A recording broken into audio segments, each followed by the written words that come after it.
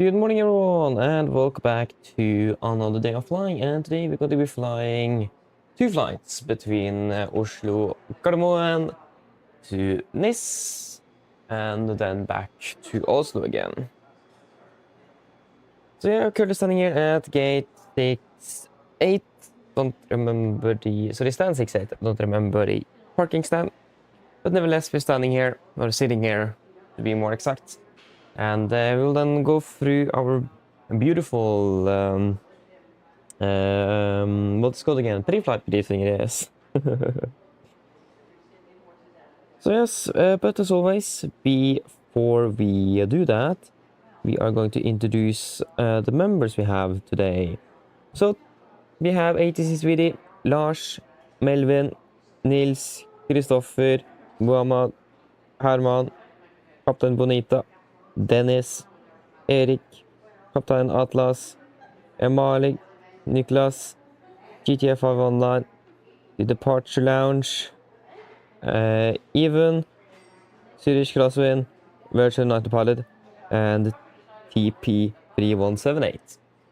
So shout out to all of you, and as always, thank you for the support. It is really appreciated, and apologies if I said your name incorrectly. I apologize in advance there. I may not have said everyone's correct. Put that aside, and we can start with the briefing for today.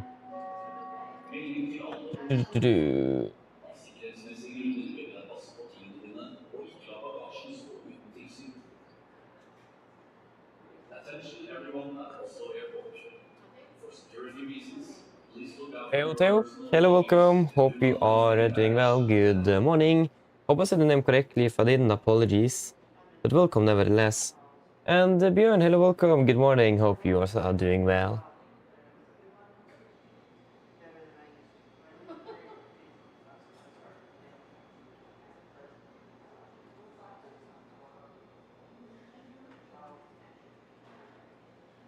Yes, shall we just go through the flight plan then? So, today it's the 22nd of March, 26, flying two flights to Nis, round trip Nis, flying Norwegian Air Shuttle AOC today with Echo November Tango. Yeah, so I've gone through everything here, and it's not really a lot to point out, but I'll just point out the little bits that are important today. First of all, the minimum fuel down to this is going to be 10.4 tons. So we need to start thinking about what we should take with us, but at least we've not got anything below 10.4 tons. And we generally don't have anything else specific for today, so we can go through the weather. We do have a SIGMET currently over Norway, but it's located further north, up closer to Trondheim. We're not flying up there, so that is all fine. Continuing down to Gardermoen at the moment, it's looking very good actually, broken at 1100 feet, but except for that cloud layers, fairly good weather. And we have a probe 40 as well this morning with 500 meters in fog, but most likely that won't happen, so that is not really anything to be worried about. And also between 10 and 1200 there may be some gusts, so that is going to be on a becoming basis, and it's going to be before we're arriving, but just to be aware of it, it's going to be a little bit gusty today as well. Coming into Nis, latest weather there as well, 850, sorry, 530. I'm not sure where I got 850 from. Nevertheless, of a slight rain at the moment with some light winds from the north and 8 degrees, so looking fairly good. We expect some rain, but generally though good weather is expected. And then for the Malpensa alternate as well, it's good. It is two tempos with rain, but that is both of them outside the window where we are arriving into Nis actually, so we should be fairly good with that. And the significant weather chart is nothing really special. It is a little bit of some moderate icing down over Nis between flight level 180 and below 100, and also here in Norway over Oslo between flight level 220 and 100. And yeah, generally it's going to be some nice cross tailwind on the way down, and some slight headwind up towards Oslo again. No time today wasn't really anything special for Oslo. There is a lot in Nis in regards to there is a parking stand that is closed, We do also have a lot of taxiways that is closed. And we also have it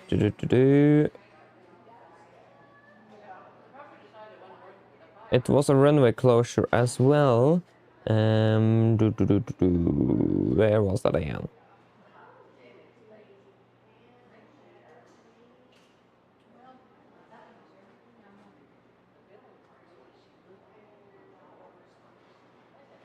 Yeah, there you go. Runway 04 right and 2 to left is closed. So that means it's going to be single runway operations in NIS today. And it's 04 right, so that's actually the runway we normally would take off from. So we'll still be landing on the runway we're expecting, but we'll be departing from the same. It's going to be single runway operations, so it could be a little bit more congested with traffic today. Other than that, there was nothing else special for today. No crew messages, and there was nothing on the maintenance side of the aircraft. So good. And then the return trip is going to be pretty much the same as well. Let me just check it. The flight time down to Nice is going to be about 2 hours and 50 minutes. And the flight time home again is going to be 2 hours and 45 minutes. And again, it's pretty much going to be the same. And we don't anticipate any significant issues later on the way to or from Nice. So do you guys have any thoughts in regards to the fuel down to Nice? Again, minimum is 10.4. What do you guys think? What should we take?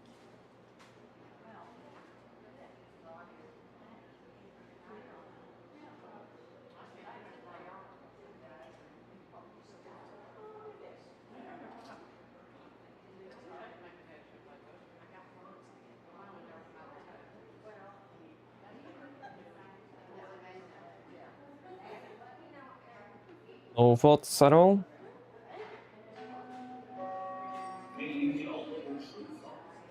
No, but then we can go with 10,400. That was 100,000. 10,400.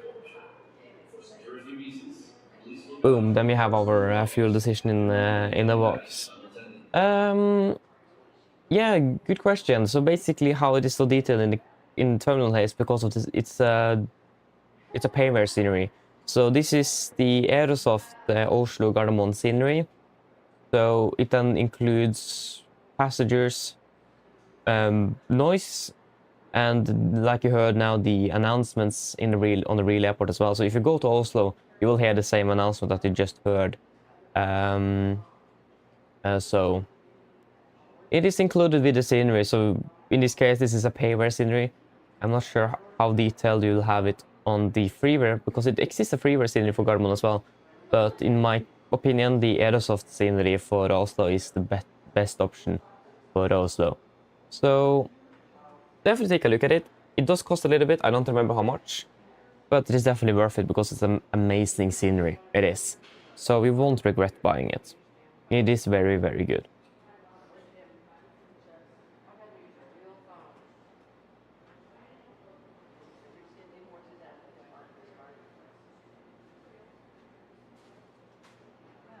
So that's how you have the so detailed and noise on the terminal. I may think they have it. I'm not sure if they have it on the marketplace on Xbox. I mean, just take a quick search on the marketplace, and if you find Oslo, maybe Aerosoft have it on the Xbox marketplace. I'm actually not sure. I imagine at least Orbex have, but that is not as detailed as Aerosoft, and you don't get that noise. But just check it up. It may be. I actually don't know.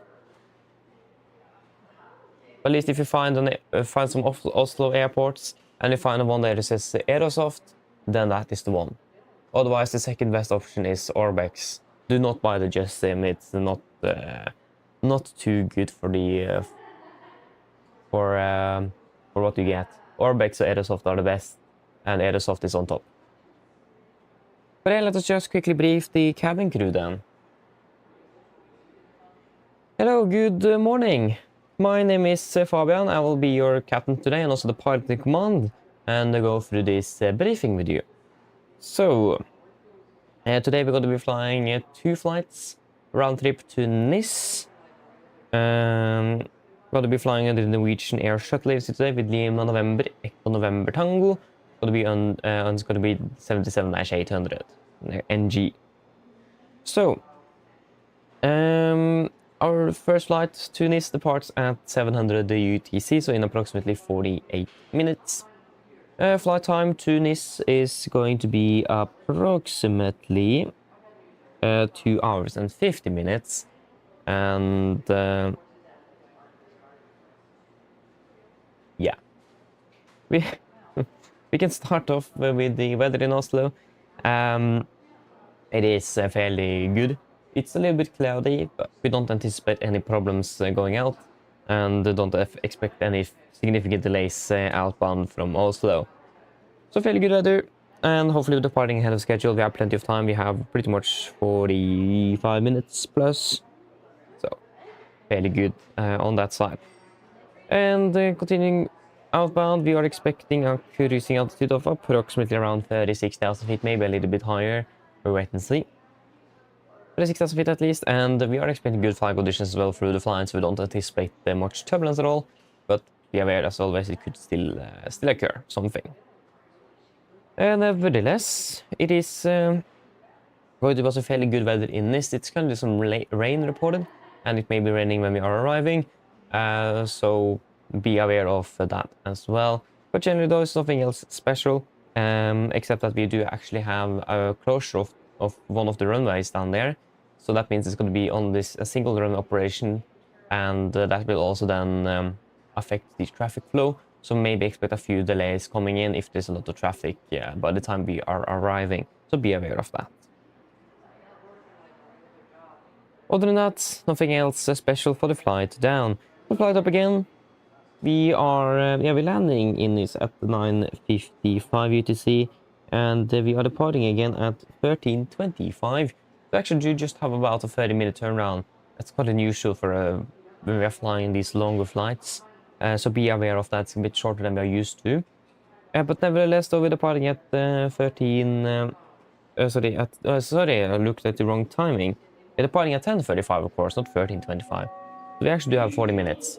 So we do have this standard turnaround time when we're flying down south. But generally though, it's still single runway operations, so again, maybe expect some delays outbound Nice because of that, if there's a lot of traffic. But generally though, it's looking fairly good nevertheless, and a fairly straightforward departure. Yeah, there is going to be a flight time of 2 hours and 45 minutes to Oslo, and we expect to be cruising at approximately 36,000 feet as well. And of course expecting to be climbing higher. Nothing else is expected in that regard of weather, and again, it should be pretty much the same from what we could expect on the way down as well in regards to the en route weather. And the weather in Oslo, we are actually expecting the weather to deteriorate a little bit in regards to the wind. It's going to be quite gusty, but it should not be there when we are arriving, but it still could be a possibility, so be aware of that. So maybe a bit of a turbulent arrival. But except for that, it's going to be a fairly straightforward landing into Oslo, and we should be hopefully finished by, or landed and part at the gate by 13:25. So yes, there is not anything significant today, except again in regards to operational impact, it will be the single runway operations in Nice. There is not going to be any significant weather impacts. The technical status of the aircraft is good, and there are no MELs on the aircraft, and it is no specials for today. Any questions?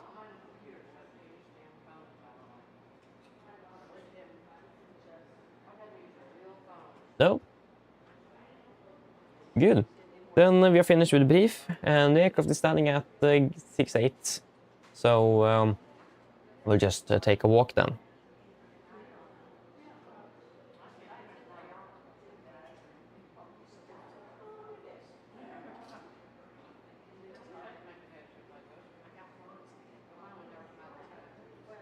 You will check, nice. Hope we will find it. Again, the Aerosoft one is a very, very good scenery. So I really, for your own sake, that you actually find the Aerosoft one, because it is I think it costs about 200 to 300 Norwegian kroner, so it's a bit one of the more expensive sceneries you can find, but it is definitely worth it. There we go. Echo November Tango is standing there ready for us already. Just sneak in between here. Even efficient boarding here, we have 3 gates, or 3 things, whatever they are called.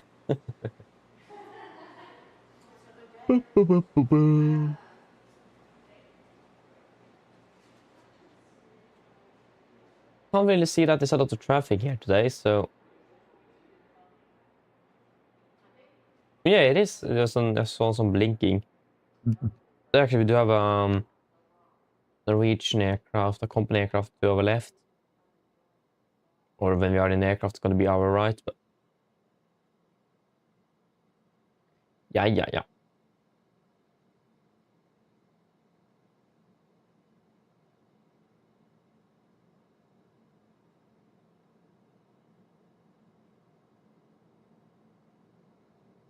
Well, the air conditioning unit connected, that's good, so the ground crew will be ahead of us, that is beautiful.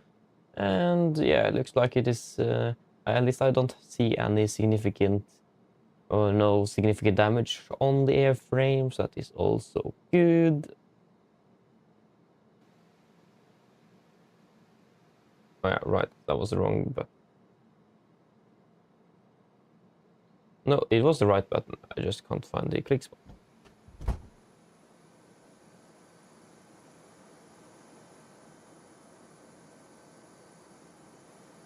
Okay, there you go. That was the right one. Always forget what keybinds I have. Again, 189 seats today. Because we were 186 yesterday, so it's one of the newer ones as well as Room Papa Golf with the new fuel cutoff switches.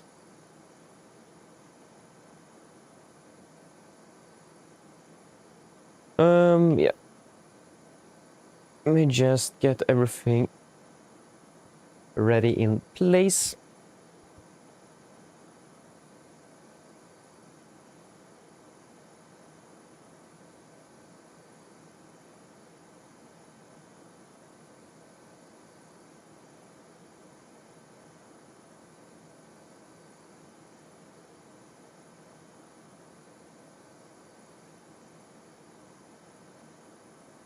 And then the EFB, and yeah, flight bag and all of that is good.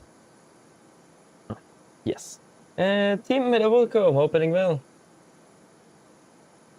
Oh, you're the company on the right. Hey, nice. Just 85 passengers down to Granca. Okay, that's if you're in like on the passenger perspective, I mean that must be like amazing, having almost just half a full aircraft for yourself, all the way down to Las Palmas. Whew. That sounds like a luxury to me. Not bad, not bad. Yeah, let us take a seat, and yeah, let us fire on the aircraft. Yes.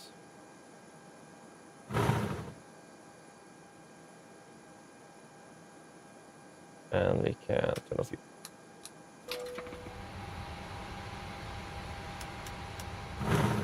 That was.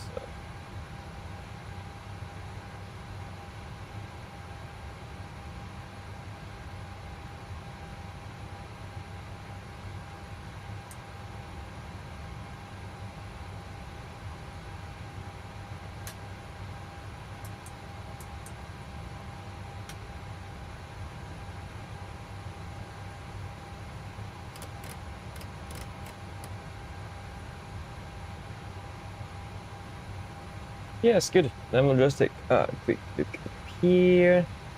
And yes, everything is good. You was locked. We are good on oxygen as well.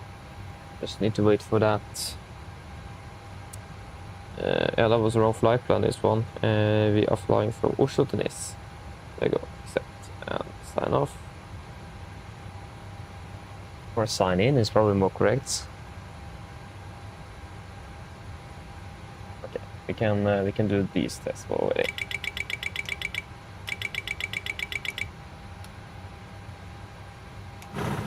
Oh, it actually worked. What?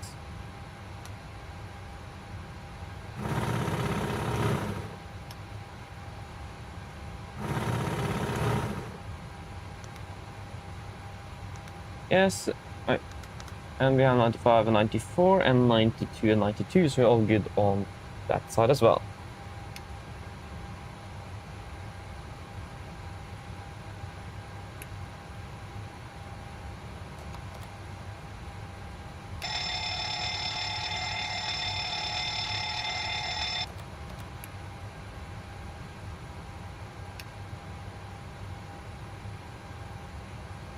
Come on.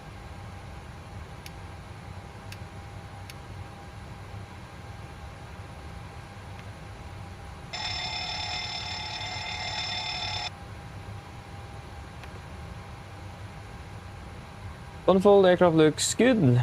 There's nothing faulty with the hold on again. Tests. Yes, good. Then we can set up.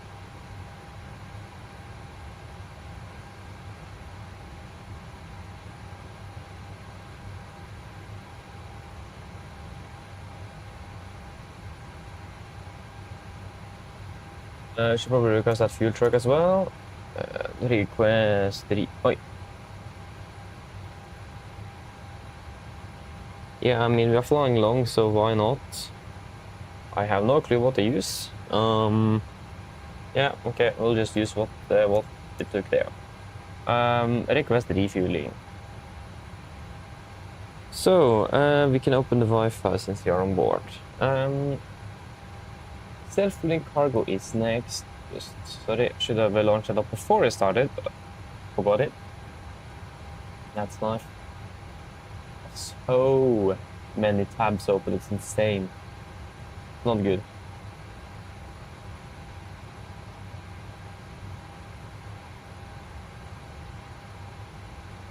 Yes, flying Norwegian today.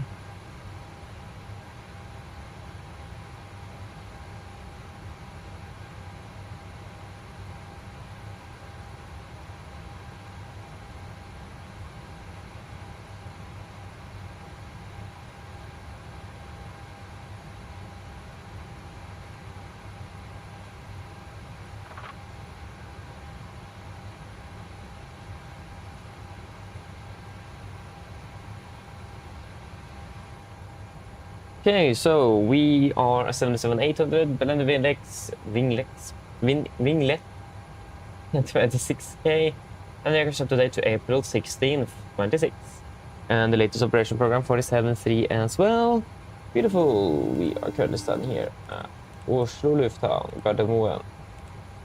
Going GPS left, and the clock is at 25. The clock is 25, and the third, so it's 22nd of March. Beautiful. Hello. Hi. Okay, I've spoken to security, and I'm told they'll be ready to send the passengers down to us in a few minutes. Okay, thank you. No problem. And we will be Nordic.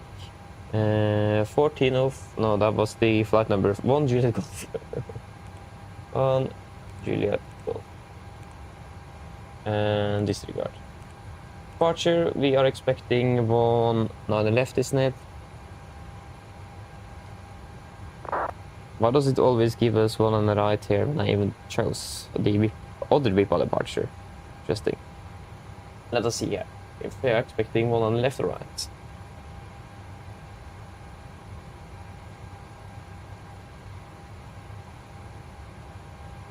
Just check, takes a 100 years to load it up. There we go. It's one on the left in use, so VIPA 1 Charlie. Yep, one on the left, VIPA 1 Charlie. Yeah. After VIPA, we are going to be flying direct to Binro.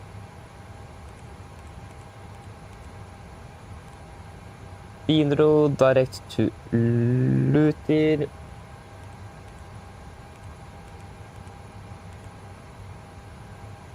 And direct to Marnik.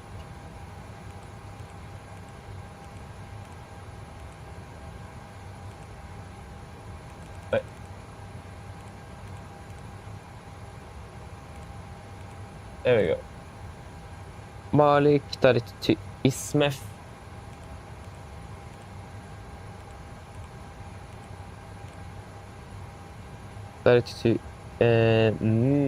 Wait, what? Yeah, Misgo. Direct to Limgo.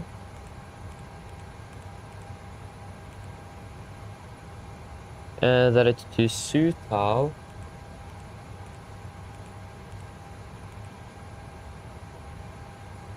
Direct to Golf Tango Quebec.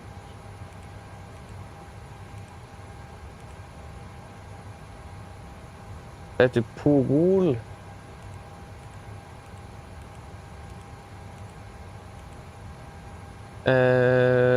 Direct to Lhasa.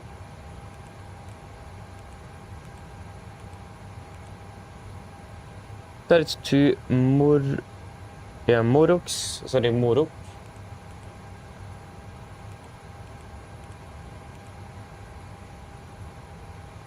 Direct to Gilir. And direct to GV. Finish with the catering. Yeah. He just run through straight through that belt thing. I don't remember what it's called. Yeah, this is safety on the top level. This is aviation on the safest, isn't it? Yeah. And then to Kogas.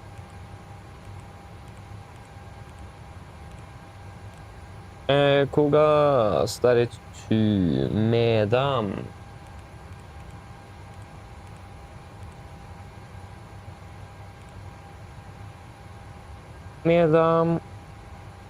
And then that is to Vevar.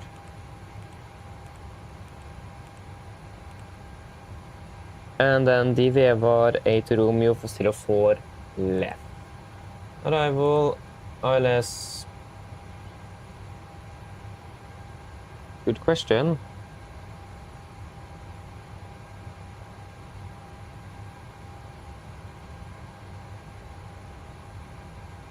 Wait, just 50.2 on the city fuel mass. Ooh, and on to Granca as well. Ooh. Okay, yeah, that's crazy.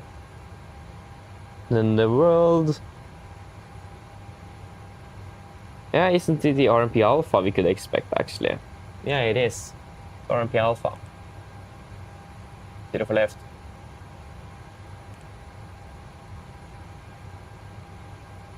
Deras.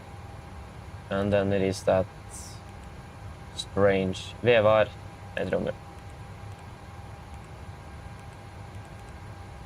But yeah, that's an insane light aircraft you have there. I mean, that's nice as well if you think about it. Ay. I mean, it's quite rare you even are that light on like a normal domestic flight. Especially like in the weekends, you're normally not that light. 1.1, 2, 3.1. Yeah, our CO fuel mass today is going to be 59.4. So you're actually 9 tons heavier than you just by the CO fuel mass here. Yeah. I mean, how many passengers? I think 181 passengers or something. We're fairly packed up on the first flight. So yeah, 48.3 and minus 60.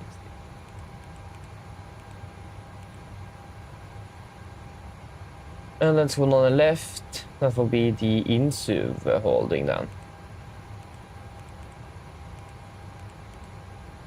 Insuv, hold Insuv, 311, left turns, boom.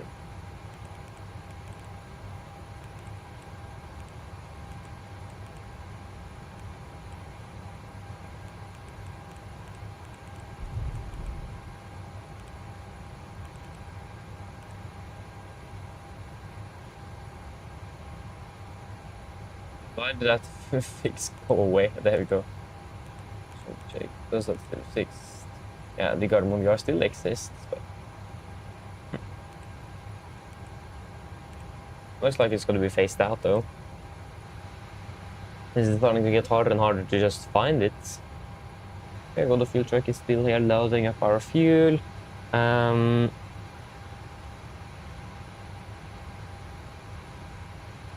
Yes. We are pretty much ready to go. There is all is good in there. Just do some reporting as well.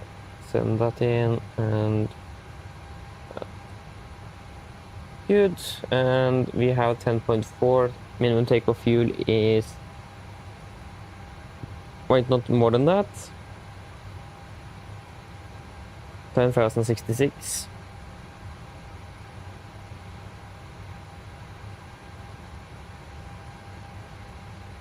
If you take 300 kilos on the taxi fuel, so we have a little bit of a margin as well. So 300 on the taxi fuel, 300. So minimum take fuel will then be 10.1 tons. Should be a good level.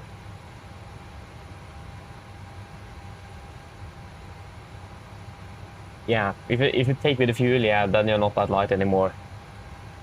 14 tons is a lot. I mean, not more than that. I mean, we are just 10 tons down to this. Huh. Yeah, I mean, you are a bit lighter as well, though, so that also makes sense. Heavier and more fuel you need to take as well, so it just is an exponential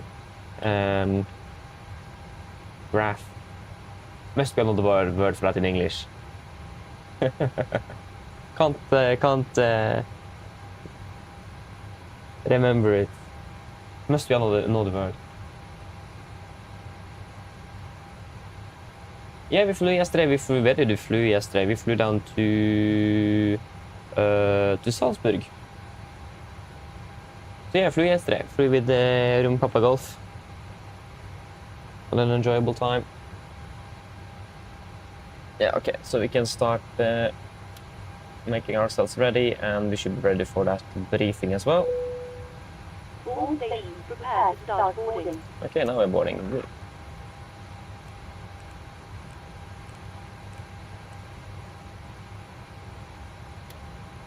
Just check. Yeah, we're still fueling up, so we need to wait for that. Yes. Yes. Now the RS is aligned at least, pretty much. Almost. Yeah, it's gonna be flight level, what did I say? Flight level 3.6. Then we're climbing up to 3, descending down to 3.5. And then 2.9, what?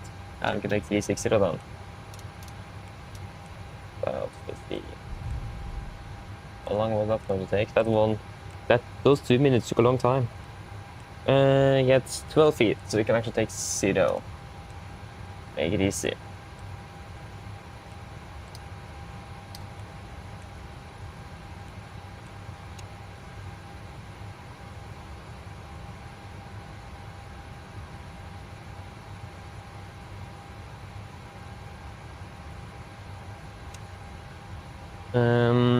It's 682.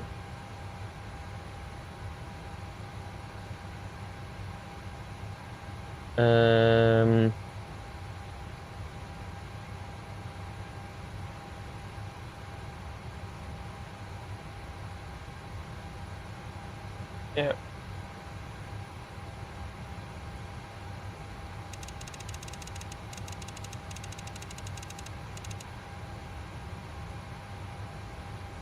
And yeah, while we're on that aspect, let's just request the latest weather for Gardermoen and Nis as well.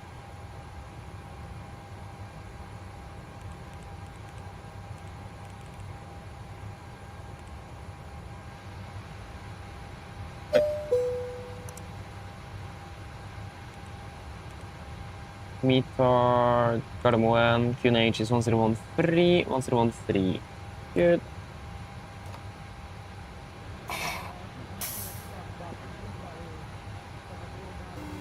Yes, then the clock is good. Hello. Hi, Captain. Just to let you know that the passengers have started boarding.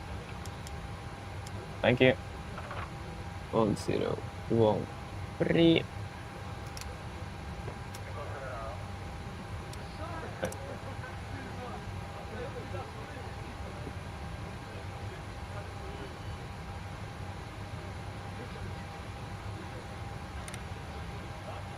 Good. Are we ready for the departure briefing?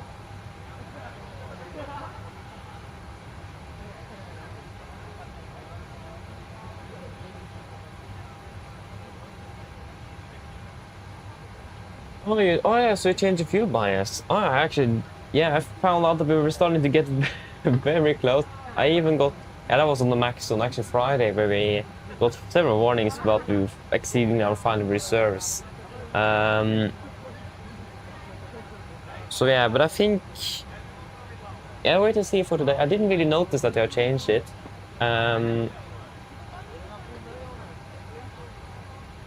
But yeah, we will find out after flying today then. Now I actually will think about it a little bit more.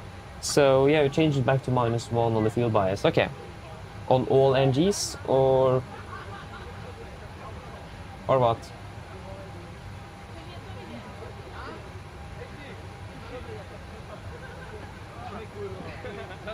The one on the left, yeah. And since we're light today as well. Well, actually we are not that light.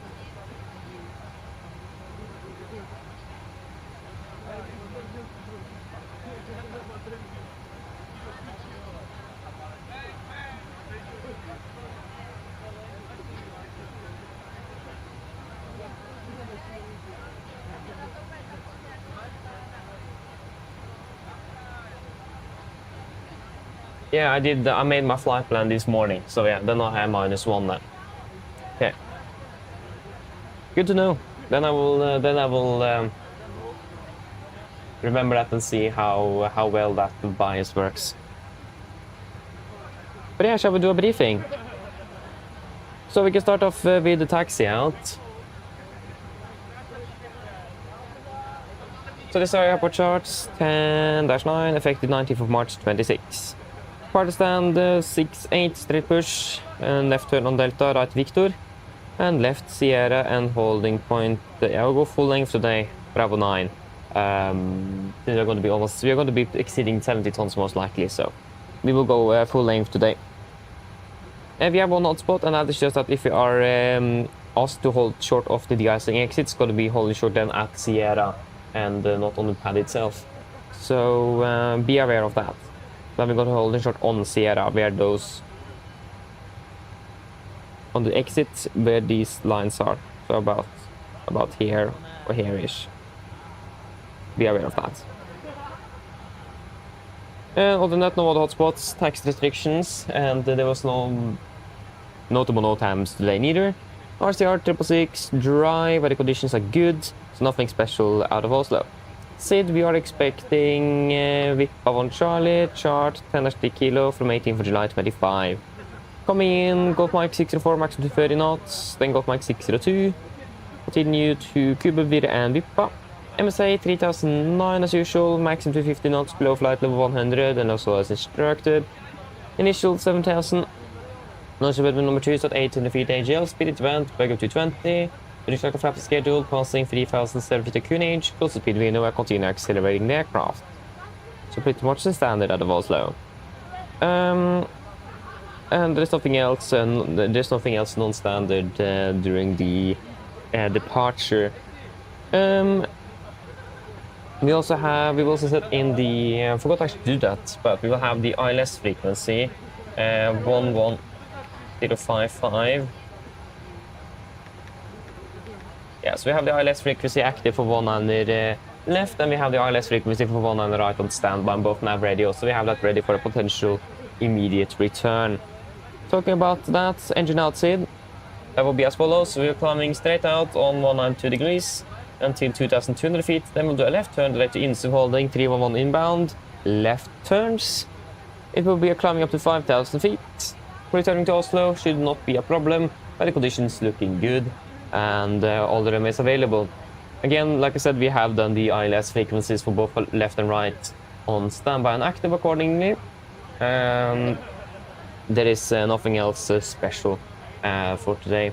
Be aware that we are departing way above the maximum landing weight, so we need to have that in consideration when we are deciding on a return to Oslo.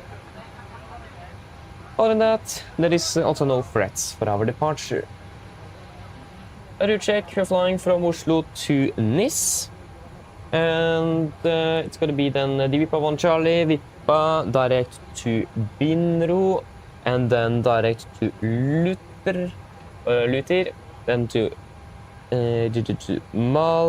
Malik, and then direct to Ismev, direct to Misgo, direct to Limgo, direct to Sutal, direct to Golf Tango Quebec, direct to Ugol, direct to Lasat, direct to Morok, direct to Gili, direct to Gevea, direct to Ugas, direct to Medam,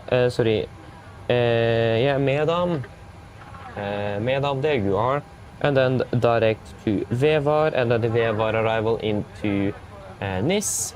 Ground distance 1121 compared to 1137, so that is a bit of too large of a difference from what we can accept. Let's just do a quick look. My margin is because of the different SID and the different approach procedure that we have chosen, since we are not expecting the ILS but rather the RMP. Yes, that's looking good, so we can accept that deviation. I can see that we actually do have a little bit of a mess in here in regards to the approach. Since we are ending here, then we're actually supposed to go on vectors, but then we are suddenly here and then doing this. Oh yeah, that is that was the missed approach. Yeah, but it is looking good, we can accept that. Landing 4 tons compared to 3.6. Correction, 3.3 it is. So yeah, it's all looking good, and nothing else special to be aware of. Are there any questions?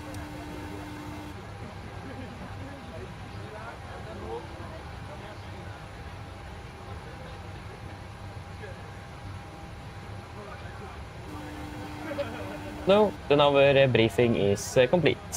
Hello. Hi, Captain. Just to let you know that everyone's on board. Thank you. No problem. I'll bring it to you as soon as they send it up. Thanks. Okay, let us do the emergency briefings. Are we ready for that? Hope so. So, emergency briefing. So, we will stop the aircraft for any warnings below 80 knots. Above 80 knots, we will stop for fire warning, engine failure, predictive windshield warning, or airplane enabler safety fly. If we will stop my patrols, I will close the rest levers, disengage auto throttle, apply max manual braking and verify the auto brakes, manual rest speed recadle, apply max reverse thrust to stop the aircraft. If you could stop, our reference is closed, all thrust engaged, and max braking applied. I'll call speed brakes up, speed brakes not up, verify reverses, and call the reverse status. I'll call any incompleted items, 80 knots, 60 knots, automatic disarm, and inform ATC. Good, then what's going to complete the stop? I will slow down the reversers, lower the speed brakes, then we will identify the problem, and I will command any necessary memo items that we may need to accomplish.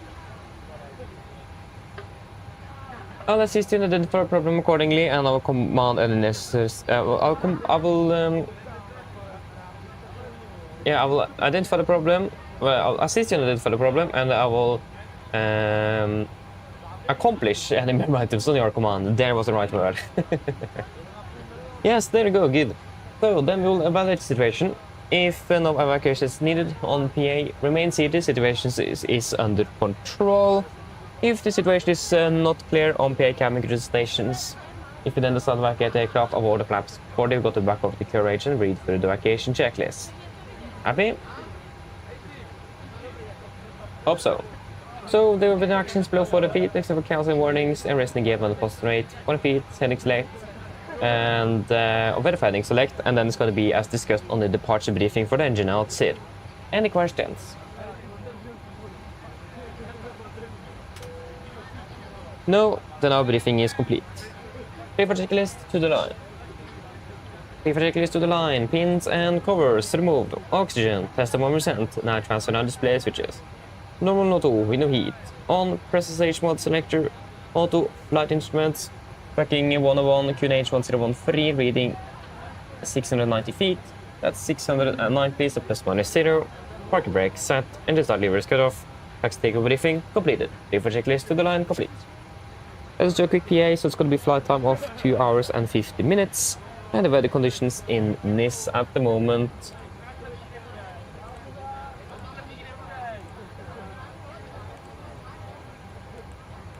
Yeah, so it's getting some light winds from the north, light rain, and 9 degrees centigrade.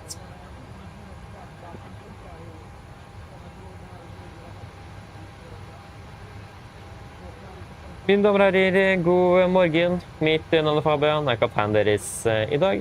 På vegne av Norwegian og resten av besetningen ønsker vi dere hjertelig om bord denne flyvningen til NIS. Flyttet til NIS i dag er forventet til å bli rundt ca. 2 timer og 50 minutter. Vi begynner straks å være klar for avgang fremme. Vi forventer å dykke ut av gaten om rundt ca. 5 til 10 minutter. Hvis dere vennligst kan sette dere ned og ta på sikkerhetsbeltet, så vil kabinbesetningen gjennomføre en sikkerhetsbriefing som vi anbefaler å følge på for å sikre andres sikkerhet ombord. Vi planlegger for øyeblikket en sørlig avgangsrute ut av Oslo, før vi da fortsetter sørvestover mot NIS. Forventer marsjhøyde på rundt ca. 36 000 fot med gode flyforhold. Men som alltid vil anbefale sikkerhetsbeltet på, bare sånn tilfelle vi kommer bort til nyfødt turbulens. Og værforholdene i NIS for øyeblikket ser rimelig greit ut. Det er noe svakere vind fra nord. Det er også rapportert noe lette regnbyger og rundt 9 grader.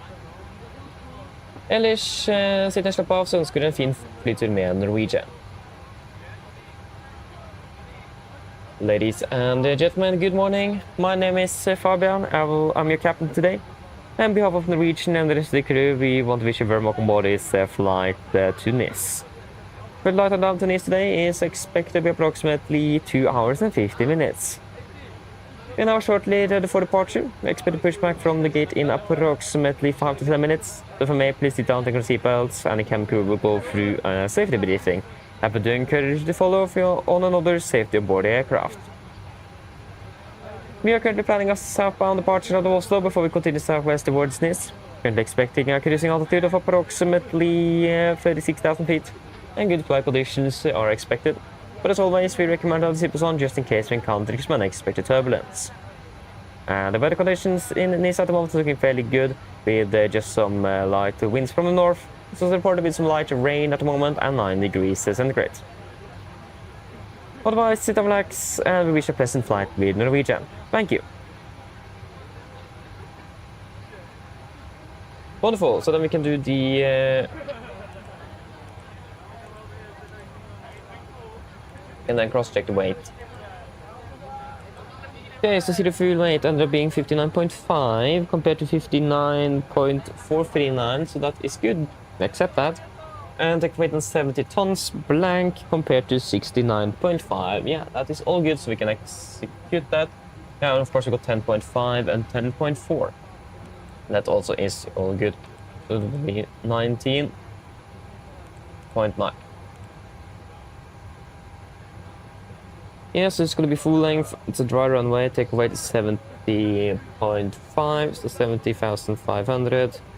And what is the weather conditions like? Meet our Oslo. This is the 20. Yeah, so means at 200 at 10. 210. Temperature is 2 and QNH 13. Your optimum preferred 5. And yeah, that looks good, so we can calculate.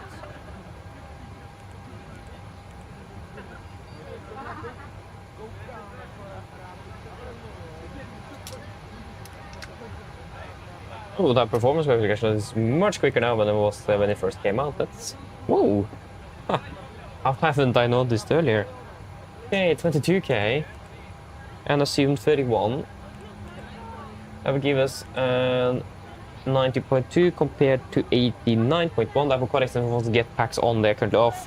So that is good, that's what we expect, and plus 2 degrees is confirmed.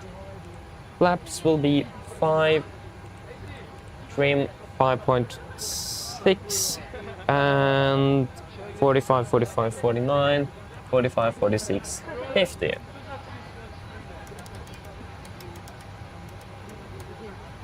Let us then do a cross-check of the performance. So 22K assumed 31, 31, 90.2, 89.1. Again, that difference will, for example, get the packs on, and plus 2 degrees is confirmed.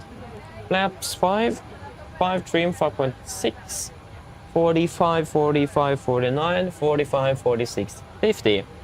Acceleration altitude 800 feet and 1480 at above PFDs.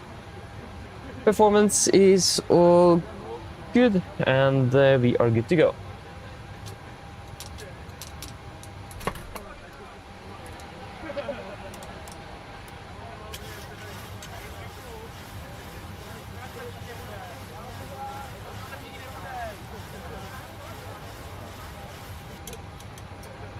Ready for checklist below the line. Fuel, we have 10,400 kilos on board. Pumps on. Hazard signs set. Auto brake, RTO, CDP for night cars completed. Vehicle speeds, V1 145, V1 146, V2 150. MSP V2 150, heading 192 degrees, altitude 7,000 feet. Ready for checklist complete.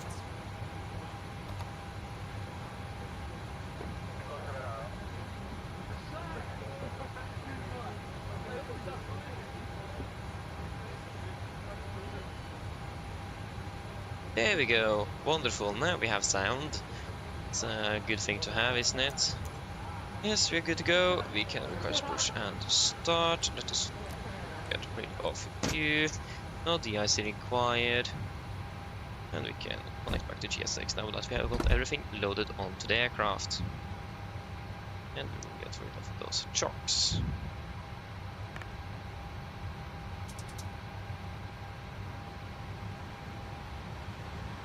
Yes, hello Roger, thank you.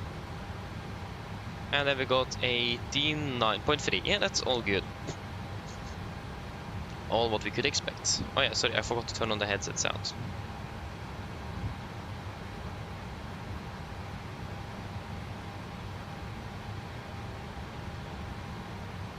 Departure check completed. Bypass pin inserted. Roger, thank you, press Rolex. And we... a pressure, wonderful. There's still one door that is not closed, so let us just close that door.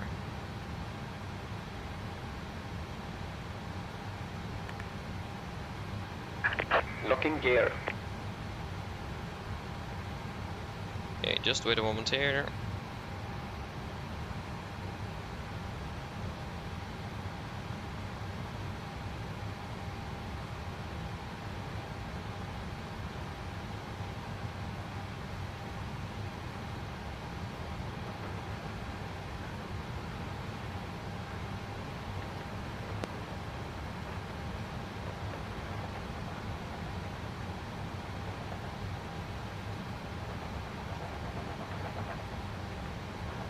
There we go, now I'm ready.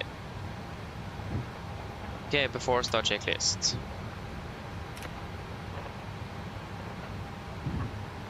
Before start checklist, flight deck door. Close the locked doors, windows. That's there. Close locked, anti-collision light. On, transponder. Set, rudder and trim, 3 and 0 before start checklist complete. Gardermoen traffic, Nordic 1, Juliet Golf, push and start out of stand 6-8. Gardermoen. Cockpit ground, clear push, brake set. Gardermoen traffic, Nordic 52 Zulu, land up departing runway 19 left. Brakes released. Commencing push. All engines clear. Start at wheel. Thank you, we'll start to one in sequence. Very loud, so maybe turn up a little bit. Good, 56. Not bad, not bad, not bad. 4 minutes early. Starting up number 2.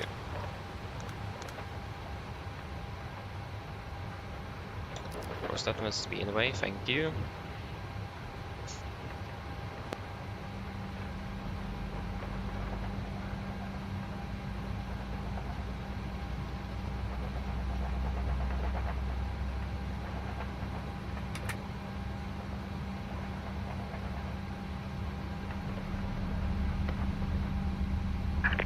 Set parking brakes.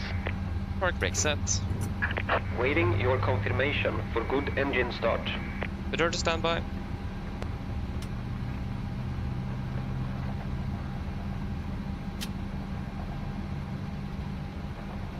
Start cut out. Starting number 1.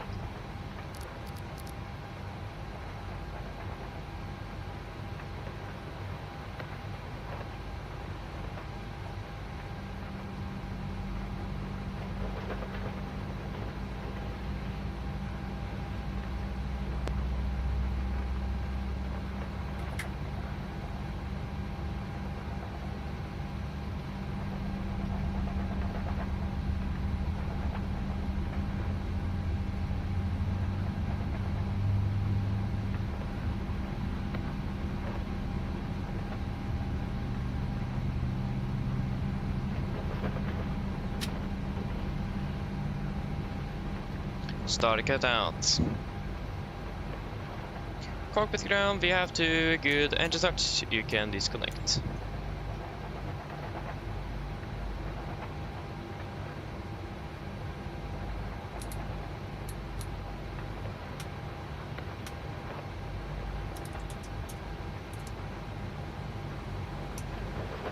Ah, come on, there we go. Wait, that was not meant to. That's a little bit later.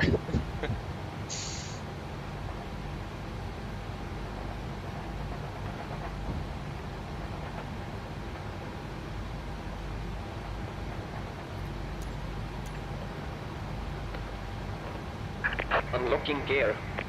Oh, I clicked on that, but I didn't recognize it. Okay. That was also one way to do things.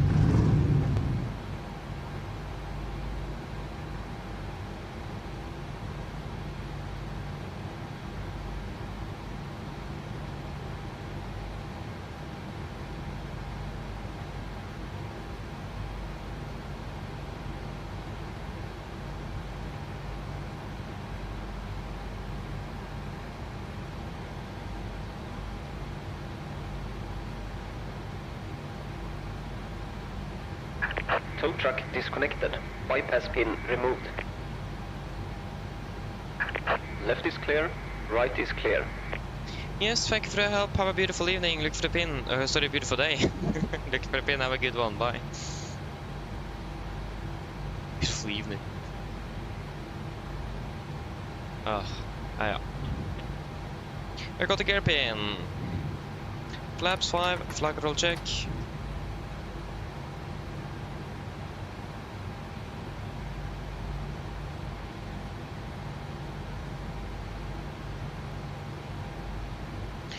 Good. Let me just verify that the audio is actually working. It's so typical that it doesn't work. Okay, it works, so that's not a problem. Yes. Before taxi checklist. Before taxi checklist. Generators on, probe heat on, anti-ice off, air compress, packs auto, isolation valve auto, engine start switches continuous, recall checked, engine start levers, islet end, flight controls checked, ground equipment clear, flaps 5 plan 5 green, APU off before taxi checklist complete. Current traffic Nordic 1 Juliet Golf taxing via Delta Victor Sierra 12 Bravo 9 1 and left Cardamom. Right clear, left clear. Brakes released.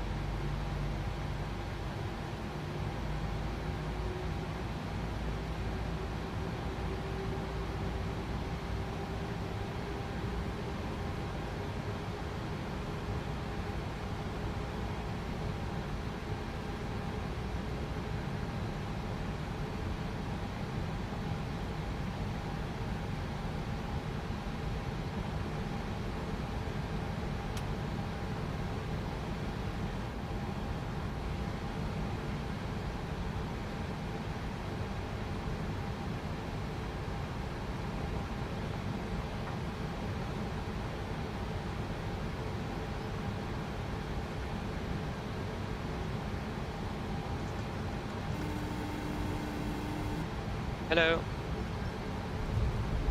Hello. Hello.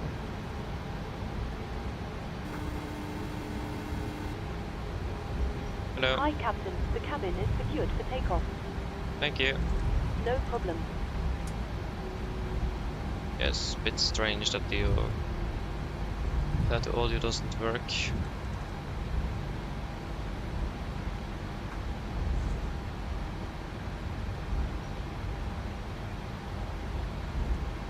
Right clear, left clear is gonna be via Victor.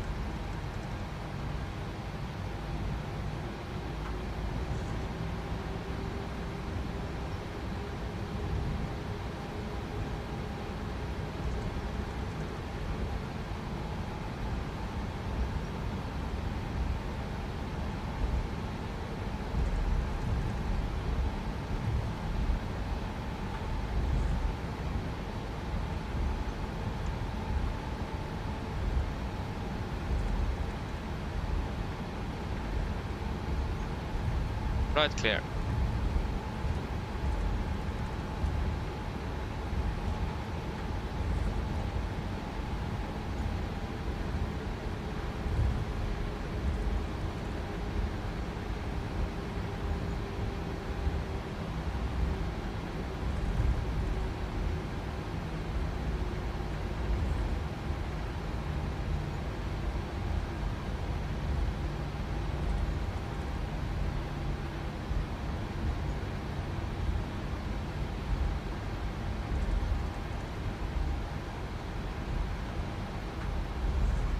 Right clear, left clear.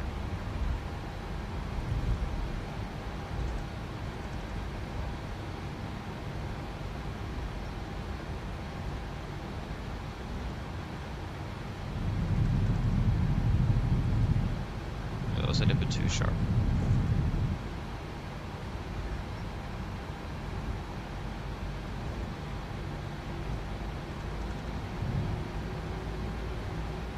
City cabin before they go checklist. Before they go checklist, flaps, 5 land, 5 green, stabilizer trim, 5.6 units, cabin call, given before they go checklist complete.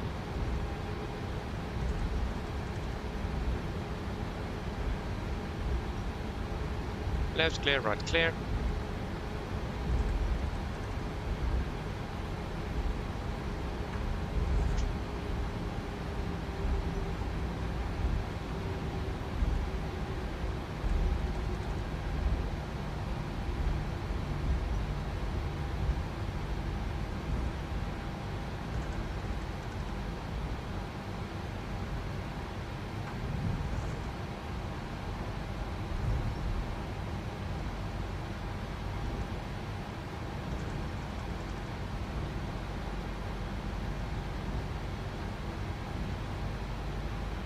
Cargo traffic, Nordic 1 should go for landing up departing 1 on the left 5, Bravo 9, Cardamom.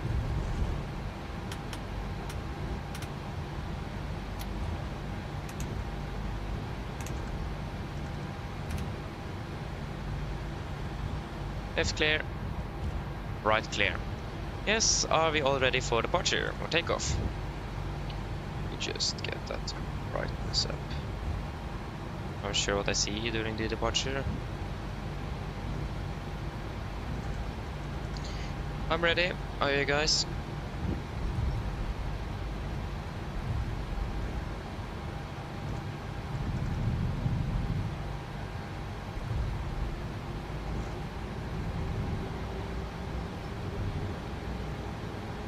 Ready. Takeoff. Setting thrust.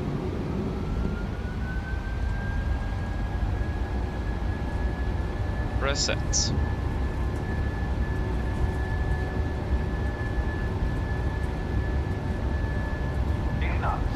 Checked.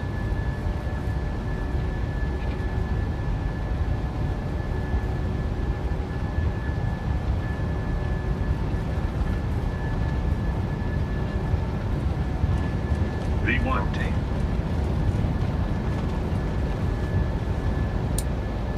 Positive reincline. You're up.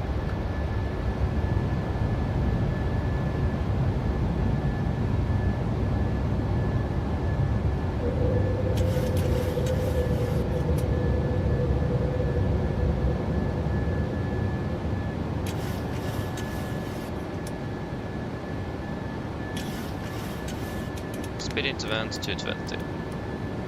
220 sets.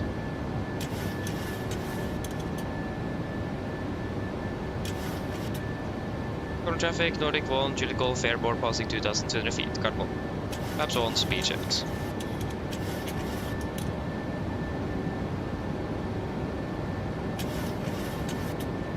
Maps 1 set. Maps up, speed checked.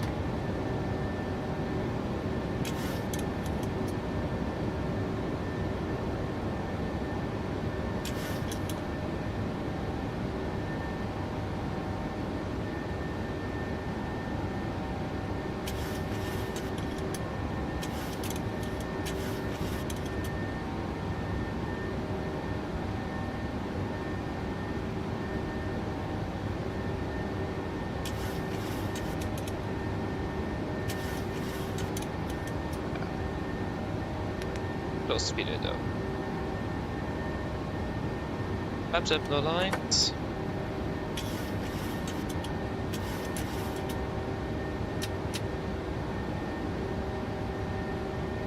After take a checklist. Correction holder checklist. Tuning climbing up to flight level 210. 210 set.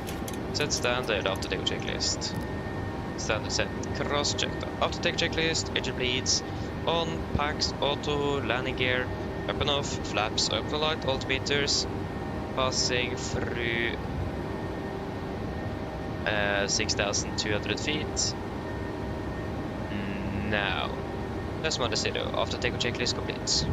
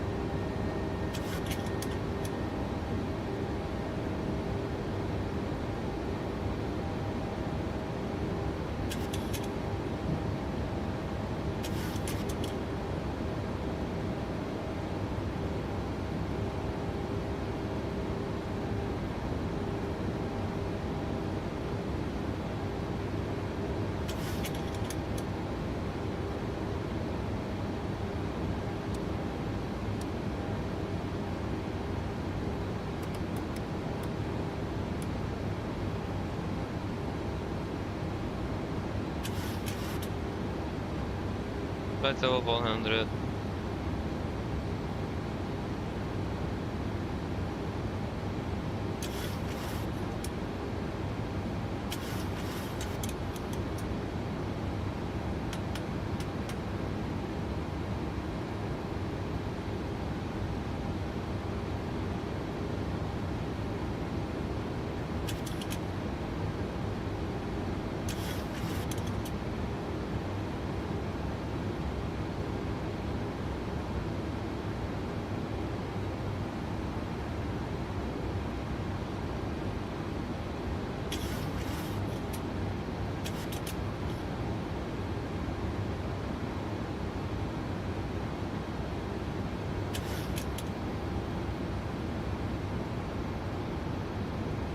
Hotbolt engage.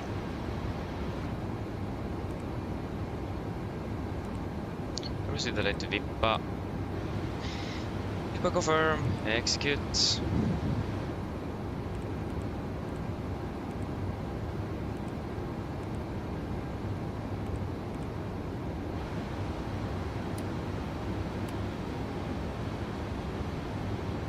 I can turn off the seatbelts. Beautiful.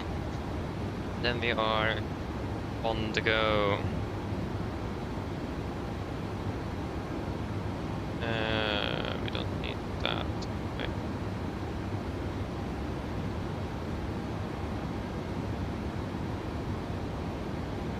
Beautiful.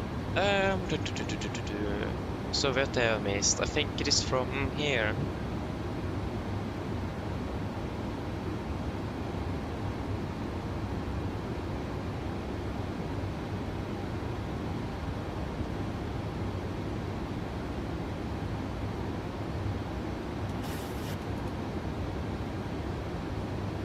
Ah, yeah, I see. Yeah, so you got it from Edward as well. Uh-huh.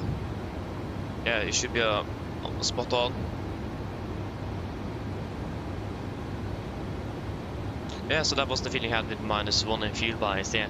But why did it change it from -2 then to -1 again?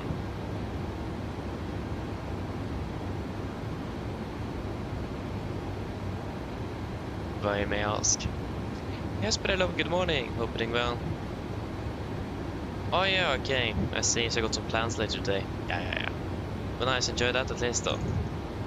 Hey Fabian, hello, welcome. Good morning, hope you're doing well.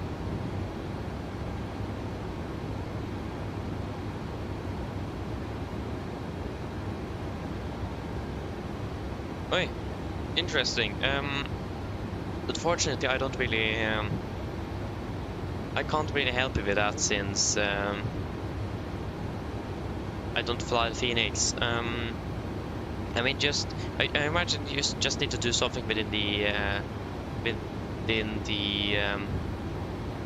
because it runs on external software. You may change some options in that software. Maybe that could help. Or just make sure to actually running the software, since the Phoenix requires an external application for it to actually work in flight. So you can't just load in and not open that application. You need to open it if you have forgot it.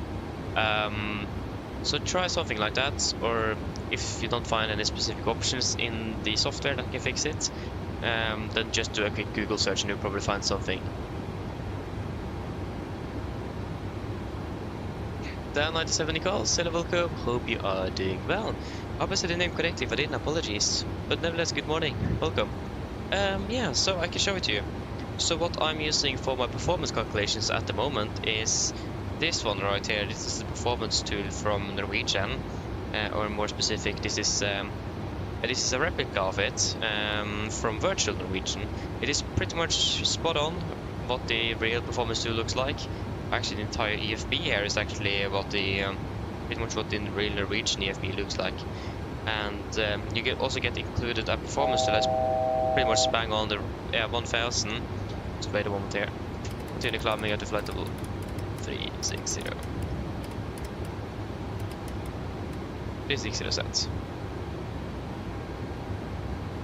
So yeah, you pretty much get a performance tool that is bang on the real one. So that's what I'm currently using. It can sometimes with a higher D rate or with a higher assumed temperature, it can be a little bit of a difference between the PMG and the real aircraft there. But at least thankfully PMG is above it and not below it, so happy with that. So it's really good. So if you're part of Virtual Norwegian, it is a link to them in the description if you want to join. Then you will get access to this one. If you don't have it, what I used before this one is a virtual performance tool right here. And this one as well is really good. Now I have I first had the Pro version. It is 3 different versions, and now I have the light one since we have the other performance tool. But here you also can get engine outsets. You can also get that on the virtual Norwegian EFB. But you also have many different aircraft you can choose from. So this is more universal if you want to fly one or many, especially Boeing aircraft. So like we have add-ons, we have like PMG for MSFS, we have IFLY and all that kind of stuff. And we also have the 78, 777, 75, 74, 77 MAX, and then the 737 family as well. And I think they are now including the A320 family as well. So if you are flying a more variety of aircraft, then virtual performance tool is definitely the one to go or to use. It is very good, so it is recommended. But again, you can also then add the minimum equipment list things. So if you have something to fail, no number checklist and all that kind of stuff. If again you have something that have failed on the aircraft, so that will include that into the performance calculation. For example, if you have loss of hydraulics on the aircraft with speed brakes, braking, reversers and all that kind of stuff. So it is very good.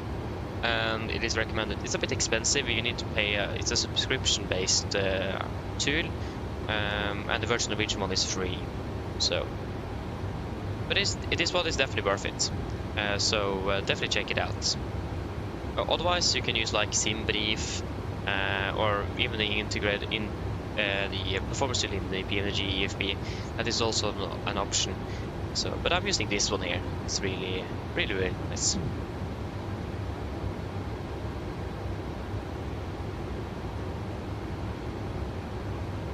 Yeah, okay, so you have been using the one with SimBrief, or in SimBrief. Yeah, nice though. Nice. But at least there you have a few different options that I personally have been using, and I must say I really like all of them. And the only reason I actually still use the Virtual Performance tool is because the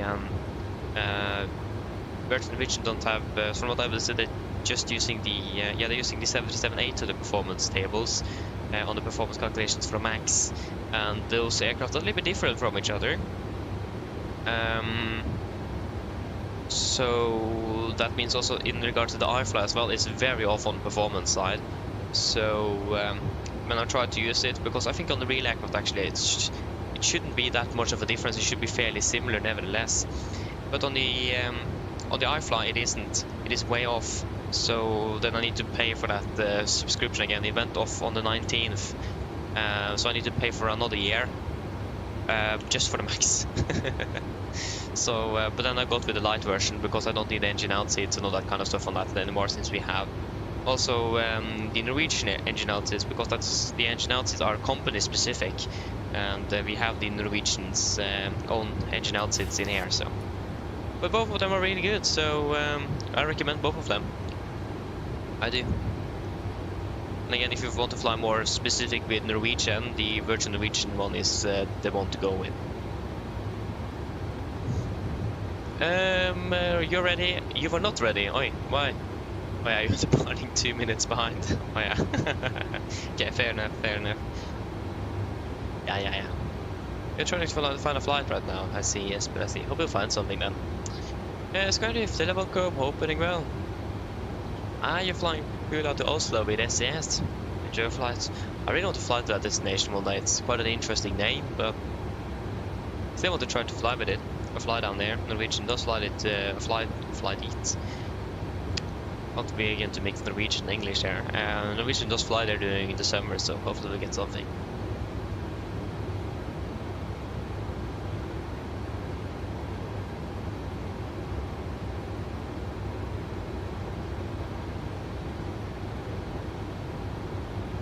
Yeah, okay, then, so I'm talking about the SimBrief one.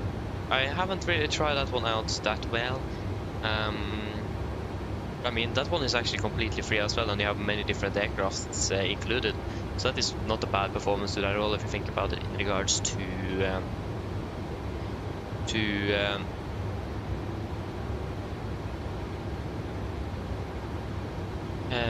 what do I say again? To the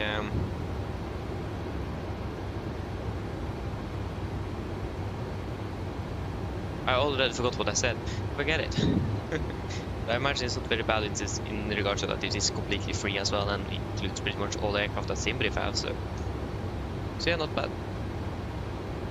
But I'm not sure what philosophy they use on the 737, because most operators of the 73 have it like they will have the oh, we should have done an RVSM check actually. Let me just do that first here. We'll do an RVSM check at flight level 300. Forgot to do it earlier. That sounds good. It's better to do it now than ever. Just wait a moment. Yeah, we're passing a flight level 300.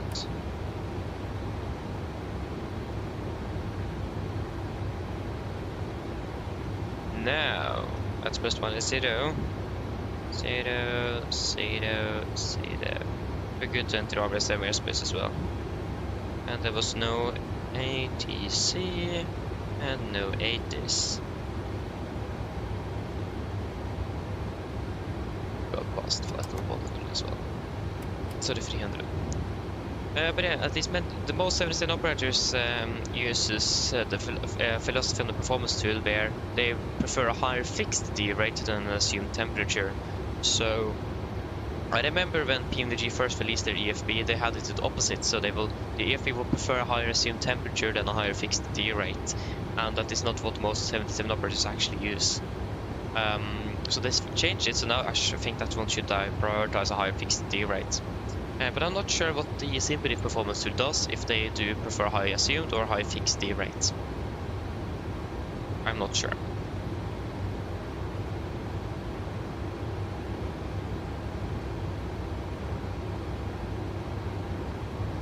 But yeah, at least most 77 operators have a philosophy with higher fixed D rates than assumed temperatures.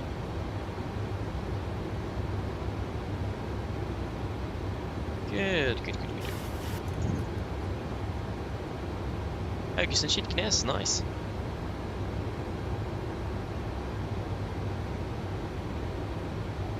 Yeah, I know, yes, but I want to fly more down to Greece, but...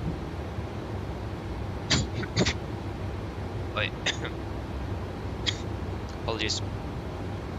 Just need to wait and see what type of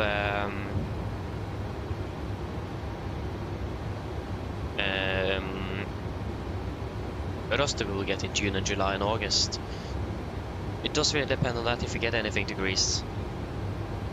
I mean, there's so many destinations down to Greece, so I imagine the chances to actually receive one is quite high, but you never know. So wait and see. Wait and see.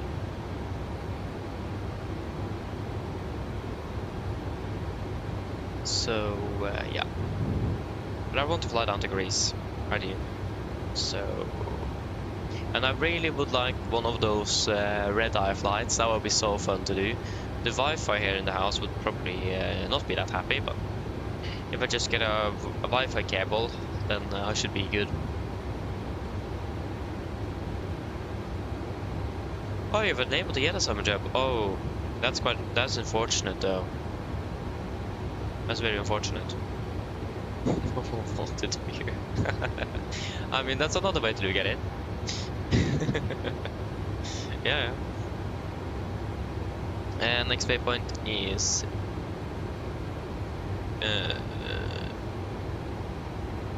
what is it? Yeah, Binro it is. I thought it said Binbo. Just I can't remember if I've said anything about Binbo. I will do a field check at Binbo. So the Binro.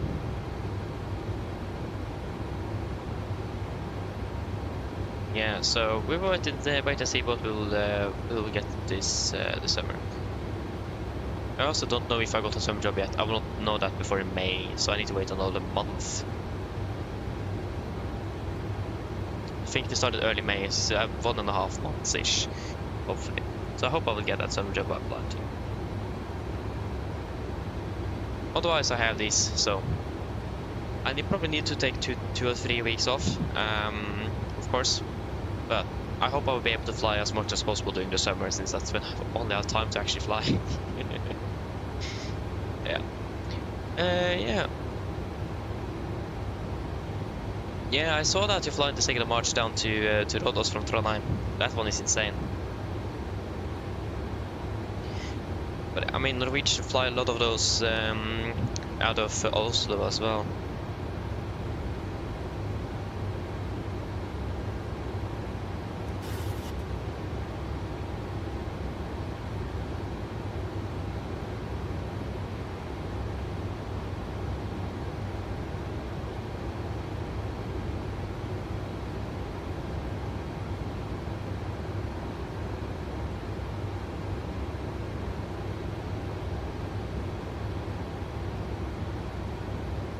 $1,000.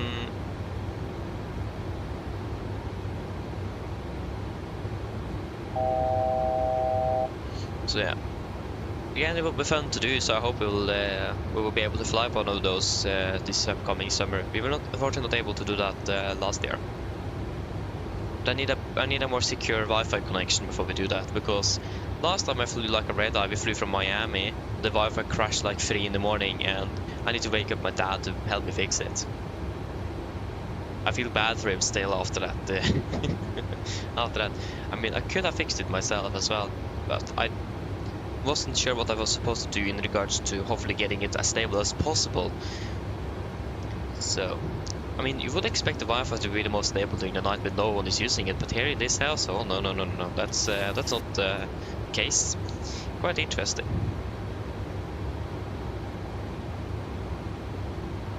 $8,400.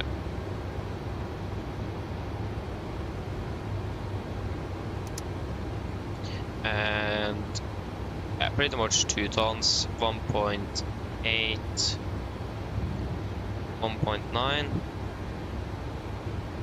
I can just take 2 tons.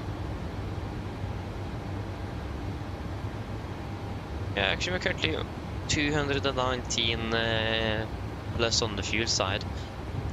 But I mean, also in regards to that, the fuel bias, I always take the minimum, round it to the nearest 100 and not add another 100 on top. The only reason I really do that is because GSX does it, so I don't need to interact with that refilling process. GSX will just do it by themselves. I'm not sure what the policy in Norwegian is in regards to choosing fuel. If they round up to the nearest 100, I mean, they most likely do that, hopefully. Or if they then add up or round it up and then adds another 100 on top of whatever they do. I don't know what they do, or if it is the pilot's discretion. Maybe I should ask that in the Discord server as well. I have a few things I want to ask, but I have not done it yet.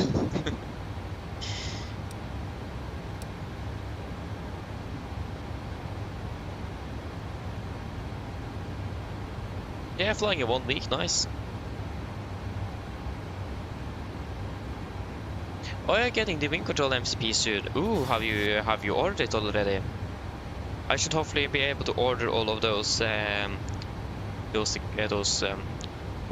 hardware, hopefully around next week, I hope. But yeah. Oh, but the dad has. I mean, that's good though, because if you think about it, Germany is a member of the EU, so it's much easier to buy it from there. If I want to buy it, I need to buy it directly from China itself, or from the headquarters there.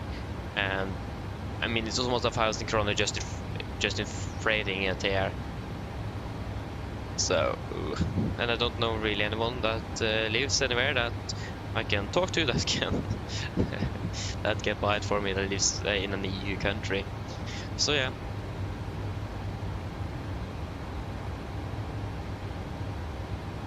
We'll wait and see, but I will be buying it nevertheless.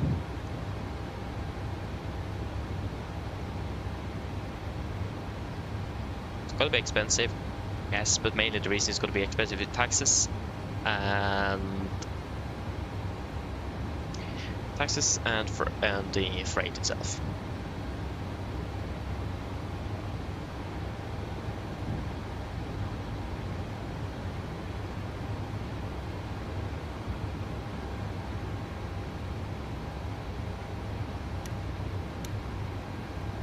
So yeah. Yeah, just need to make sure there's space in your suitcase, yeah. Makes sense though.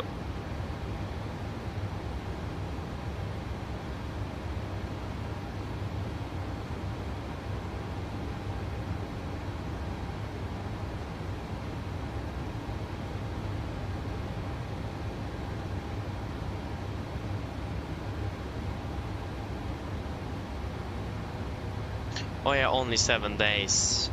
Oh yeah, right. You are flying. You are being there for the Easter. Yeah, right. Yeah, that's a bit unfortunate though. Yeah, I hope you will enjoy the time nevertheless.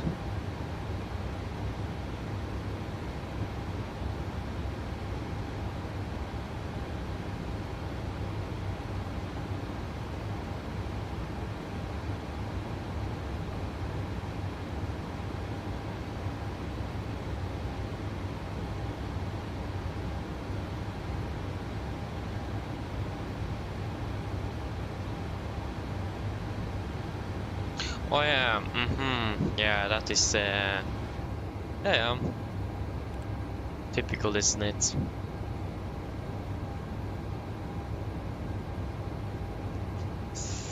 We're actually down 1 minute ahead of schedule.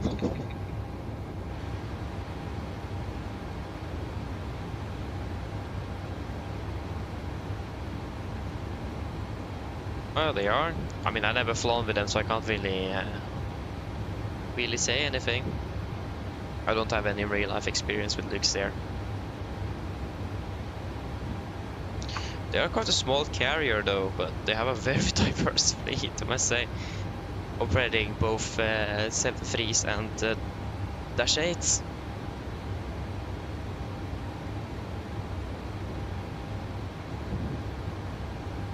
I must say that is quite an interesting combination.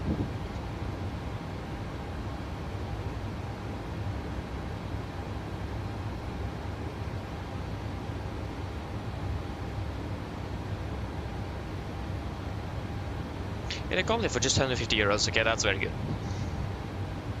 It's just about 1500 kroner, yeah, ish, a little bit more. But that's very good though.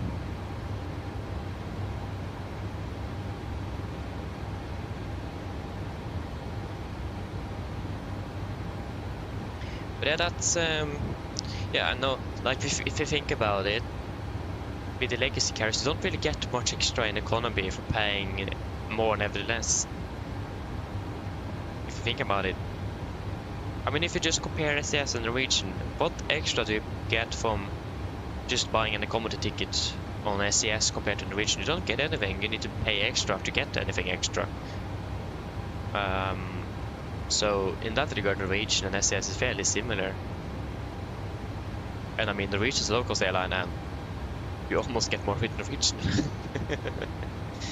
I mean, Norwegian doesn't even feel like a low-cost carrier. They don't operate like the normal way that the low-cost carriers do operate.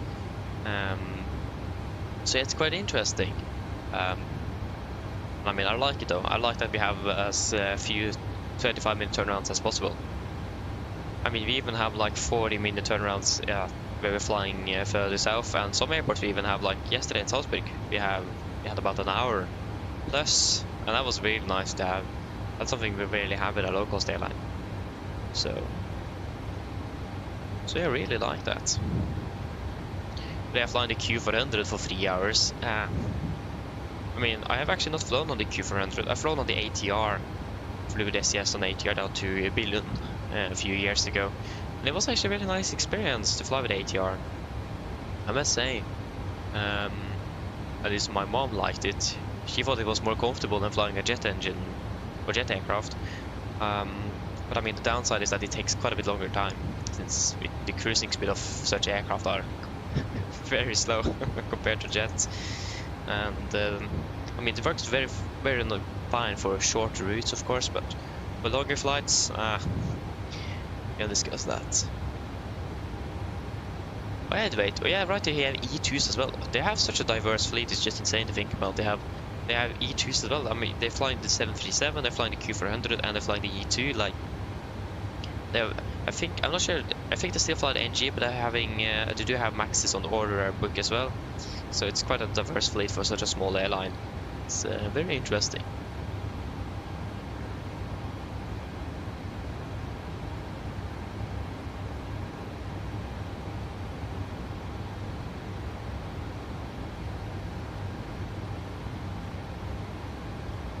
Oh, nice opening. Anya.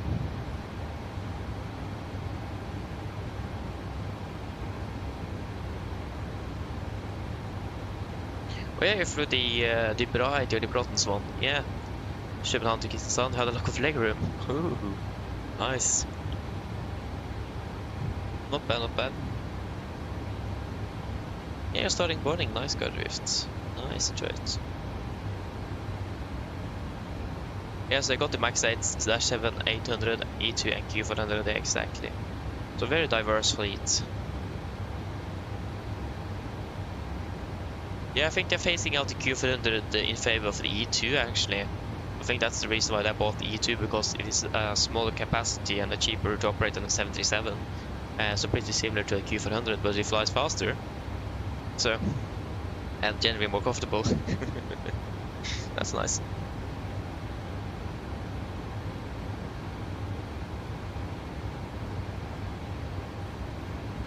Yeah, they also just Tele also leased a couple of EM190 standard there. Yeah, okay. Nice though. But I mean, one thing I really like flying with Norwegian in regards to that they have just one aircraft type in the fleet is that I don't need to worry too much about they changing their aircraft type. Because that's like something that could be quite typical if you like. Today we're going to be flying, for example, tomorrow we're going to fly to Gatwick, and let's say Norwegian operated 73 and the A320, for example. And yeah, they said earlier that they were going to be flying with the NG, and then suddenly they changed to an A320 Neo. I can't fly it anymore, I mean, I need to find something else. That's something I really like with the possibility here of pretty much fly everything in the route network, except if there's the leased aircraft. But we quite quickly know if that flight is leased by another company, or if it is wet leased. I don't think Norwegian is going to be wet leasing that much this year, actually. I'm not sure they wet leased a lot last year from that. That's because of the delays from Boeing with Max. But they got so many new Max aircraft last year. I think they got 5 during that summer or something. Maybe less, maybe more. I actually don't remember. But there was a lot of new aircraft coming in. So wait and see if they're going to be leasing or wet leasing a lot of aircraft or not.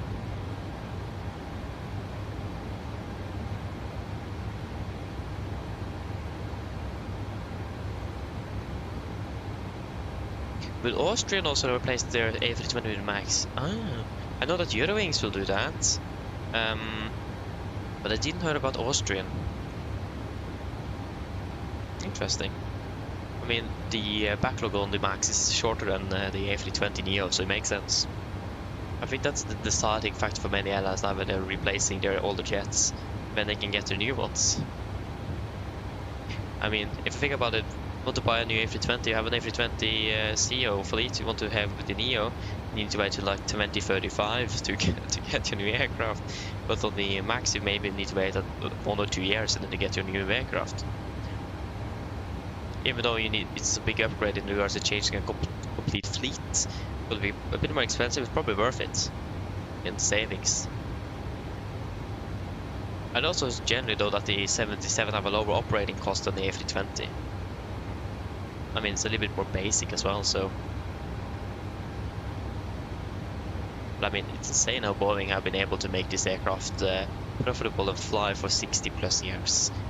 I mean, even the 77 can fly higher than the A320, so that just means how good the wings are. Think about it. You can cruise all the way to 41,000 feet, the A320 can just up to 39, it can't even pass the 40 mark. Just think about that for a second.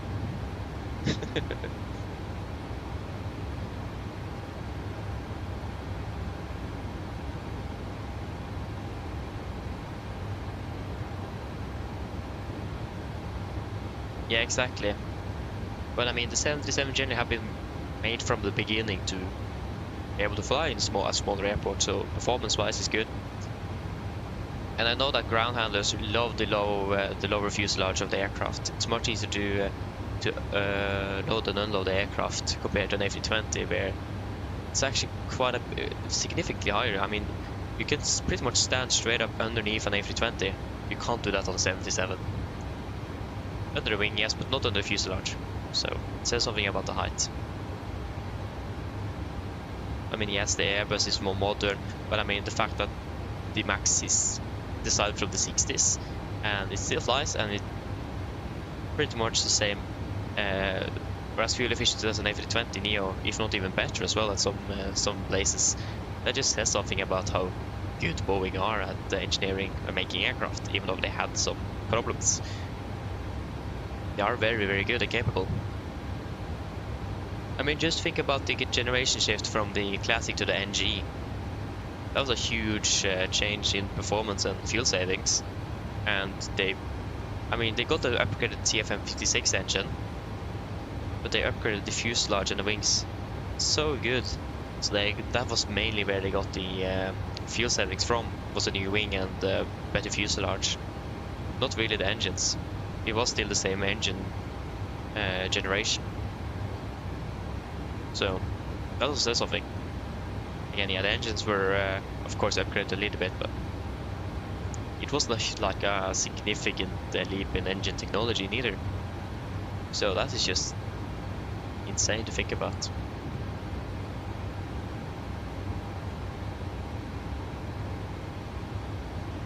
Let that sink in. Yeah, that's the quote for the day. That is the quote. Now a fuel master caution, that's gonna be the left center level. So yeah, I mean, that just says how good of a design the 77 actually is.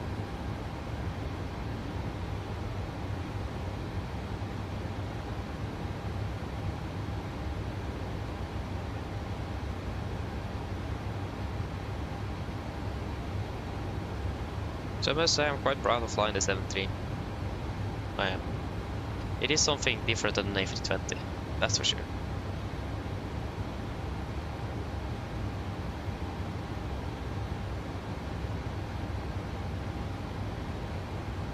So yeah. I mean, I wonder what would Norwegian do when the Max, or when Boeing releases a new aircraft. I highly doubt Norwegian ever will buy the A320neo. In regards to, first of all, the backlog of that aircraft, it takes many years before we will receive it. And I mean, they pretty much have the latest generation of aircraft available on the market. So there's no point in buying the A320 to get a new aircraft. So I wonder if Airbus or Boeing will be the first one to actually launch a clean sheet design into the mid-market sector. Or if Boeing, I hope that Boeing will soon do it, really. And need a replacement for Max. It takes about 10 years to develop, make a certified aircraft, so you need to start thinking about that now. And if it will be as revolutionary as the 787 was, just think about that as well. The 787 is something on a completely different scale. Also revolutionary in pretty much all aspects. So, I mean, if I wouldn't have flown the 77, it would definitely been on the Dreamliner. No question about that.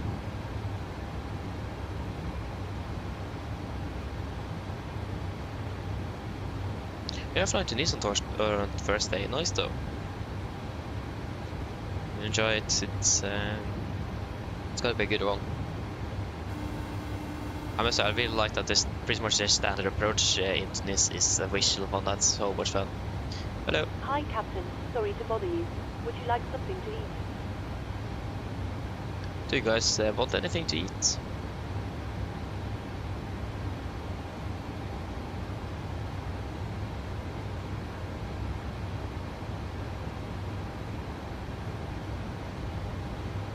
What's the clock? We've been soon flying for an hour already. Over 40 minutes approximately.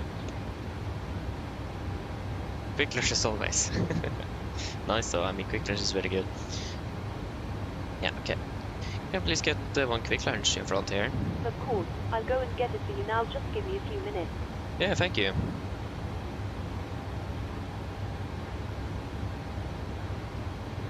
I mean, quick lunch as well is very good. I mean, if Norwegian haven't changed the pricing, it's actually cheaper to buying a Freia chocolate, milk chocolate on board an 77 from Norwegian than buying it in the store. But I'm not sure if they changed the price, at least on the in-flight menu. It's quite a bit significantly cheaper. I mean, next time I fly with Norwegian, then I'm going to be buying into everything they have on board in regards to chocolate, so I save money. At the point, it may actually be cheaper to just actually book a flight with them and purchase it from the aircraft than taking it from the store. I'm not sure if they have any revision on this one. Issued spring summer 2025. Oh yeah, it's from last year. And let's see if we can find a new one and an updated one. Norwegian in flight.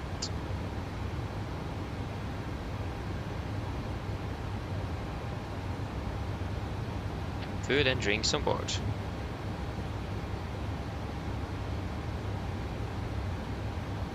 Oh, you can pre-order meals as well. Oh. There you go. Autumn, winter 2025-2026.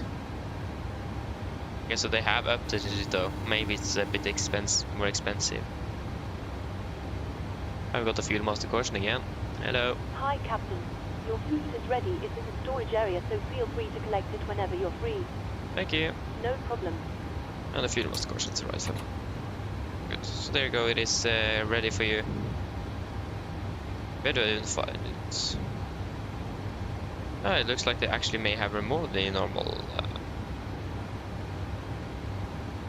It's non-existent anymore. No, they have replaced it. They don't offer it. It's probably so expensive that they can't even afford it themselves. I can't find it on board the aircraft.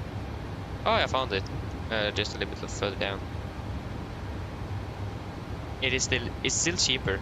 I mean, how much is it? It's 220 grams. It's 20 grams more, and it just costs 45 kroner, and in the store now it costs 60 kroner. That's 20 kroner cheaper on the Norwegian flights than is in the store. And you can even get 2 of them for 75. If you want 2 in the store, you need to pay 120. Like, what?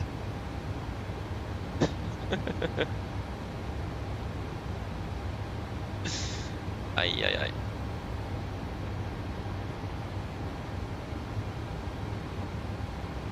Yeah, I mean, I think they have lowered it. It's mainly on.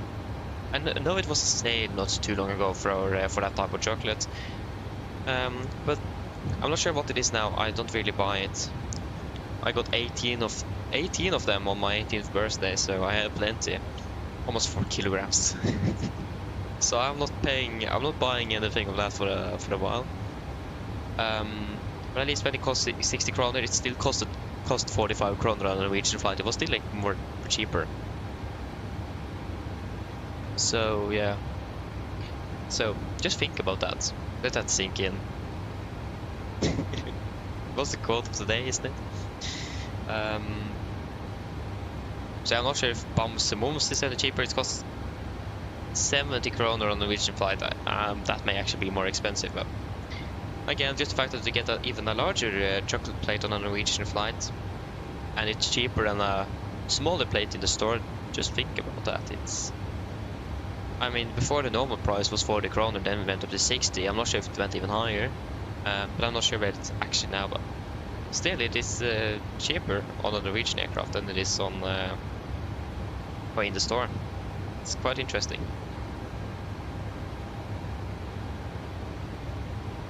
Oh, seriously, I forgot to file the flight plan. Oh, sorry, thank you. I remember because in Virgin Norwegian, if you for working in AFP, you've probably noticed you need to generate a flight plan through them on SimBrief.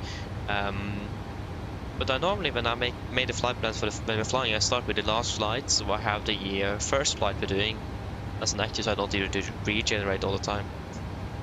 But now I need to take the first flight first. I need to regenerate it, and I did it so I could get it in Elevatex, but I forgot actually to file it on WhatsApp. So thank you. Good that someone is taking care of me there. Yeah, we're approaching Lutir, so do a fuel check there as well.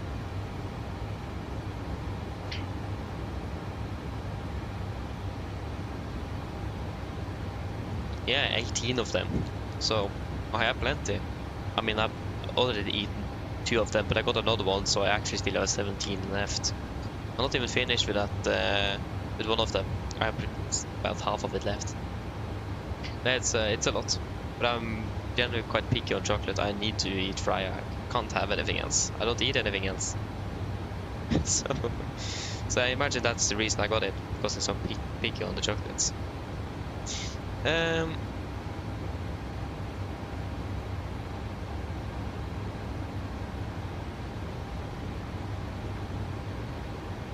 Yeah, okay, I understand, Don. Yeah, I understand it. I mean, everything is not for everyone, so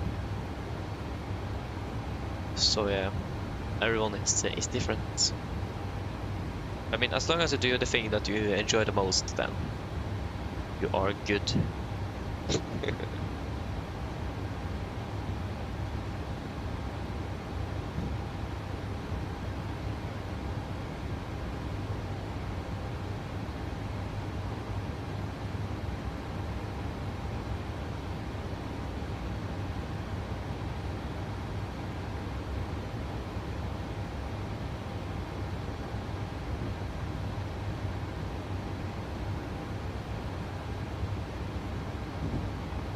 Oh yeah, I forgot to check the time at Binro.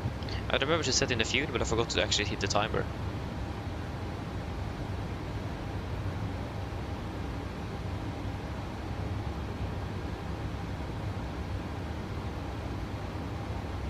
Oh yeah, okay, you are, but that's good though. You're up for the challenge. Not bad, not bad. Maybe that's the right mindset. That is the right mindset indeed.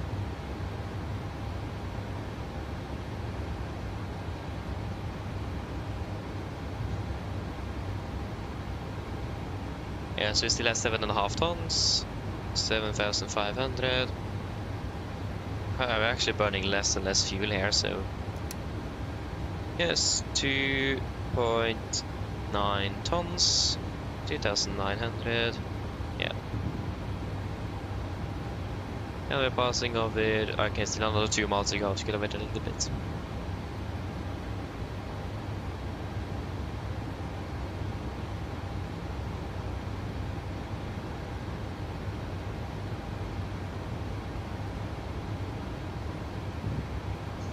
There we go.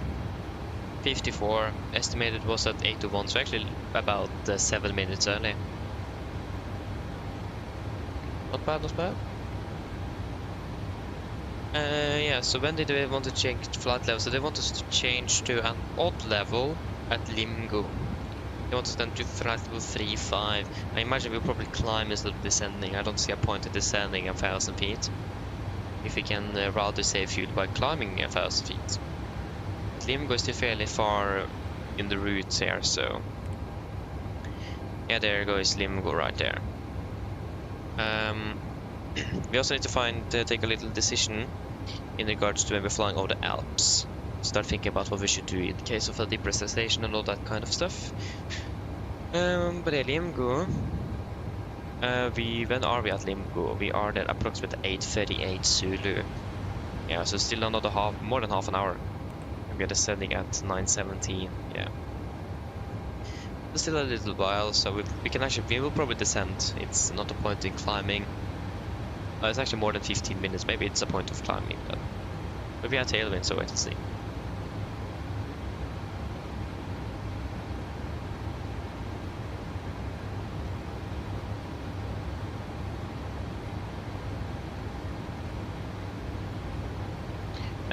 No, I didn't.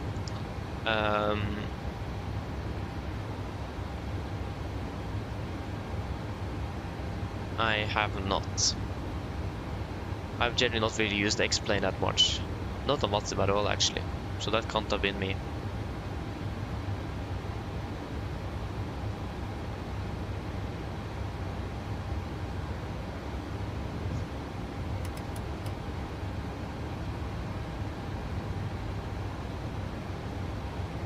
Oh yeah, sorry. I thought it was a question to me. Sorry. Oh, I can't read. Oh my days. Oh yeah, so you did that test flight near Anchorage in a 208 and Explain 11. Nice. What did you specifically test? Was it just like performance on the platform, or flying on the aircraft, or what? Why can't I read today? That was the same yesterday as well. Someone said something like that, and I thought it was a question for me, and I just that wasn't me, and I misunderstood it. So annoying. Okay, so let us see here. So the Alps, they are. Oh. Yeah, right. We're flying over that portion of the Alps. Yeah, we're actually flying over the Alps for pretty much the entire arrival. I mean, makes sense though. This is pretty much located on the foot of the Alps, so it makes sense. But then we need to start thinking a little bit differently here then, because the Mora is up to 15,900 feet on the highest, I think. No, actually 18,200 feet, so it's a very high. So we need to see what we need to take a little do some decision making here. The unfortunate thing is that on the NG here we just have 2 fixed pages, not the 6. So that limits our options quite a bit. so then we need to change plans, change it accordingly in the fixed page along when we're flying over the Alps. So yeah.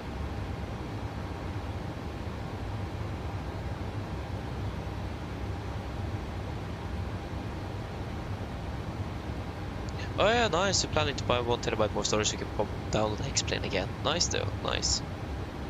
Hey Joris, good morning. Hope you're doing well. Good morning. Actually, I mixed from Moblo. That's the Mount. Here's the Mount Blanc. So the biggest peak or the highest peak. What did you call it? Moblo. Moblo. Where is that located generally on our routing? Fairly close. We're flying. Yeah, that's because we're flying over it. In regards to our 18,200 meters. Mont Blanc. I can't even find it here on the chart. I mean, the high IFR, so it makes sense. Yeah.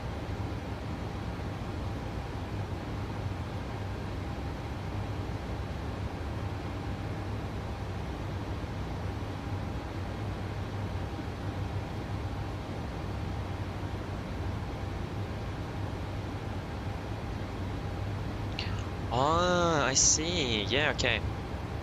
Sounds good though. Sounds good. That is good to hear.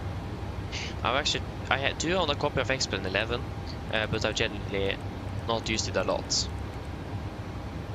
That's actually right at Kogas. Oh, yeah. That is. Oh yeah, that is actually where everything starts. Okay.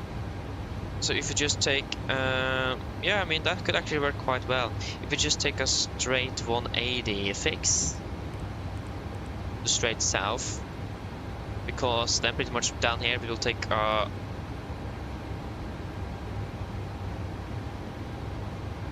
yeah, that will actually make sense, because before we're passing this one, we'll take a right turn into France, because that will be the shortest route, and after past that 180 radial, you will then just continue straight ahead or turn left into Italy, because that will also be the shortest. We're thankfully flying along the mountains and not across, so that means we can just turn to the side instead of turning completely around. So that is a positive. So then we just need to find some suitable airports we can potentially use as diversion airports. I am working out the user error. I see.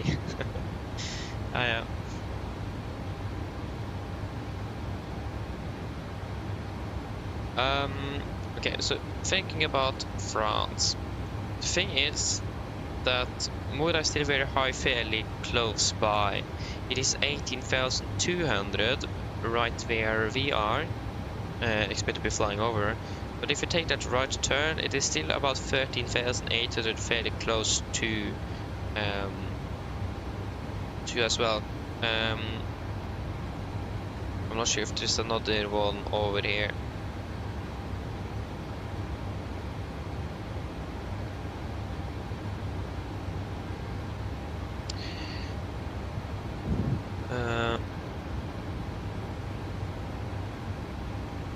I need to just double check if I'm saying it correctly. Mura. I think it is maybe something else actually. Let me just double check here. It's a long time since we've been flying over the Alps, so.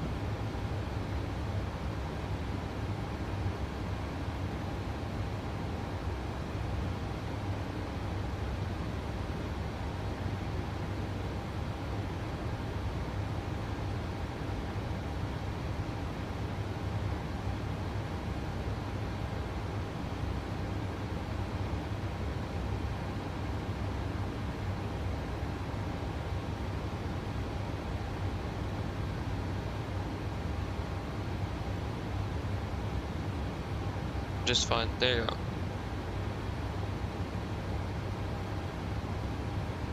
Yeah, that's for the minimum end route of this MEA.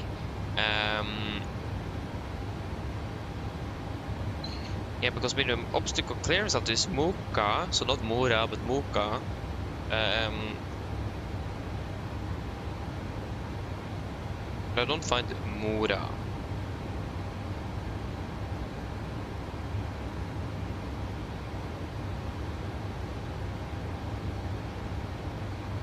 I'm not sure where I even have got Mora from.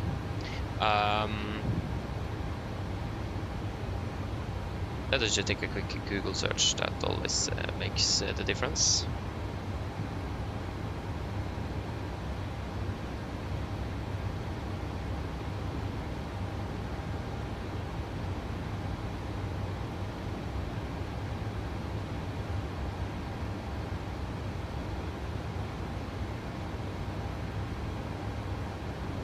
Yeah, that was what it stand for, minimum off-route altitude. Ah, yeah. It was something with route.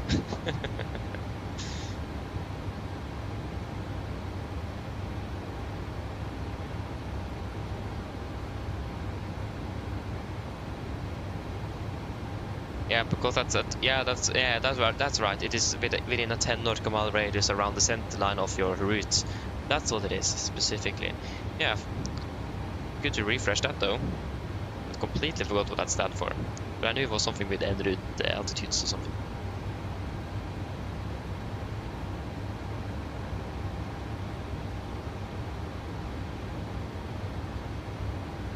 And the Hello Cup opening bell, go Morgan. Morgen. I'm just using TAA. I don't use any not FSR or anything like that. No frame gen. Just TAA, and it works quite well. I actually tried with using FSR and I didn't see any performance difference, so I just stick to TAA.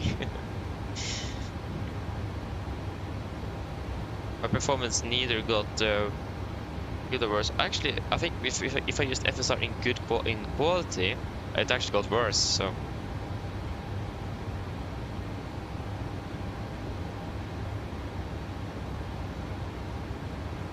Wait, what? Oh yeah, is it Tim?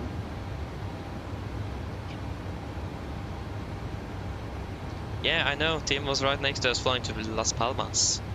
He's flying to... where is flying to again? Yeah, Las Palmas I said. There was something else I was going to say. Yeah, you have just 85 passengers off a Delta Granca. It's very interesting. So yeah, we were in and talked about because they changed the fuel bias for the fleet in for the 737 fleet. So we're just going to have a look out for that.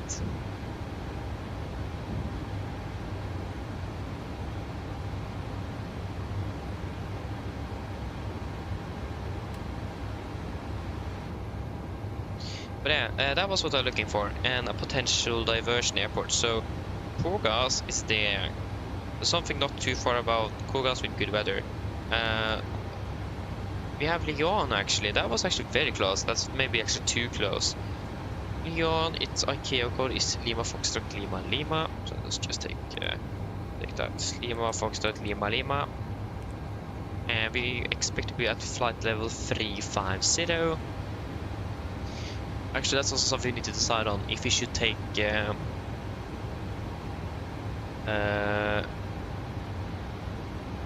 if we should actually descend down to 35 or climb to 37 in regards to... If we climb to 37, we have more altitude to use, so we can actually get further away in an emergency as well. If you have a rapid depressurization, we can actually fly a little bit longer if you are a little bit higher. So that's also something we need to think about. But if we just assume flight level 350, if we don't have a depressurization, how far away do we need to be, Leon, to make that suitable? So 355 times 3 is 15, that is 9, so that's going to be 105 ish. Let's see how well that fits in the yeah, that we have the Lyon is way too close. Way too close. Is there any airports that's a bit further away that could be suitable?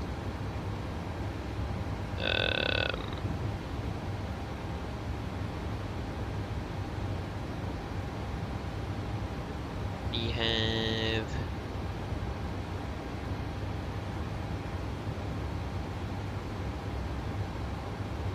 2,400 meters on the runway length. Was a little bit too short. 2,600 meters. Okay, that was way too short.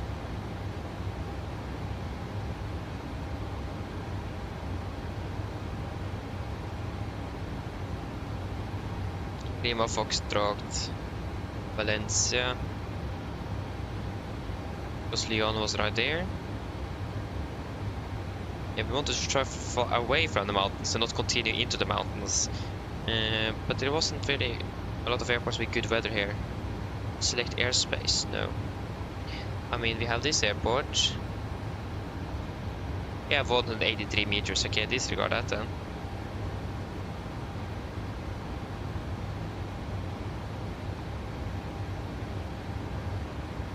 $161 meters. This is just going the wrong way.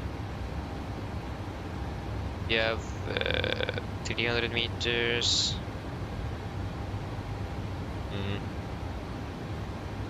Hello.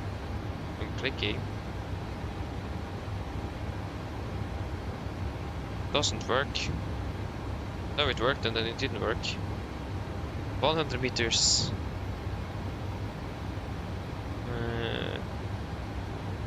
I mean, we could also then fly like that and fly north again.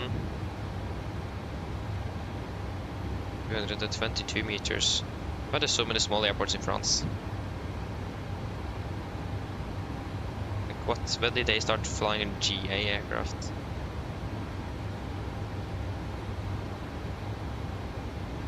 Because this is Lyon. What about this airport? This is a very small one. I mean, Lyon may actually be the best option nevertheless, even though it's a bit close. If you have a depressurization, we still need to descend a bit quicker. So the 105 ring is basically normal 3-degree descent. But if you have a depressurization, it's going to be quite a bit steeper than that. But other than that, we just need to take off orbit or 5 to just bleed off some altitude. So Lyon still could work, and it is fairly close by, and it's fairly low on the altitude around from what I can see. Open charts. Let us just see what we have. Airport. So we have a very long runway. We have 2006, and we have almost 4,000 meters. Yeah, we have 4,000 meters. That's good. Approach. We have an ILS for the 17 left. So we do have an ILS, and we have an ILS for 35 left. And 35 right. Radar minimums. Yeah, it's a bit high in the vicinity, so we need to fly as close as possible to the airport, and just hold right over the airport, because of the rate. What's actually the MSA? Take a star here. Yeah, it's 6,400 feet, so it's at least below. So yeah, we can also take a 25 ring around Lyon. So we have a 25. So we have the MSA as well. So we need to be within that MSA to be sure that we are as clear as possible from terrain. So I think that would be the better option actually, is just to use Lyon nevertheless. Yeah, just wait a moment here, and just need to do a quick check. Ground power gimbal generator. Yeah, that looks all quite normal.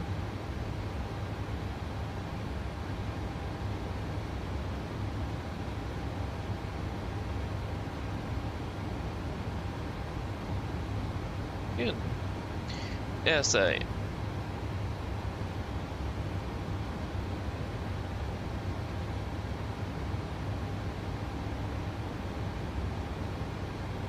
okay, interesting, Andy. Yeah, so what do you have first? If you have the terrain level of detail and the object level of detail very high, turn that down, because that is mainly on the CPU, not the GPU. So if you have a very high terrain or object level of detail and you have a very good GPU, it will still lag, even though your GPU is not really doing much. So lower those, and I think we have, what is it called again, of terrain pre-caching or something like that. Turn that to high or ultra, because that will preload the terrain around you. That means it shouldn't stutter so much when you turn around. Also, if you have some problems with it, if you get a warning with GPU memory, turn down the text resolution as well from ultra to high or something. I did that from high to medium, and my performance got much better.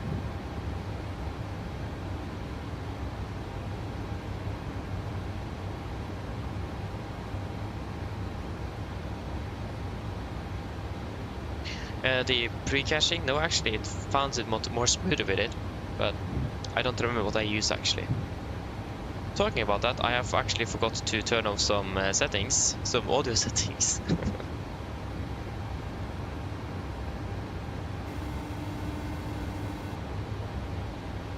Hello. Hello. Sorry for the intrusion. I was just wondering if you'd like a drink. Do you guys want anything to drink?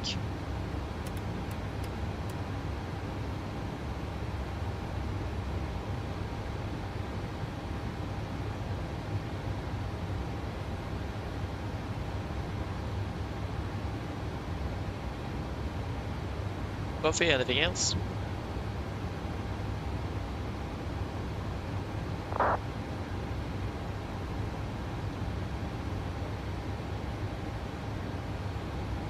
Pepsi. Yeah, with okay, without milk. Okay. So something else?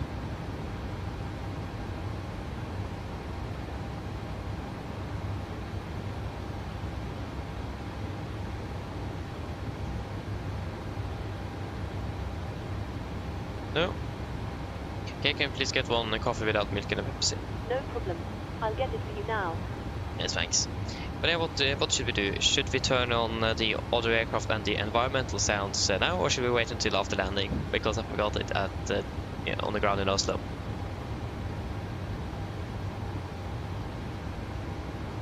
What do you guys think?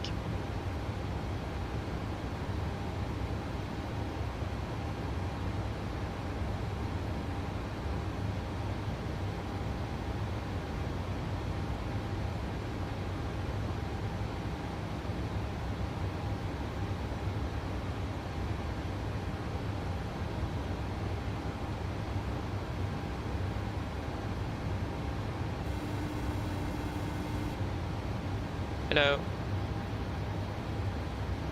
Hi, Captain. Your drinks are ready. They're in the storage compartment in our galley. Thank you. No problem.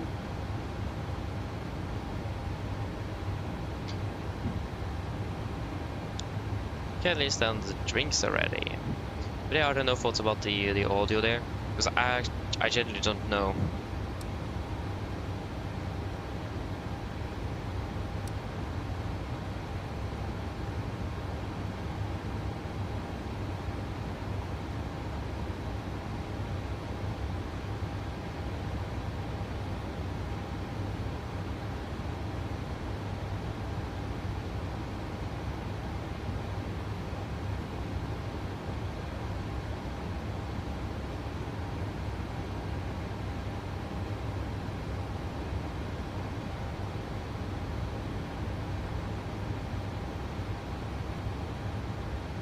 I say it's good weather today though.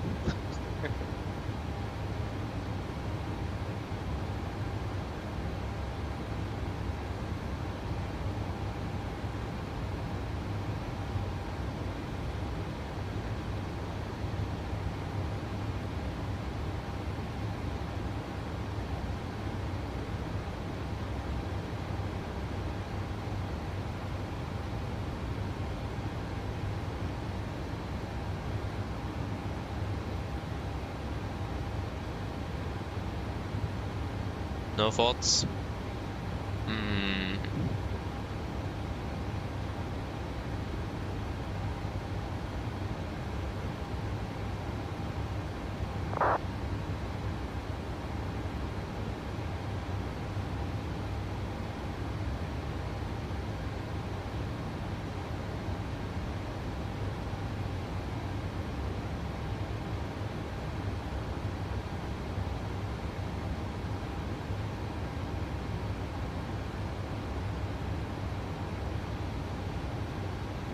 I think we waited to be on the ground when I think about it.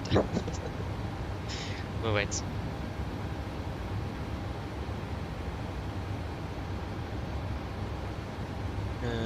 Yeah, so we need to find out what airport we should take once we pass that radial. So we have that ready. Yeah, that was the wrong airport. I was looking at, trying to find something at Nice, and I was looking at Lyon. VFR, 04. We are using 04.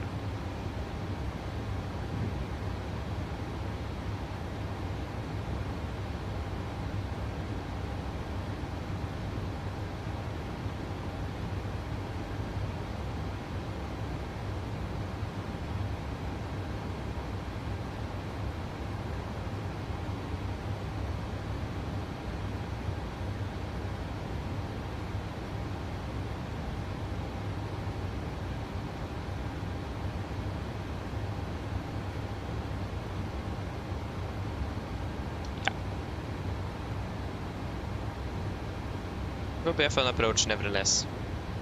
It is something I always look forward to in Tunis.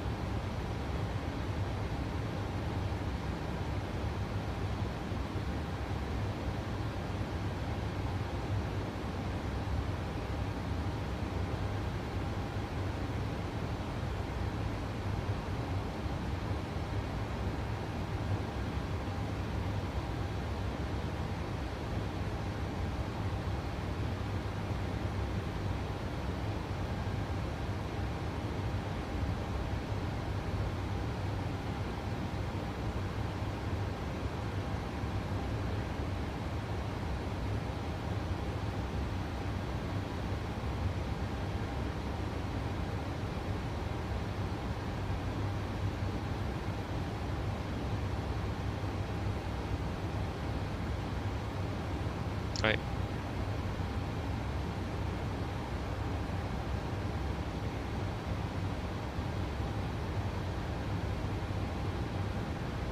Yeah, okay.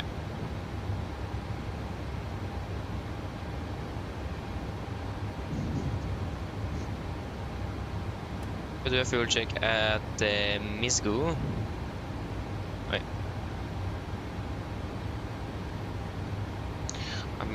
Say I hate that with iPad. It always resets the apps after a little while, and it is so annoying.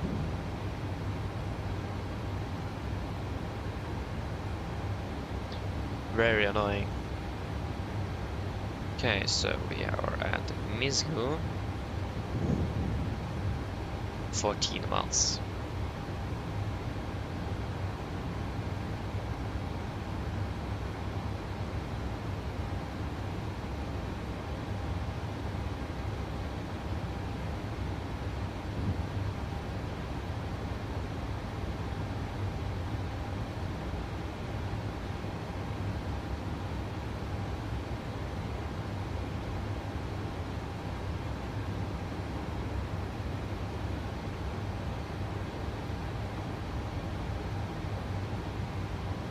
Misgu.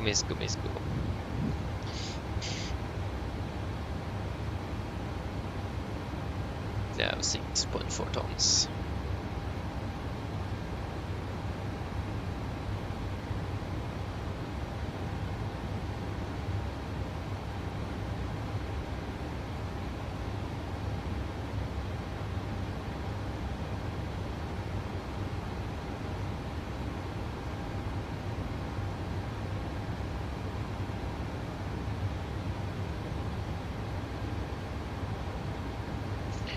And there is no ATC, no.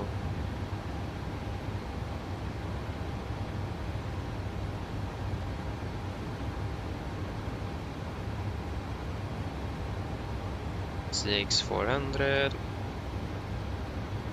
We have burned 4 tons blank. And we're passing over the Misgu.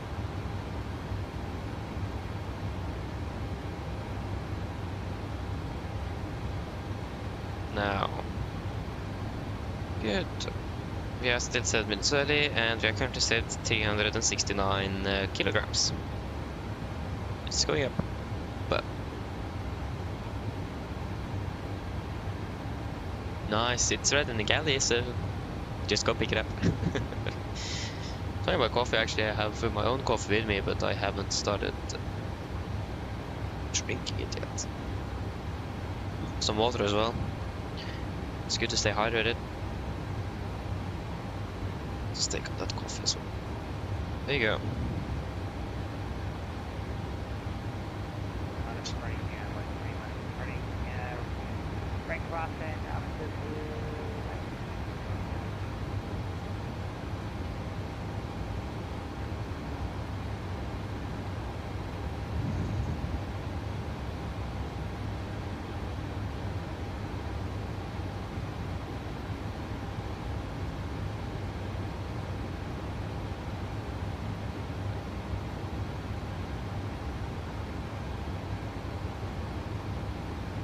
Yes.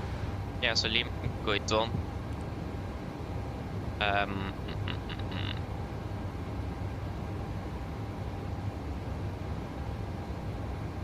Yeah. So we need to start out. Yeah, we need to think about the other diversion airport, and we need to think about what altitude we should request or use, flight level 35 or 37. So we have Lyon on the west side of the Alps, but on the east side we do have a few options. We have our alternate airport, Milan, that is fairly close by. We also do have one at the coast. What is this airport called? Girona. Sounds quite familiar, not gonna lie.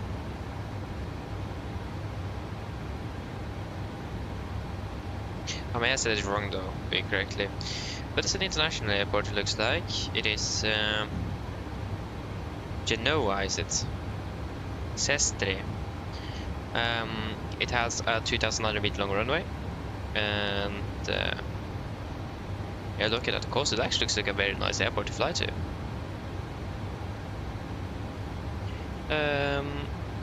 We have an ILS for runway 28. Oh, okay, maybe not. It's a lot of terrain. Okay, I can pretty much just land on the runway 28 because of the terrain.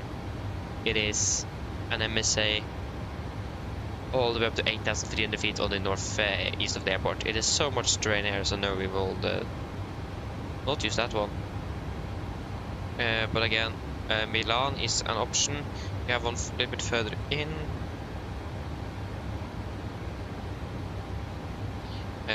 2005.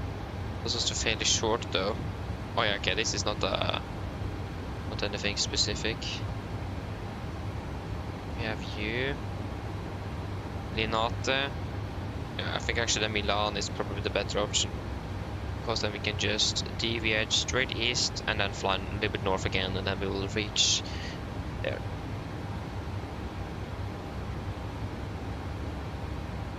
Yeah, right, it does fly there. Yeah, I mean, it looks like a very nice airport to fly to, I'm not gonna lie.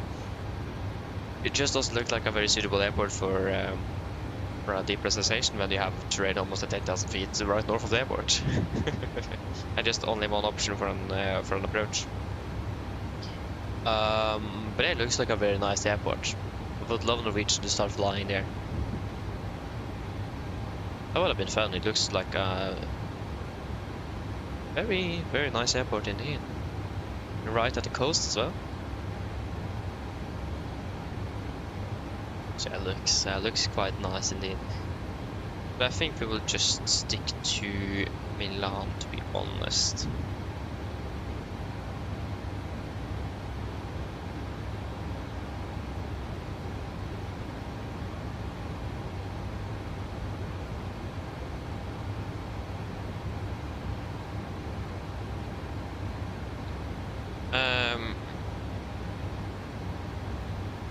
Yeah, but that was the wrong airport. There we go. Just want to check the weather though. let us actually request the weather for both Lyon and Malpensa. So Lyon was Lima, Foxtrot, Lima, Lima. We have that latest weather. And we will also have the for Lima, India, Mike, Charlie.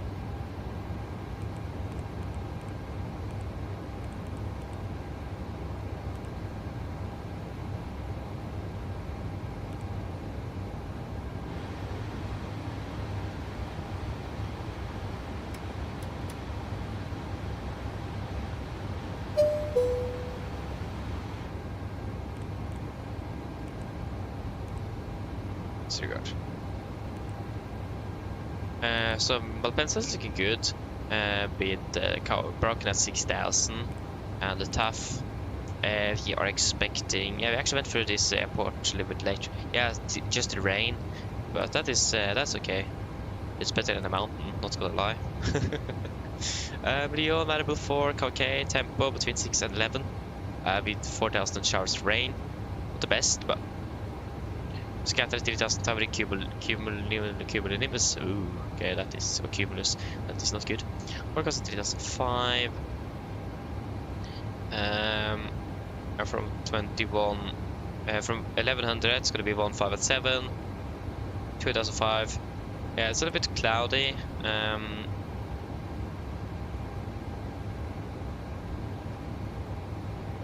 So it's gonna be raining and some a little bit low visibility, but. It is generally still well within minimals, so that should work quite well.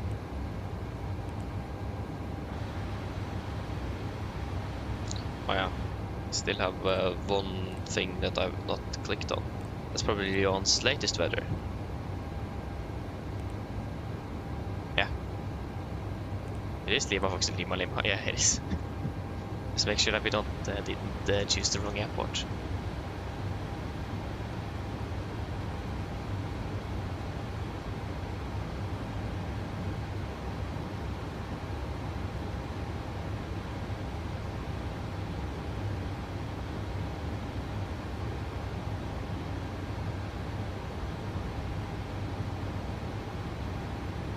Yeah, so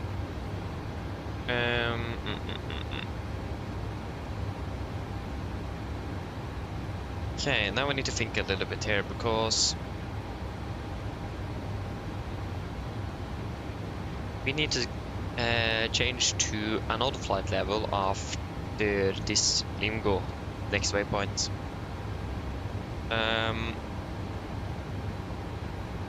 The only question is, what flight level should we take? 3537. The positive with taking flight level 370 is that we will have a little bit more time available. If we encounter depressurization over the Alps, we will have a little bit extra altitude, so we will be able to fly a little bit further to hopefully a little lower Mora, MEA, so we can actually descend to a lower altitude. With flight level 350, we will not have that same margin, but we'll also be able to be at a more suitable altitude to land quicker. So there is the two options we have available. Either we can go 1,000 feet higher and have a little bit extra margin, if you can call it that, or 1,000 feet lower and we will be a little bit closer to what altitude will be required to have over specific airports, Lyon and Malpensa.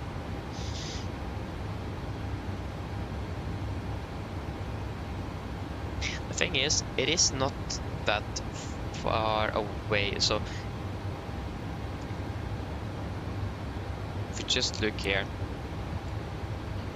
you see here, from here to Lyon here, if we don't have the normal 3-degree glide descent, this is what we would have been using. So it is, yeah, fairly close. And I mean, like I said earlier, with just those 1,000 feet, we will not be able to get much further, but there's a little bit at least. And the especially the motor close to Lyon as well is fairly high. Where is Lyon now? Is that Lyon? No, no. That is Lyon, isn't it? Yeah. So, fairly the closest motor I can find is up to 13,800 feet. Over the airport itself, though, we can descend all the way down to like 6,000 feet or something, 7,000 feet. So it is significantly lower. But as well, we need to be able to fly past this area with a higher off-route altitude. But again, it is not far away at all. It is very close to each other here, both our route and the airport itself. I mean, if you think of another way to think about it, flight of 350 we will probably have a slightly greater tailwind. Let us just look at the winds, if I can find that somewhere here. There you go. Let him go. Actually, no, that's not here. It is somewhere else.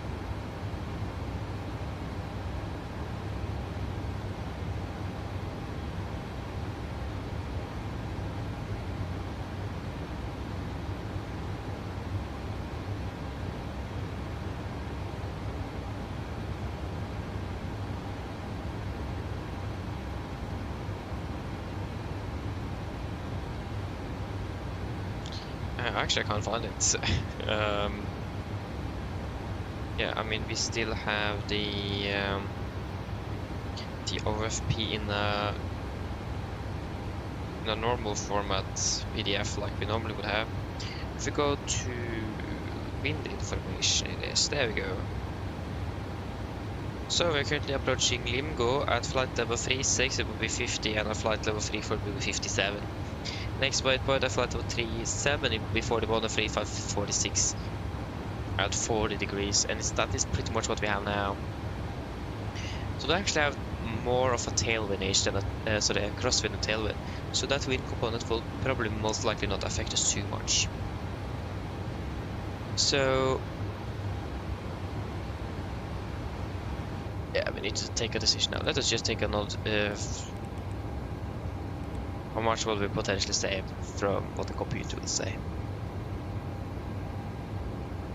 Yeah, to be honest, I think the better option is go to flight with 370. We have a little bit more time available, and we'll also save a little bit on time and fuel. So 370 set, altitude to vent, and we need to change that here as well. 370 set 1, 2, and 3. Full.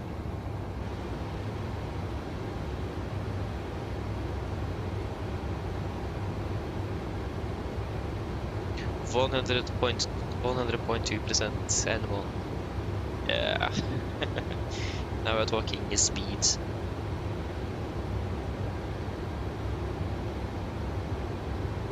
On fasten.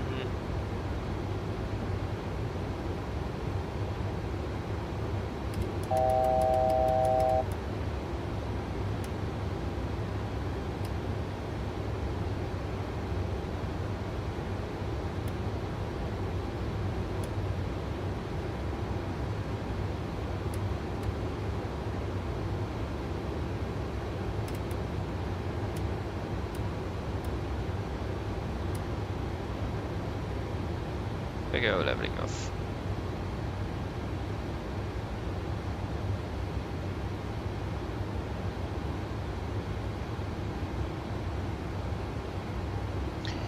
Beautiful. So then we have that in the box, or inbox. Checked out. Don't need to worry about that. So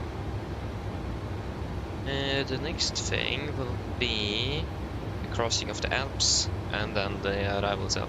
The thing is, well, we are descending during, so we need to have a point here. We will just continue towards Nis, because we are after descending after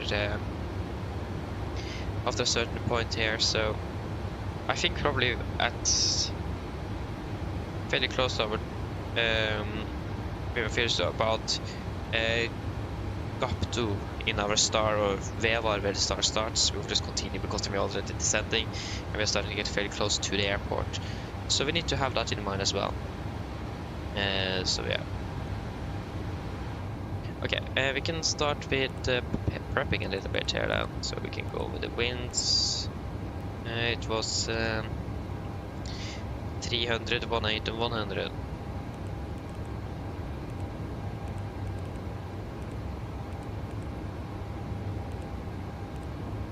Gonna be 304.21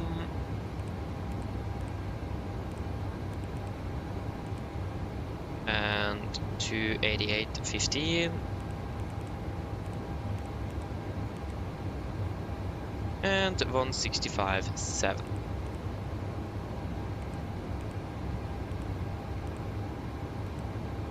we go. Then we have all that in as well.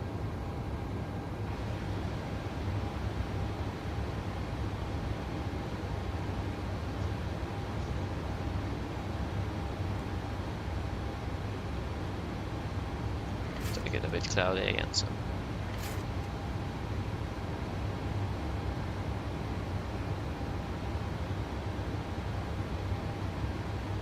how long is it till descent? At 9:12, okay, 254 miles. Yeah, so we will be descending in approximately half an hour. And we have a bit to go through as well and prepare, so need to have that in mind as well.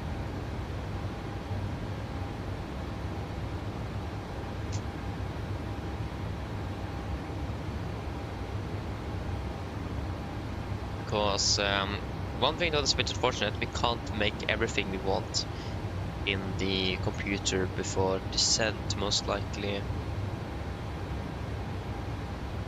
Does depend when we are obviously it's after the move. Okay, so then because we need to mark out where mod Pensa is as well, and we have the move up in there, and we just have 2 pages. I actually hate that. I hate that we just have 2 pages in the in Norwegian. But yeah, I really liked when we had 6. Pretty much make any type of drawing you would want. Oh, the ND, that was amazing. But nevertheless, so that means we need to make all of the entries we need for the approach in the fixed page at a later point, so we need to have that in mind. So we need to brief what we will put in and then put it in once we are able to do that. So yeah, because there is a few things we want. And the problem is, I don't think we may not actually be able to have the MSA, because we need one radial for the approach, and we also need, actually we don't necessarily need much. Yeah, I mean it's nice with the distance from the runway though, because then we have already used those 2 fixed pages. We can just take the MSA actually around the runway, it's fairly close, so we had a little bit of fun at digging at least.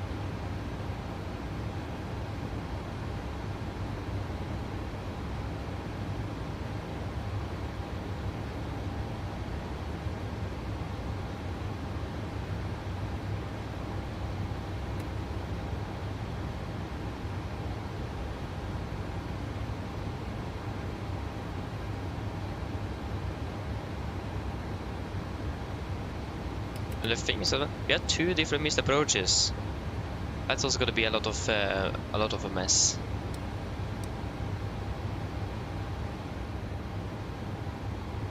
Oh, there is that aircraft, so fairly far away actually.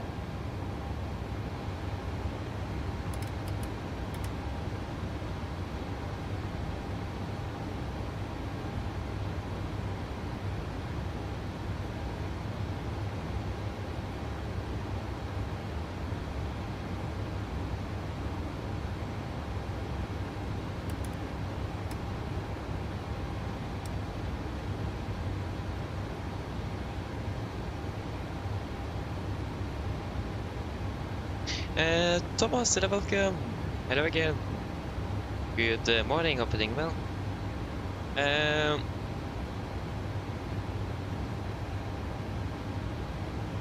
Good question. I actually know someone. My father is actually afraid of flying. He does have a fear of flying, so that's a very good question. It does really depend on what they actually are afraid of, because everyone is afraid of different things. Some are afraid of turbulence, some are afraid of the claustrophobic feeling. I don't think I said that correctly, but like since the cabin is quite small, you feel like you can't do what you want. You don't have that space, the free space you really want, and you're sitting there with 100+ people more, and it just feels small. And that's what some people don't like with flying. Some just don't like the sounds on the aircraft, some just don't like the vibrations and all that kind of stuff. It does really depend actually on the person and the situation. I mean, one thing I did with my dad actually is that I sat him in the captain's chair here, and I did a flight with him from Oslo to Trondheim with ATC online. So he was flying the aircraft, and it looks like he actually really enjoyed it. I'm not sure. I don't think that helped much, but at least that is another way to just show how the system actually works.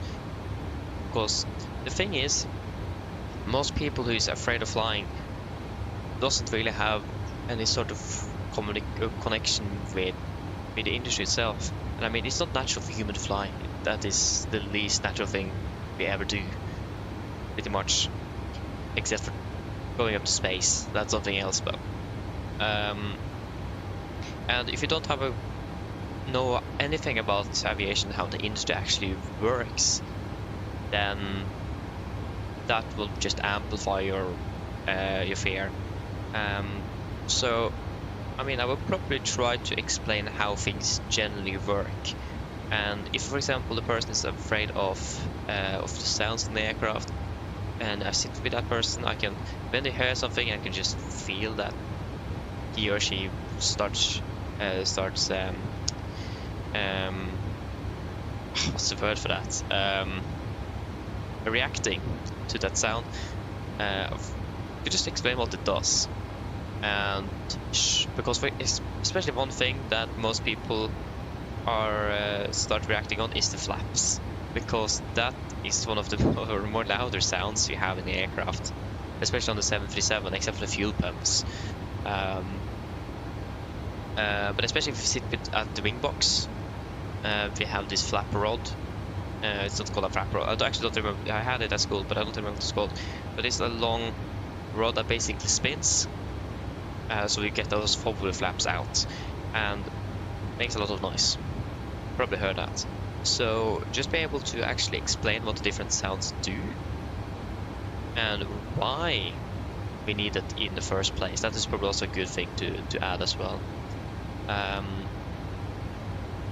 When it comes to turbulence, not really sure actually. Can't really think of anything now. And I mean, it's really hard to say something, because we don't have anything here ready, since everyone reacts differently to different things. So it is like, I would say it's easy for me to decide that when we are in that situation in the first place, really.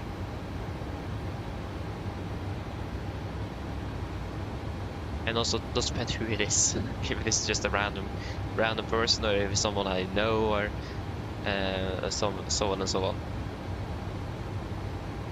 So yeah, it does really depend. I don't really have a good answer. Probably what I just said, but that was just one example though.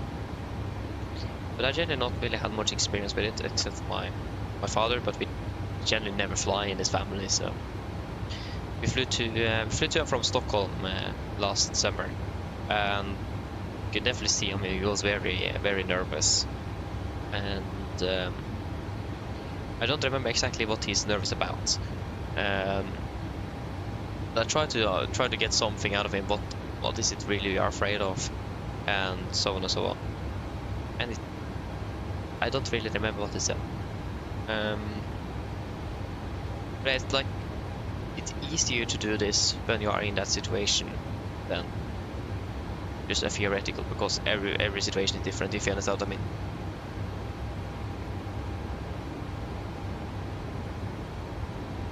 Yeah, exactly. That's a good thing about the education for a pilot and a cabin crew, and myself as well, that is currently educating to become a maintenance engineer.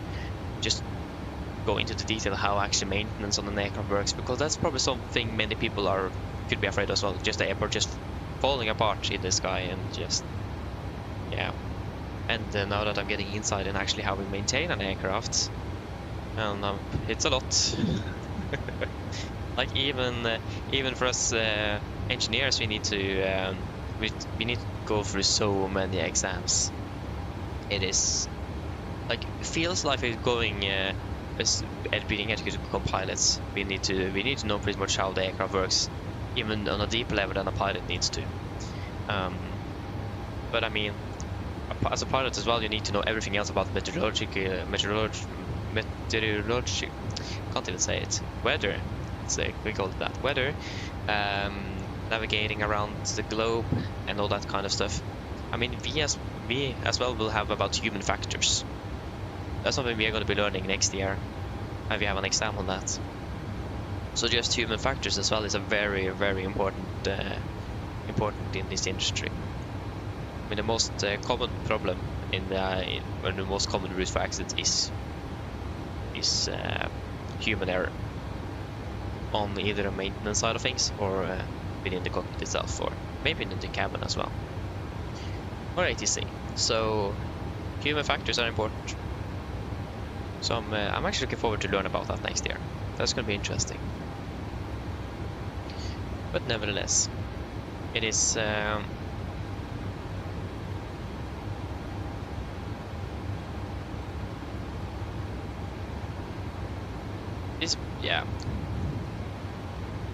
I mean, if you actually work in the industry yourself, I think that is going to be more of a help than if you're just a random outsider that's just very interested and have a huge passion for it. Because the fact that you have an education within this and you have been trained by professionals will probably then calm them down quite a bit. So that's also something that is a very good thing, is to be on the same level in height. So if you have seen cabin crew talking to people that's afraid flying, they don't stand up and look down on them.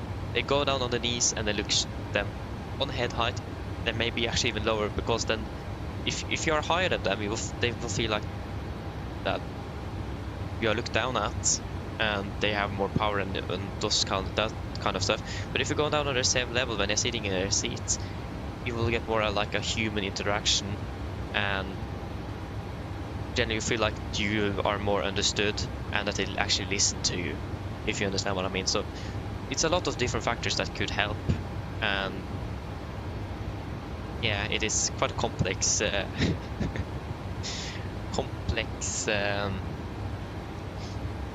how to say it, theme. So it is not an easy topic. It is. It's quite a complex topic, so not really a straightforward answer on it.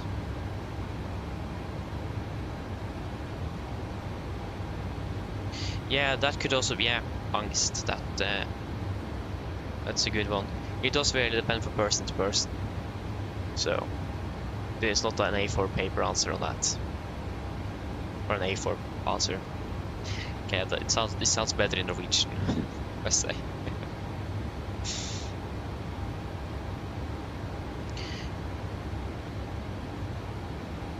HSK Pro Ranger, hello, welcome, good morning, hope you're doing well.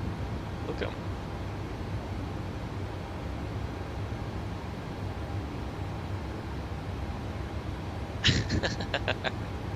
Oh, nice. Yeah, actually, no, you will most likely get banned or timed out or suspended. No, I don't remember. Because I remember there was one guy that did that. He even coordinated with that aircraft, and that person who flew that civilian aircraft allowed him to do it, and he still got a warning and was not allowed to fly on the network for 2 weeks or a month or something. And he even coordinated with another aircraft, so they are quite strict on just doing that. Yeah. And Nikolai, welcome, opening well. Yeah, you're sort of flying round trip Malaga today. Nice. Yeah, depart at 7 local, yeah. Nice though, hope you are enjoying your flights. Okay, we'll do a full check at Morok, flight plan.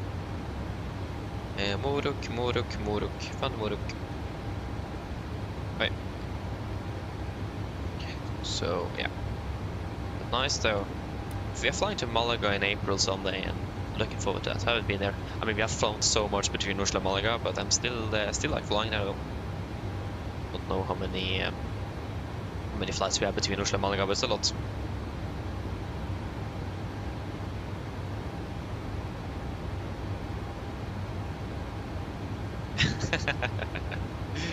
Thank you, Tomsa. Sorry, Thomas. There's so many Thomas and Tomsa, it is a little bit too much sometimes. 5002. Passing on the waypoint now, and we have burned 35.2. Actually burned the same amount of fuel as we have on board the aircraft. We are pretty much in the middle. Aye. And I have a week. Ultimately, I should actually probably have this weekend off, since I had an exam and all that kind of stuff this Friday, and here I am, been flying since Friday. Yeah, Friday I was so tired of Friday. It was not good. I had to be through the max as well. That didn't really help.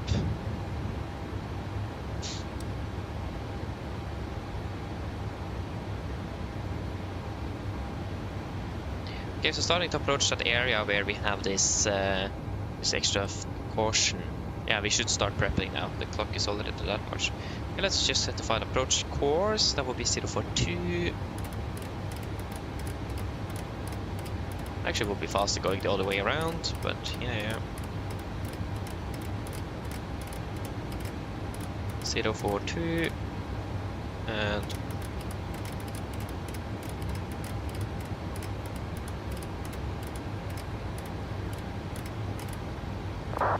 042, we will set the ILS for 04 left of 10995 on standby, 10995, and we don't have a VR at NIS, do we? The Azure VR or something? It's called the Azure. I probably did not say that correctly. But yeah, we should have a VR, shouldn't we? Check the ILS. Yeah, there we go. NIS VR on 10965, so you can set that on 10965. We can set that on standby on Navigraph number 2. And let me just check the frequencies here. Runways, bombs, mission ground, departure, clearance, automatic, arrival, approach. I didn't have the frequencies for the different runways there. Just want to verify that we don't have that in, so you have 10995, and it is then also 1107 and 1055. And those two doesn't have a ILS, yeah, but then we're good, so we don't need to worry about that one.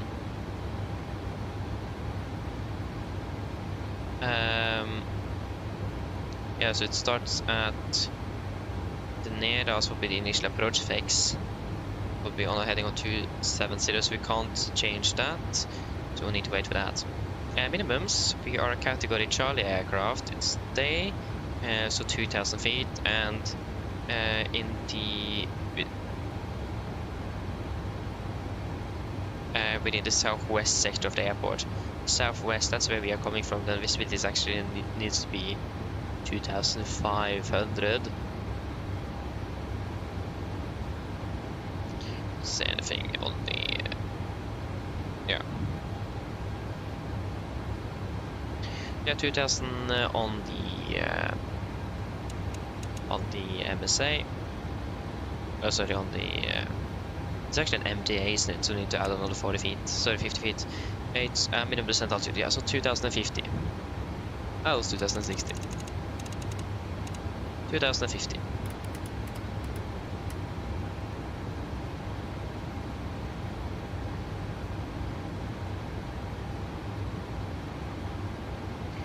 Performance, let us take the clock is 58.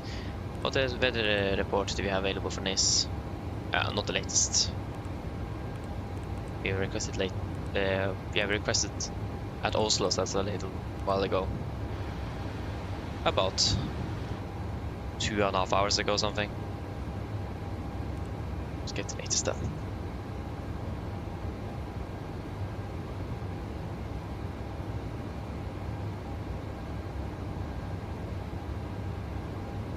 Oh, Nikolai, interesting.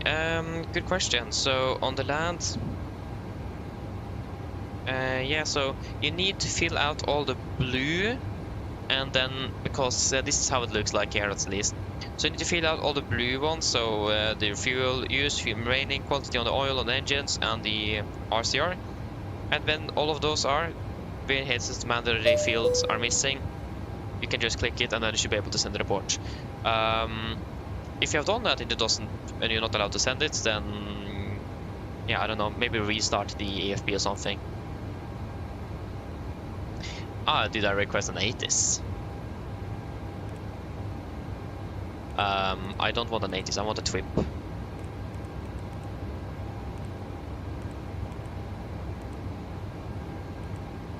Try something like this.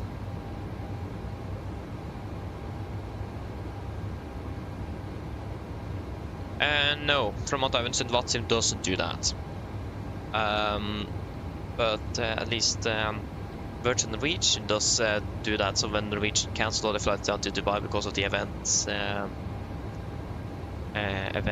down with Iran and all that kind of stuff, they suspended all flights to Dubai immediately, and Virgin Norwegian did exactly the same. They also removed all of the Dubai flights from their from the schedule. Temporarily. And when Norwegian started it temporarily to pick up stranded passengers and so on, then they also added that. But VATSIM generally don't do that actually, surprisingly enough. But it also makes sense if you think about it. But yeah, winds 02 at 9. That was the landing. Wind 020 at 9. Temperature is 10 degrees. And Canadian is 13. Yeah, now it's a standard pressure. And it's going to be runway 04 left, RTR 6. We're expecting a landing weight of approximately yeah, so 1.1, so 63.4.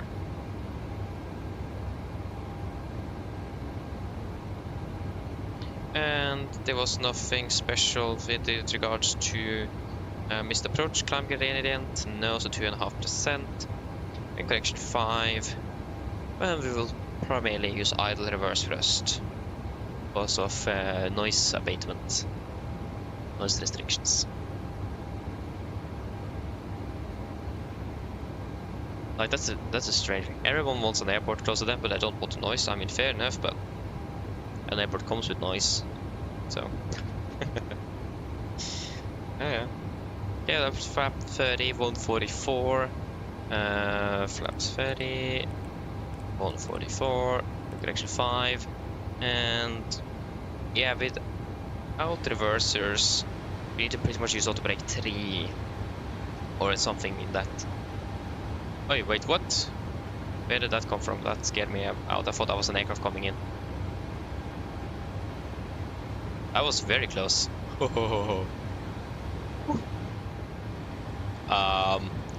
Yay! Some wake turbulence. Nice. Where is that aircraft? It's far ahead. That scared me. I just saw that coming closer and closer. Just, oh no! Don't hit us. I hope that aircraft is flying away. Yeah, otherwise we won't have this one though. That was very close indeed. But yeah, I think since they want us to use, but we're very heavy, so we need to use seconded and reverse thrust, otherwise we... what's the landing distance available? What does it give us that here? Yeah, there you go, 2005. If you use auto brake 3, we'll be using 2,000 meters. And we need to brake quite heavily, so I think we will go with second descent, otherwise we will have a fairly long time on the ground. So we are so heavy that we need to go with that. Okay, again, like I said earlier today, before we're passing this radio 180, we will divert. If you do have a deep precipitation, we're actually with terrain radar here. We will then take a right turn, and we will then fly towards Lyon. And we can the furthest we can descend at the start is 14,000 feet. And once we are closer to Lyon, within a few miles, the 25-mile ring here, then we can descend all the way to 6,000. So it's fairly close. So 40,000 initially. Once we pass the 180 radial there, we will then be able to descend towards down to, yeah, it's going to be all the way down to 18,000 feet initially, and then further down once we're closer, and we will then be diverting to Milan. If there is no questions about it, we will then continue with our approach briefing, but of course, if there's any questions, feel free to ask.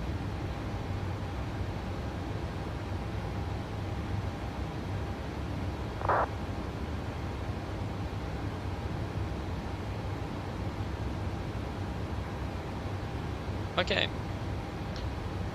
then we will go ahead and do the approach briefing. So, approach briefing, start with the star. We are, where is the star? There we go. Yeah, we are expecting the VEVAR 8 Romeo arrival. This is on charts.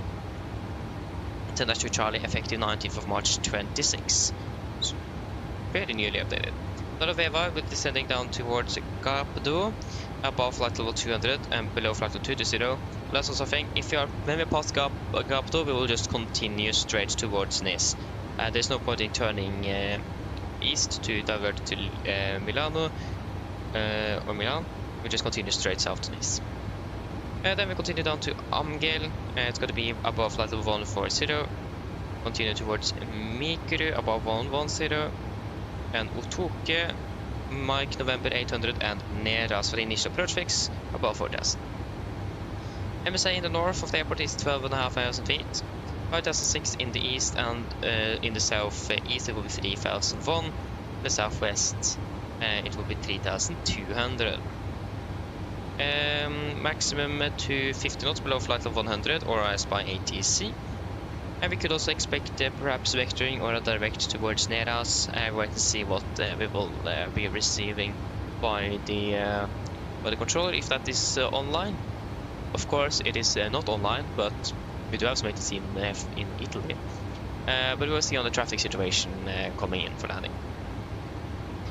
So, we are currently expecting the RMP Alpha for the Navigraph approach in for left.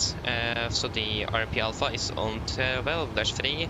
On 20th of February 26th. So we are coming in, we're starting at Neras. We should be then continue our heading of 270 degrees. And it's going to be where we also hold for a missed approach event. But generally will be then flying to Mike November 151, minimum 4,000 feet, maximum flight level 100.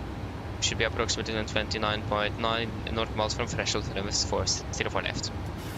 Mike November 150, 15.9 from 0 for left, and then to Bispo, the intermediate fix, a maximum 190 knots, could be minimum 3,000, maximum 4,000, should be about 12.4 miles away. And then Fox November 04 Alpha, and then Mike November 04 Alpha, before we then continue with a visual approach. We will be prepping our aircraft and selecting the gear down and all that kind of stuff before we reach Mike November 04 Alpha, so after Bispo. So we need to be a flaps 5 before Bispo and then configure the aircraft completely after Bispo before Mike November 04 Alpha, so we can fully concentrate on actually flying the aircraft in for the visual. We do have a separate missed approach for this one.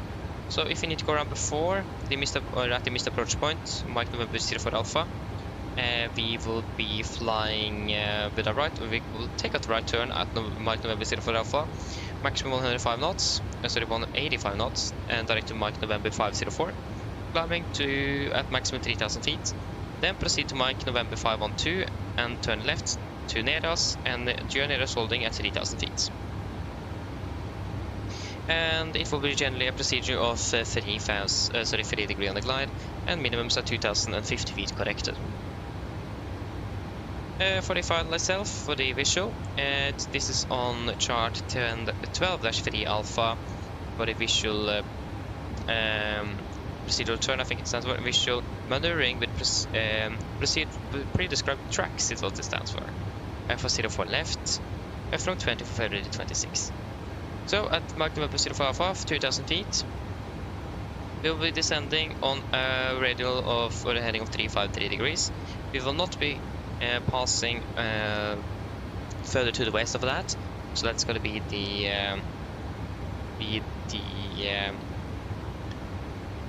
final track because of noise abatement. So we can turn further east, but not to the west. And then we will then intercept on a 042 course for not for the ILS, but for the for runway 04 left. We will follow the paths as well. That is mandatory. Should be about 3 degrees on those as well. Yes, generally though it's going to be pretty much the same, nothing new. We just need to remember setting that 353 radial from that waypoint to make sure that we don't cross further to the west of it. Once we pass on the bike November 05 alpha, we'll also recycle the flight directors and make mile master. And then continue in. We'll also then disconnect the autopilot by that point, fly it manually. So, we also have a note here, so in order to not overfly the Cape and city of Antibes, avoid deviations to the west after Mike November 04 alpha, follow 353 degrees from Mike November 04 alpha if equipment permits. So like I said, we will not pass further to the east, but we will follow that 353 degree course before we turn final. We also have a slightly different missed approach, so we're going to be climbing straight ahead. When we're passing the hospital, Lenval, about 2.5 DME from November India, that's going to be the ILS for the 04 left. We will then take a right turn on 160 degrees, climbing up to 3000 and maximum 220 knots. So it's very two different ones, and we will go through them accordingly before we start with each individual procedure. Like I said, also we need to be fully configured before we passing Mike November 04 alpha. But yeah, other than that, we're landing with flaps 30, 144 and VRF, correction 5, final 149 with manual braking and second intent reverse thrust. Taxi in then, airport charts 10-9, effective 19th of March 26. Landing 04 left, we want hopefully to wake up by Echo Golf or Golf 1. Taxi down via Golf, Uniform and Foxtrot to the parking stand. There was a few closed taxiways at Nice. Let us just check that.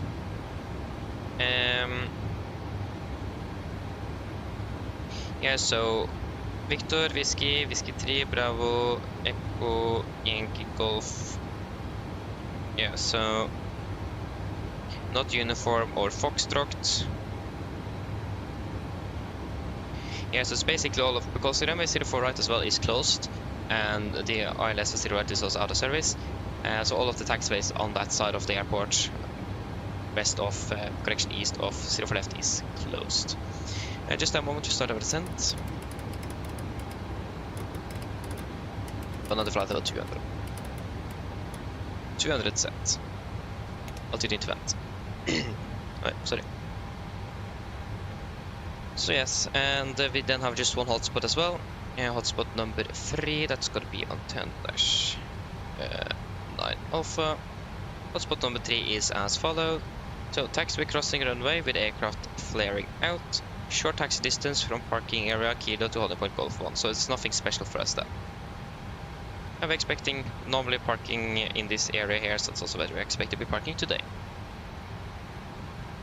Other than that, RCR 666 drive, but the condition is good. There is quite a common phenomenon with wind shear at the airport, so also be aware of that.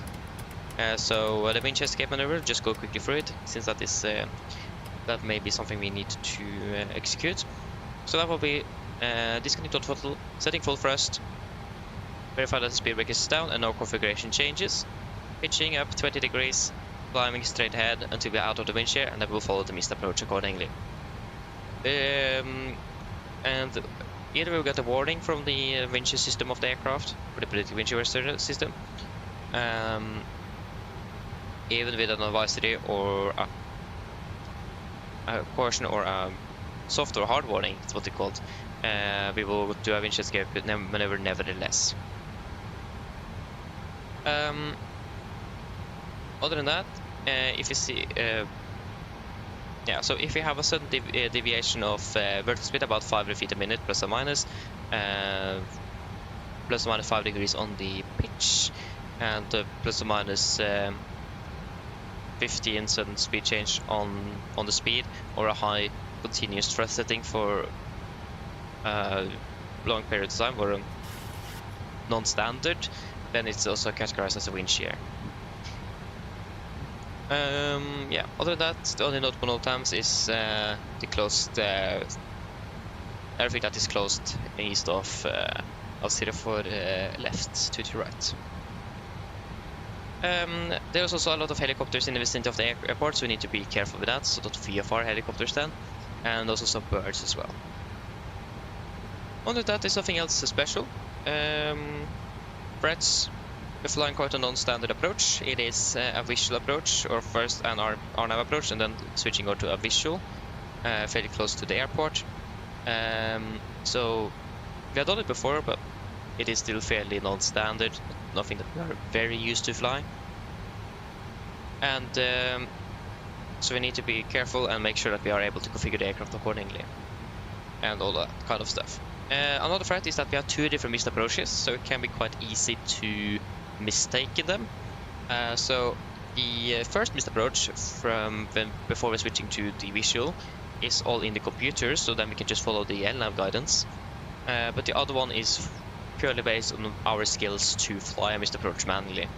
So we need to be very vigilant. Again, we're going to brief both of them right before, so we will brief the first missed approach before we're reaching that, and then after we have passed Mike November 04 Alpha, then we'll brief for the missed approach after we have started the visual.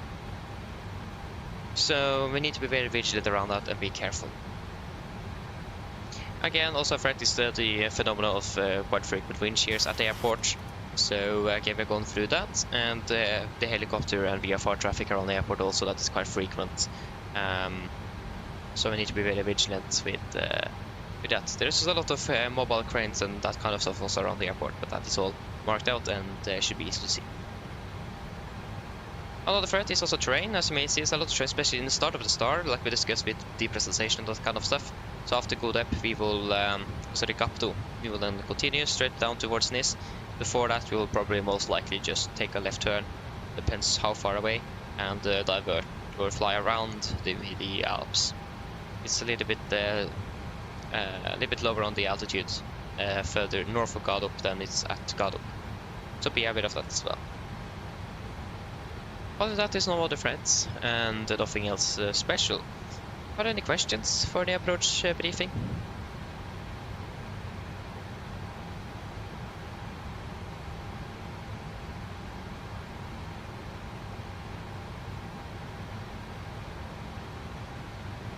No? Then our briefing is complete. Please and checklist. Right, there we go. This is a checklist. Presentation landing altitude 0 feet, recall checked, all the brake off, landing data. VDF 144 minimums 2050 feet. Approach briefing completed. This checklist is complete. And we have passed you. So we need to take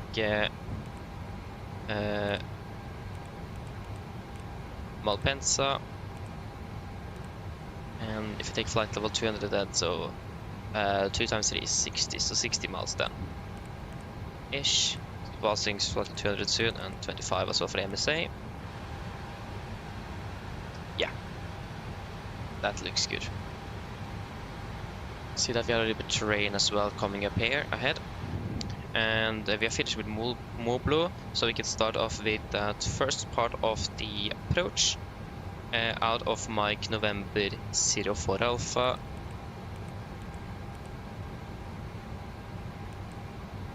It's going to be on 353 degrees.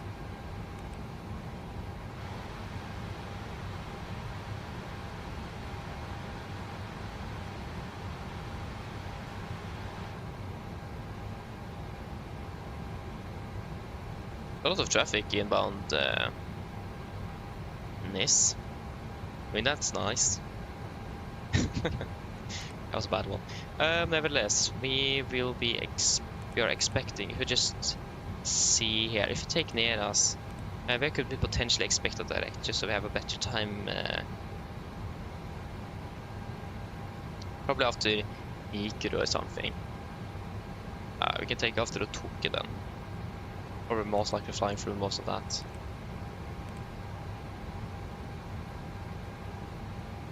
Yeah, 46-ish. And the clock is 19. If it's 20, 30, 40, so about 25 minutes till landing. And the latest weather is looking fairly good with just some light winds from the north. It is also approximately 10 degrees and partially cloudy. Mine damer og herrer, dette er kaptein som snakker. En liten notering her fremme fra cockpit. Som du kanskje har lagt merke til, så har vi begynt nedstigningen vår ned mot Nis, og vi har for øyeblikket ventet til landområdet ca. 25-30 minutter. Værforholdene i Nis for øyeblikket ser rimelig bra ut, men noe svakere vind kommende fra nord. Det er rundt 10 grader og ganske overskyet. Ellers, vi håper at det er veldig fin flytur med Norwegian. Vi tar godt å fly med oss i dag. Vi håper vi ser igjen for neste flytur, og så ønsker vi en fin søndag videre. Ladies and gentlemen, this is Captain speaking. It's a quick update from the flight deck. As we have noticed, we now start our descent down towards Nis, and we could expect it to be landing in approximately 25 to 30 minutes. The weather conditions in Nis at the moment looking fairly good, with just some light winds from the north, approximately 10 degrees centigrade and quite cloudy. Otherwise, we hope to enjoy this flight with Norwegian. We do thank you for choosing us today. We hope to see you again on your next flight, and we do wish you a pleasant Sunday. Thank you. Good.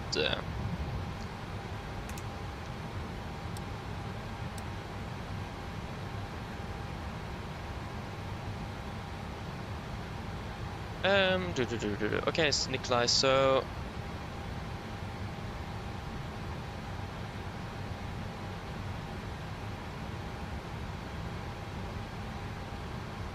oh yeah, I see. Oh yeah, so the screen is basically too small. Okay, then it makes sense. Yeah, that's unfortunate.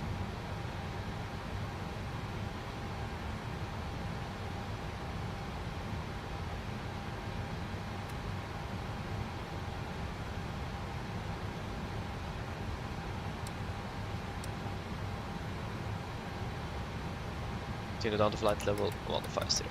Try to make it as high as possible. 150 set. Descend down in, so we are sure that we are within MSA and all of that kind of stuff. Yeah, so past Gadup, so the Gapto. Now, so then we'll just continue towards Nis if anything will happen. Then we can get rid of U04 left, and it will be then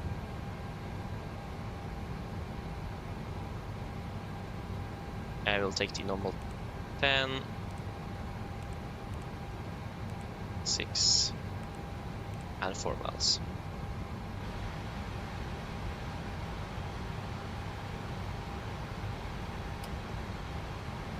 Let me just see what the traffic situation actually looks like, so just to have a better situation of awareness there, because I'm not sure if all of these aircraft are coming in or if just some of them is flying over, because I pretty much headed straight towards Nis, so yeah.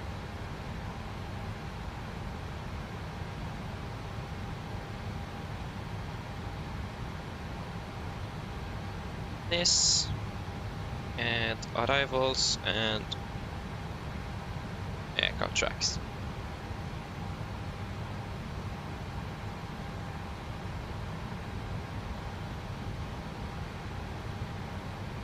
So these aircraft are just overflying, okay. So there's one ahead of us.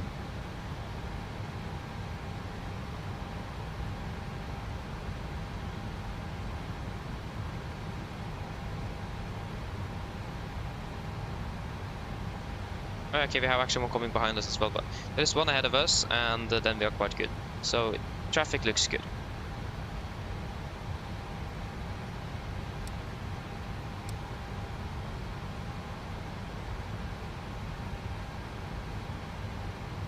Probably between Otoke and Mikru. You could probably expect that to direct towards initial projects. Norwegian Aviation Elevatex operating well. Terrain Elevatex operating well. Finally on the Q400 again, nice. Flying. Oh, Bergen. Værnes, Bergen. Enjoy it.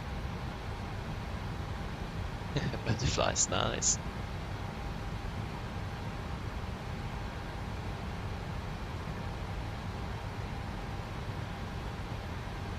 Is it across the pond in April? Oh no, which date? It's probably one of the dates I'm occupied, nevertheless. So typical. That's cool though, so you can fly to Oslo and across the pond, that's fun.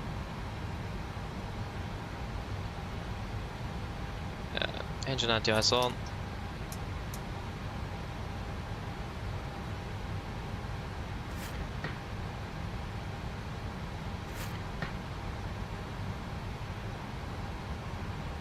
Yeah, what date is the cross the pond? I always forget that that one exists. It always surprised me because then suddenly we're flying one day and just a lot of ATC, yeah, and suddenly it's a lot of aircraft and just, oh no. And I just, it can't ask me to just disconnect. Just no.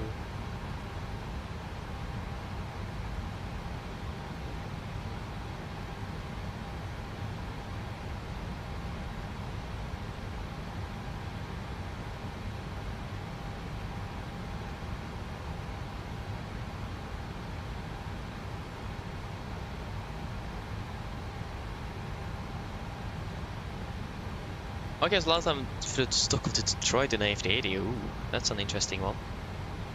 Okay, so it's on the 26th of April. Okay, that is I think that is one of the weekend that we are not flying actually.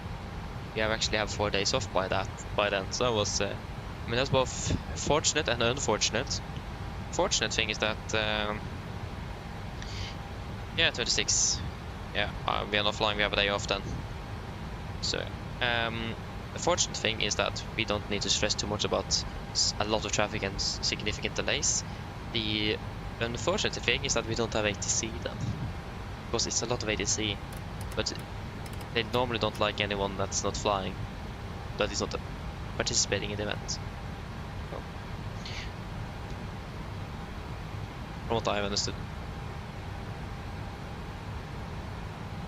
Only strategy here, 1 to the kilo for Alpha 1 is going to be across and then 04 left and taxiing at the holding point, Whiskey 2 runway 04 right, new traffic.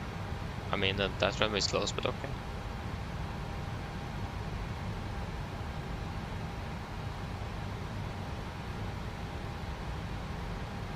Traffic Osprey 0512 is set 5,000 feet on the Arnhem 04 left Alpha approach.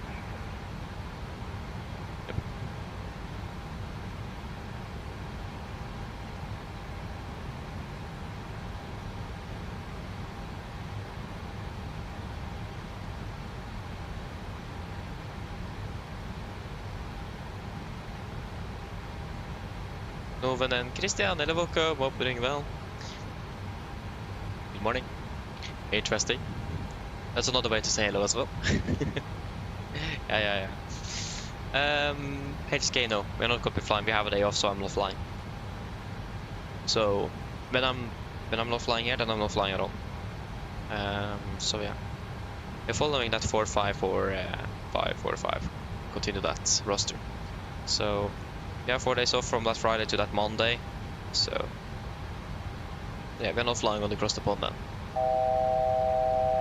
1000, continue descending down to flight level 100. That was not correct. 100 sets.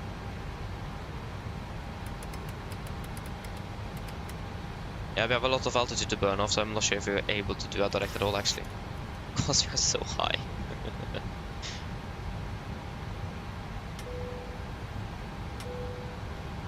So And Kevin. you probably the 81 to the kilo running up on the 04 right side left. Traffic.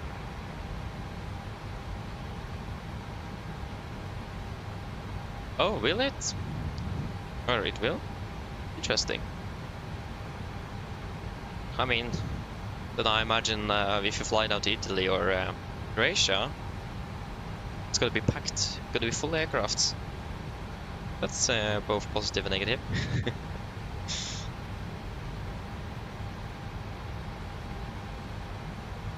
Okay, so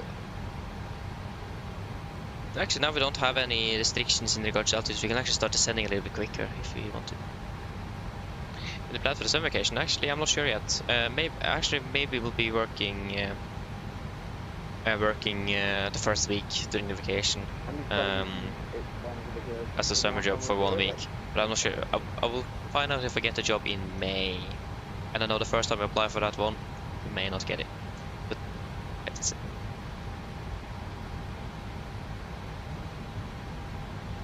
Those who is hiring, they know me quite well, so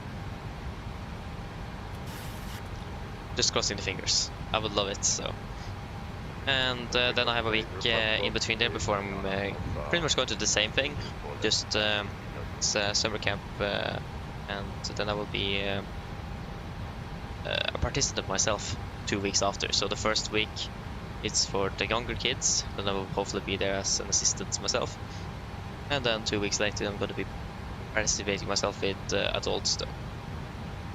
It's quite a lot of fun, something I attend every year. It's a nice place to meet a lot of people.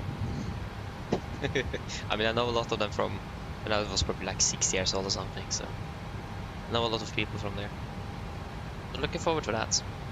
And yeah, it's been a dream since I first attended my first camp there to become a leader, if you can call it that. It's actually not a leader, it's what is it in English? Ledsager. It's assistant. I mean, assistant sounds fairly right, but I don't know. So, wait to see. That's what my plans will probably be taking 2 or 3 weeks off at some point as well. Wait to see. Okay, level check select. Maintain to 50 knots. And we will descend down to, what is it, near us, 4,000 feet. That was the wrong way.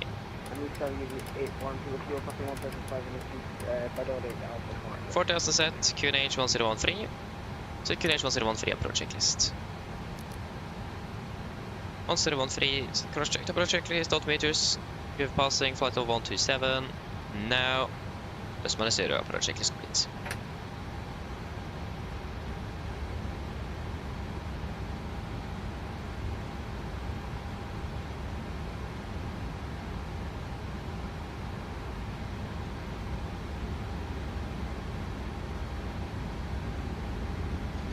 To expedite our descent a little bit.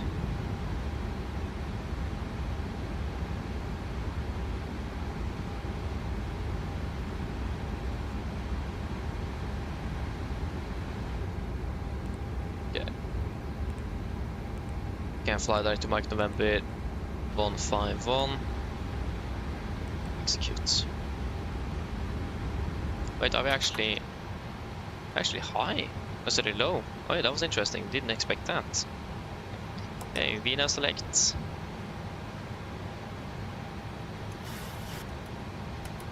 Oh, interesting. I actually did not expect that. I thought we were going to be significantly high on profile since that was a shortcut. Not really. Actually low by about 2,000 feet, 2,500 feet. Very strange.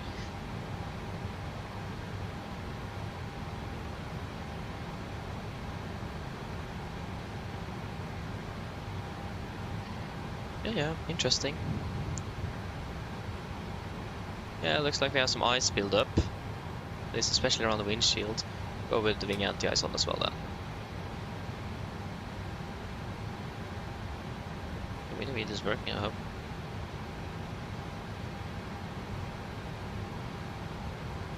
Ice is certainly so icy. It's the south of France. Don't have any bit of ice on the wing. I hope not. It's hard to tell. Maybe we need to de-ice as well before departure now.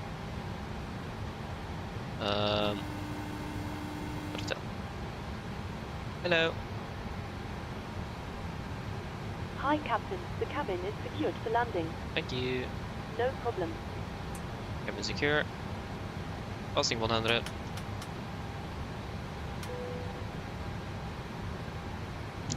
No sunglasses needed now at least. Yes, good. I mean, we got ice on the windshield almost before the wiper.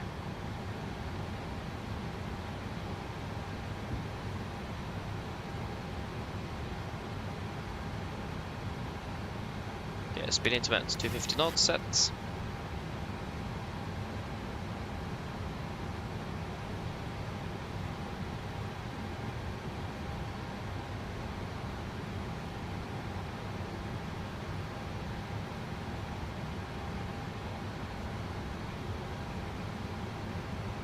Yeah, we can go back to the weather radar for now. It's actually very icy in the window. Oh my days. Yeah, it's definitely moderate icing down here, that's for sure. Forgot to mention that we are expecting moderate icing. Yeah, that makes sense. This is the first time I actually encountered it when we were expecting it. Whoa, this is more severe though, to be honest, because it's icing. That ice is building up fast. Okay, let us see here. It is more, it looks like it's more precipitation behind us where we just flew past. Yeah, so it looks like it's going to be less if we just continue forward. I think we'll do that. This wasn't really optimum.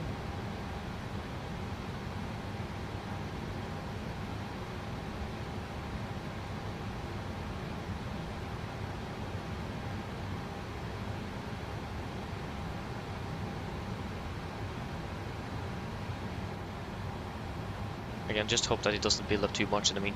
I mean, it's so icy now on the window, I can't barely see the wing.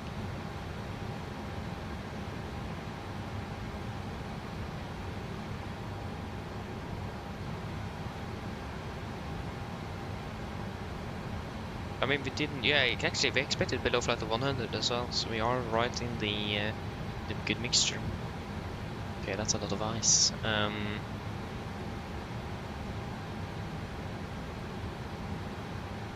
Oh my days.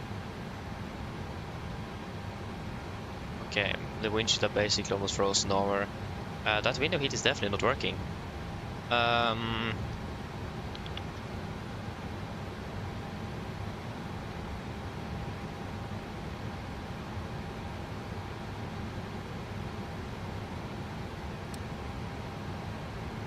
How long are we going to be staying down here?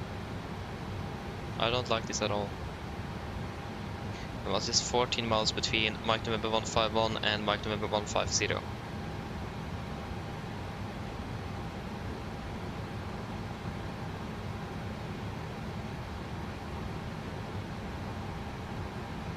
Okay, descend down to 3,000 feet. 3,000 set. Yeah, it's still building up. But it doesn't look like there's any clear paths to get out of this icing. We have still icing here around the airport, especially as a right turn is definitely not an option. If we could take a left turn to avoid some of it, that would be nice. It doesn't look like it is. I mean, we can't really trust this weather radar either. That's the problem. Okay, passing Mike November 151. We are not really in any green areas neither, so what was the cloud ceiling height again? ATS meter is at 5,000 feet, So as long as we just can get below 5,000, I hope we should be fairly good.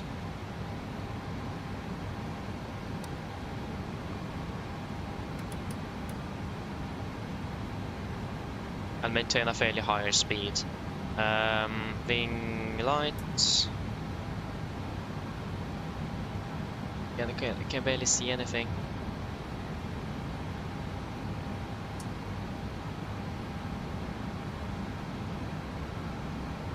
Doesn't step up the build neither.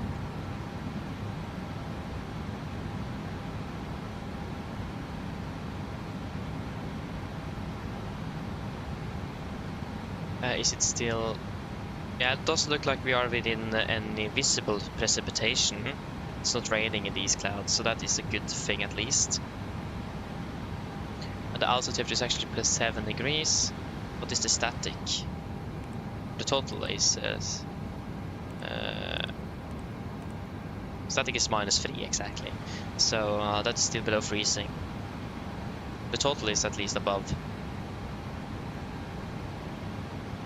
If you get a warning that we will need to turn it off since we are above 10 degrees, we'll disregard that since you have so much ice on the aircraft. Don't really want to decelerate neither. It's starting to rain again. Like, this wind sheet is pretty much gone.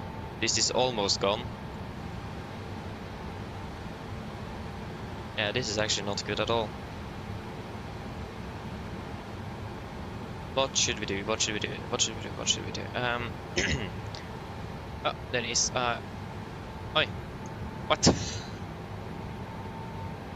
What? It just got. What? Okay, interesting. It just disappeared. Yeah, that's very interesting. 3-2-2-0 set. Okay, then we don't need to worry about ice anymore then. And anything on the wing? No. Yeah, that was very strange actually. I think we'll leave that, get rid of wing anti-ice, but we'll leave engine anti-ice on. Flaps 1, speed checked.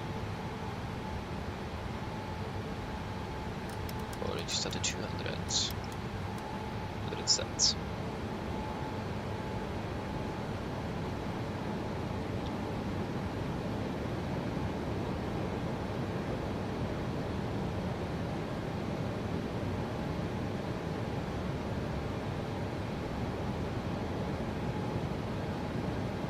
Flaps 1 set.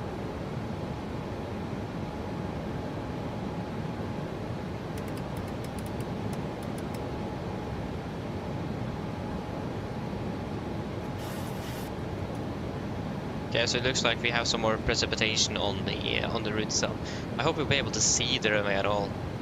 Should be. Flaps 5, speed checked. And 180 knots. Maximum 190, 180 set.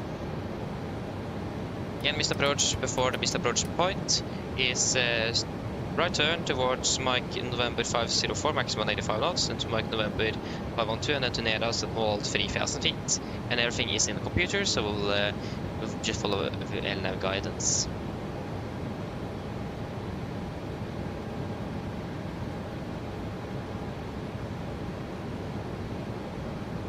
$1,000. Continue down. 175 set. Continue descending down to 2,100 feet. Set.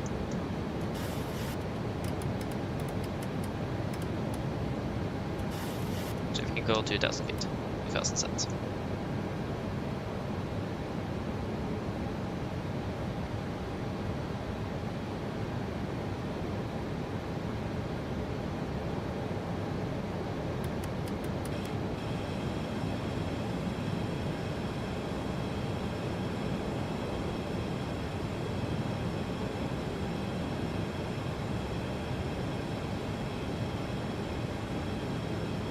Get down, flaps 15, speed checked. 60.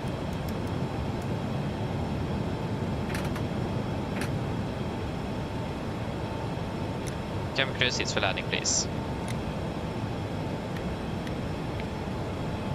Landing checklist to flaps. Cam call given, enter start switches, continuous speed brakes. Arm letting down, holding at flaps. 1000. Flaps 30, speed checked. Speed.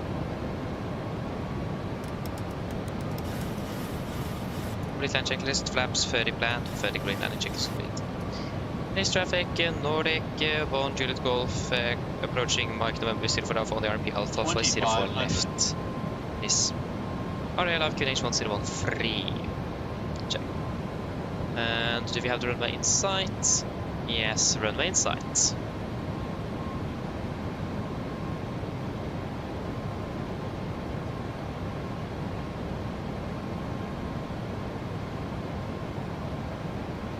I got terrain radar.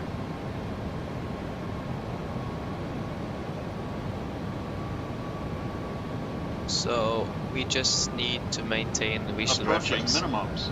Yes, contact. I need to zoom in a bit though to have visual. Is he getting on throttle and autopilot? And recycle.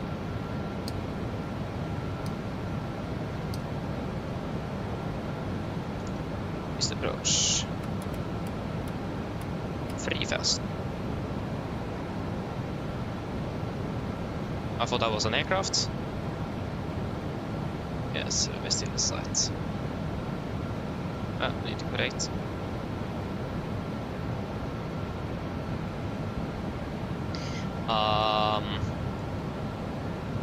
Again, missed approach for this one is just quickly go through that. Straight ahead. Passing 2.5 DM November India, right turn 10, 3000, maximum 220 knots. Oh, correct.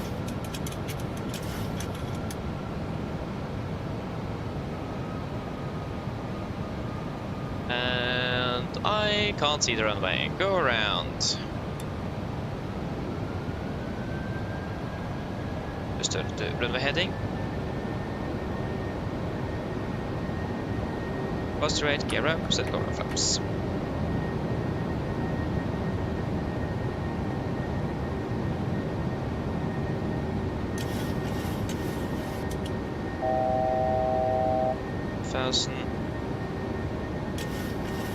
East traffic, Nordic, 1 Juliet Golf going around. 0, okay.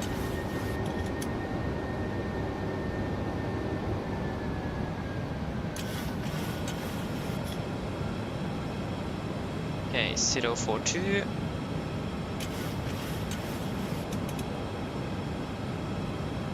Flaps 5, speed checked.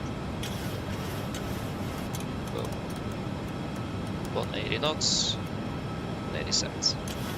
Okay, 042. 042 set. Go heading select. And we'll set the ILS for 04 left, it's active.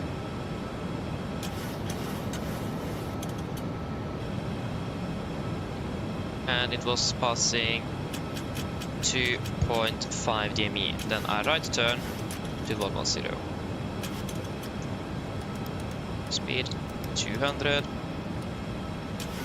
200 set. Flaps 1, speed checked.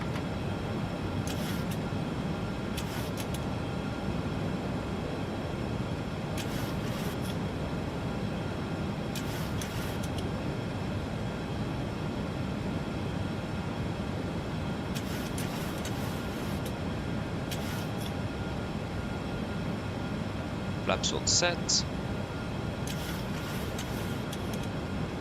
2.5, right turn 110.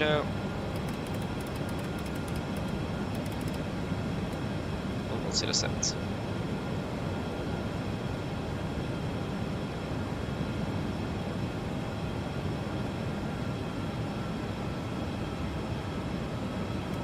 Speed 220.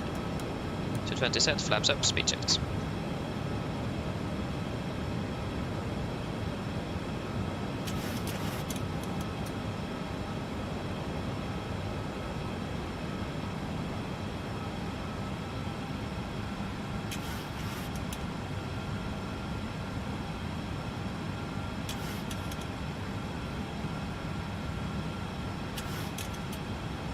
Autothrottle engage, autopilot engage.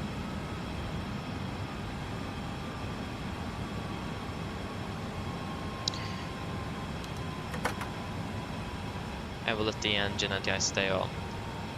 Auto takeoff checklist. Engine bleeds on. Max auto, landing gear, up and off, flaps. Up and light, altimeters. 1013, 2980 feet. Plus 50. So takeoff checklist complete. Okay, so then we need to change tactics here. We need to change our approach. That was not possible at all. So it's going to be the ILS 404 left. Which is going to be the Yankee.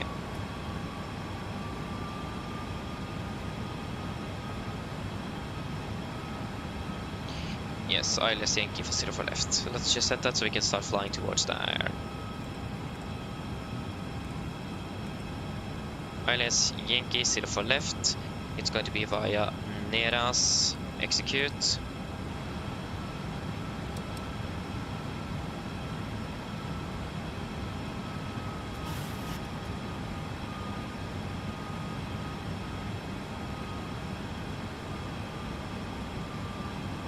Don't need you.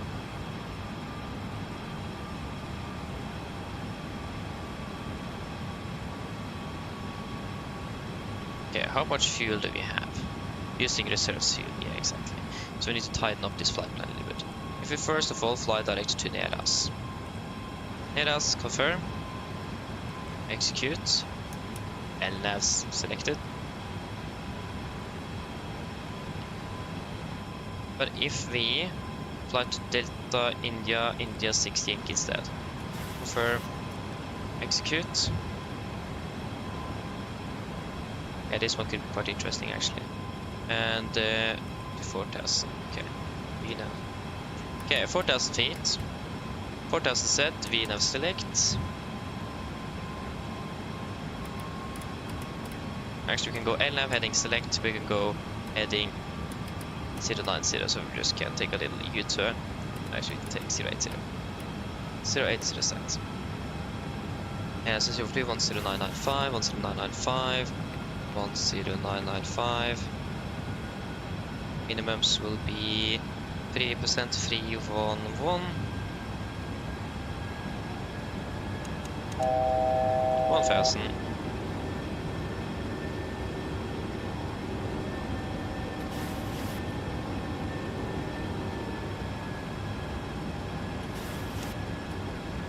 Three, 1, 1.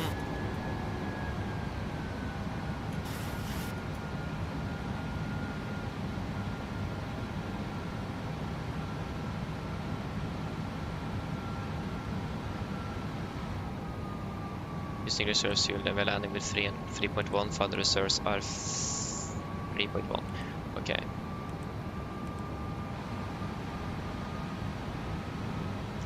Okay, let us try again. Execute. LNAV. Hopefully that won't be too much of a mess. What about disregard? Where is that Delta Unif? Yeah, okay, we can actually fly direct to there and just disregard that arc. And execute.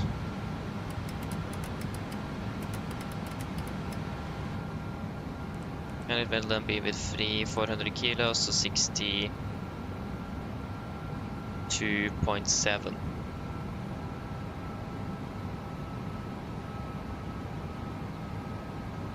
And current weather, it's much worse than expected. Yeah, it's rain, broken 4003. So winds are 0109, 914, 109, 1014 on the QNH, runway 04 left, and it's R05, it's raining 3.1% on the mist 30, and execute correction calculate. Here's TAT of 10. Okay, you can go engine anti-ice off then.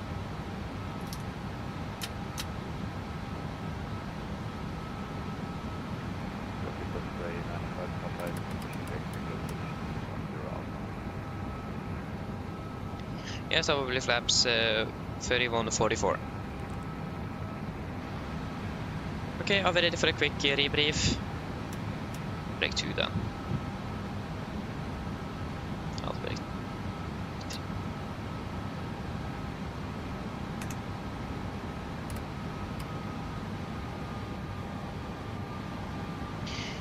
Yes, then we'll quickly do a rebriefing for a new changed arrival. So it's going to be fairly quick, nothing special. So, because of the conditions that have deteriorated quite a bit, we need to do the ILS Yankee for 04 left instead. This will be on chart 11-2, effective 22nd of January 26. So, we're currently flying inbound Delta 217 uniform, should be maximum 200 knots, then we'll take a right turn towards 17 DME November India, maximum 200 knots. And continue into 12.5 DME in November India. That's the ILS DME by the way for 04 left. And then we are pretty much on the final. We're heading 042, ILS DME is 10995 Indian, November India. So 042 is set triple and 10995 November India. Set triple and we will set Azure VR 10965 set by both. 10965 and 10965 set on standby. Wonderful. As always, it's going to be 3 degrees on the glide. Minimums is with 3% on the climb gradient, 311 feet. Transition level 60, missed, climb 042 degrees to 1.2 DME November India, then a right turn, maximum to 200 knots. Climbing, then join Azure VR Radial 116 towards Neras, climb to 3000 at Neras, turn left 086 to join holding. Climb to 1200 feet prior to level acceleration and refer to minimums for missed approach climb gradient. Yes, we have all of that in here, so good. So again, like I said, it is going to be pretty much straight ahead. Then at 1.2 DME, a right turn. It's going to be maximum 200 feet, and then climbing up to 3,000 feet, following the radial 116 from Azure VR towards Neras and halt. And we will not do a level acceleration before after passing 1200 feet. Everything is on the computer as well, so it should be fairly easy to follow. Gonna be landing with the flaps 30, 144, correction 145 on the VD, having correction 5, final 150, auto brake 3 and second intent reverse thrust. For the arrival, for the park, it's gonna be all the same here on the ground, except that the RCR have changed now from 666 dry to 4 wet. Other than that, everything else is going to be pretty much the same. There is no threats, or no other threats. Actually, there's another threat, and that is the fuel. We are currently getting quite close to our final reserve fuel. So we need to be, or the plus alternate though, so we need to be a little bit careful with the fuel on board the aircraft. So we need to have that in mind for this one. So fuel, we need to monitor it closely. Other than that though, there's nothing else for the approach that is new, so everything in the rest is going to be the same. Are there any questions?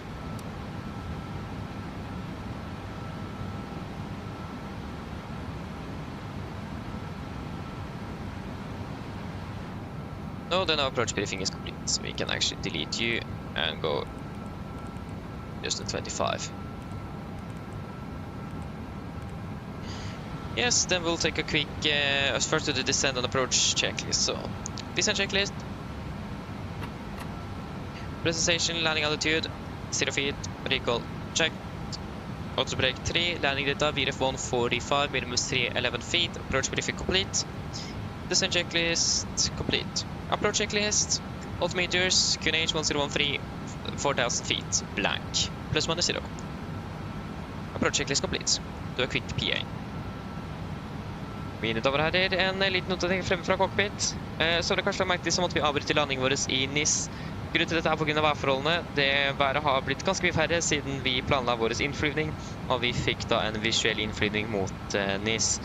Grunnet været som da forandret seg, så kunne vi ikke se rullebanen, og der måtte vi avbryte landingen, og vi på vei til å prøve på nytt. Vi beklager meg for denne forsinkelsen etter vi medbringer, og vi forventer å være på bakken om rundt cirka mellom 5 og 10 minutter. Ladies and gentlemen, this is a quick video from the flight deck. As you may notice, we have aborted our landing in towards Nis.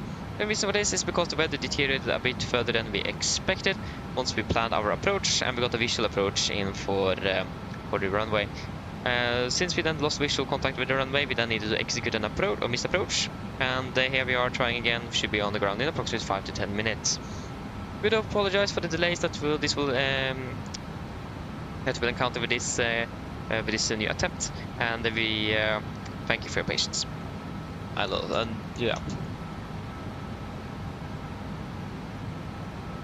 Yeah, we are delayed. That's otherwise no questions. Good.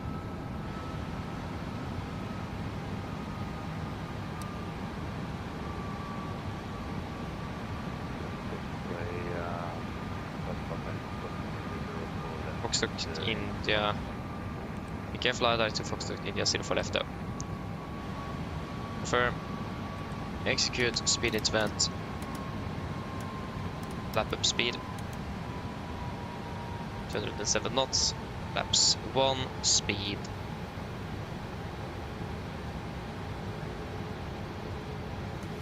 Reject. Flaps all.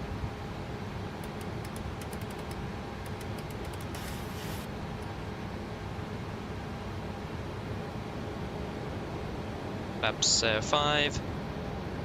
Speed checked.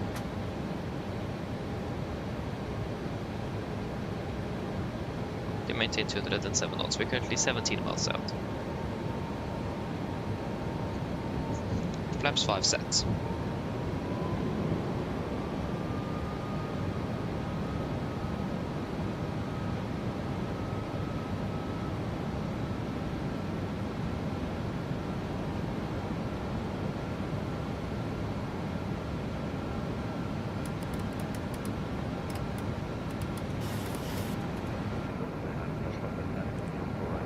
Roger, disregard that.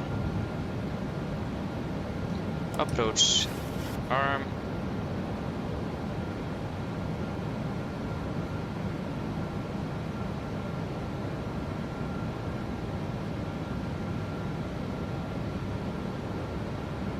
Okay, we actually made a missed approach between both runways.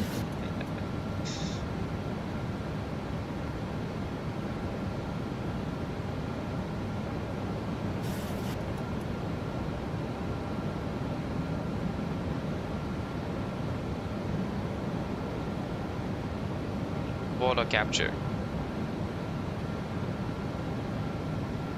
Did I choose the wrong runway or what? Speed 200. What's it? No, it's just that it is a little bit out.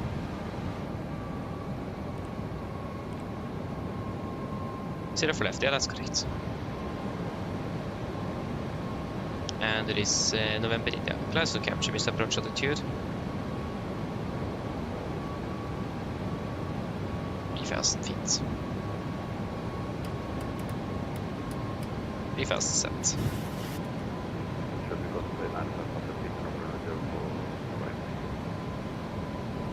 This traffic, Nordic 1 Juliet Golf, established on the ILS for 04 left, about 11 miles out, Nice.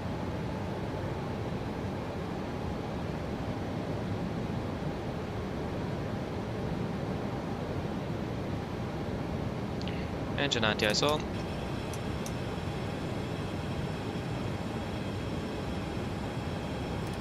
Speed 180. 80 set.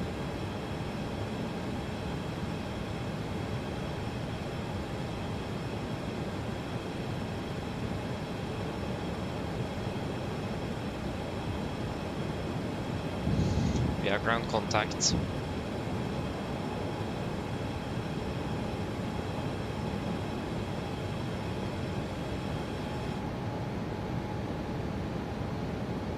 Traffic Osprey 95 Papa is airborne, runway 04 right.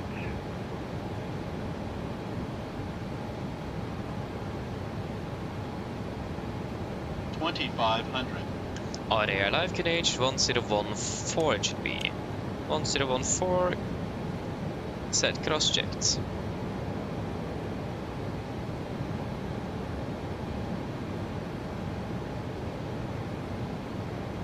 Some speed brakes.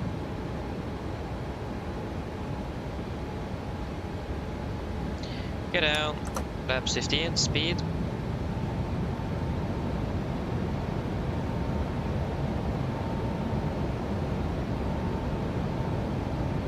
Speed check, flaps 15. Landing checklist to flaps, speed 160.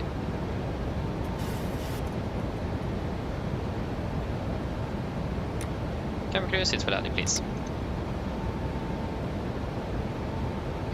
Engine flaps, camera go given, and design switches, continuous. Speed brakes armed, landing gear down, holding at flaps. Flaps 30, speed checked.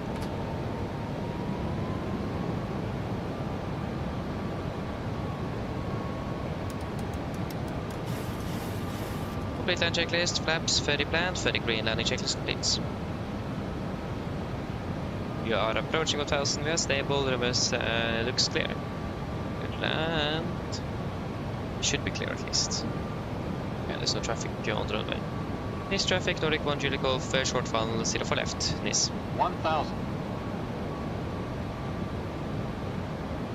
We don't have the runway in sight.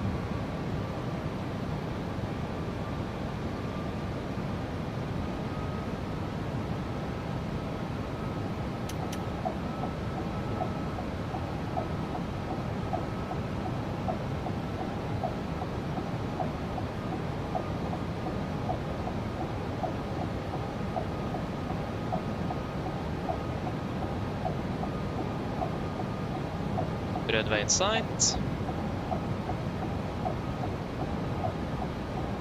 500. Disengaging out throttle on autopilot. 400. Approaching minimums. Contact. 300. Minimums. 200.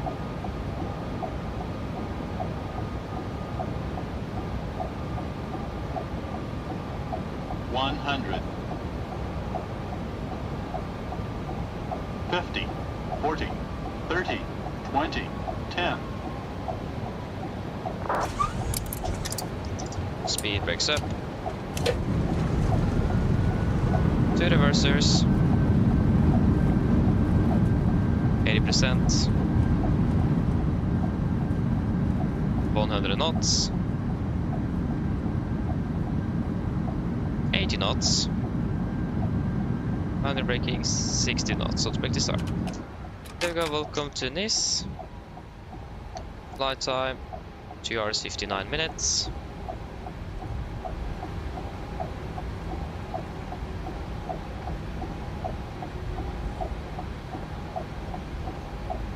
Finally on the ground after a little weather delay.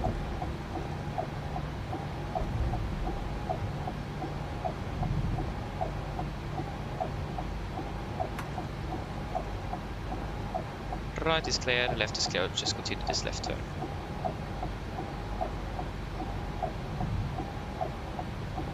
NIS traffic, Nordic, 1 Juliet Golf, runway 0 for left vacated. NIS.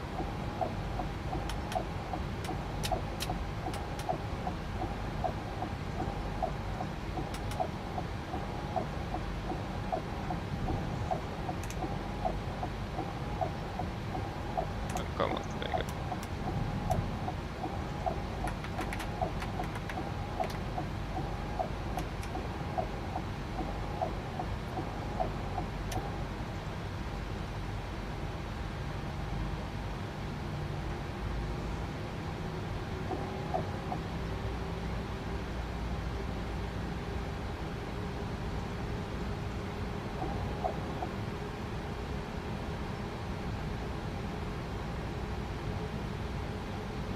Stand 8 Alpha is where we are going. Ah, looks like that one is occupied.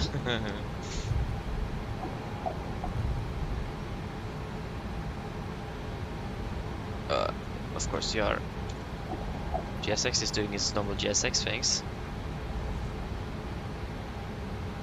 Yeah, so it is clear.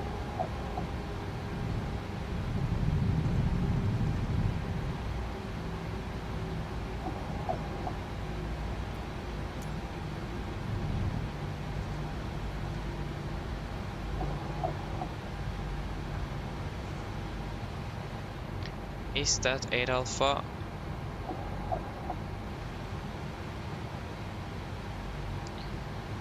Just hold there for a second. Let me just pull up the charts. Parking stance. Gate alpha.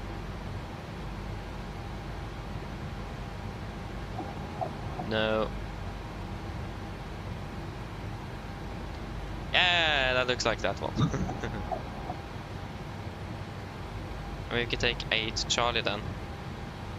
I actually could just take straight in 10 alpha. That also works. Since it is occupied. Change facility.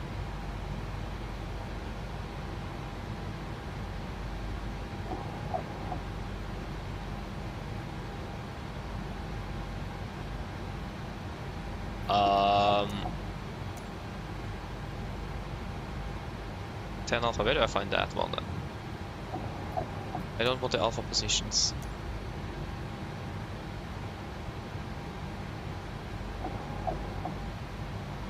Yeah, it's probably just here. No. What? Oh. I'm on my days. Why was this going to be so hard to just find a parking stand? Because that a debut though.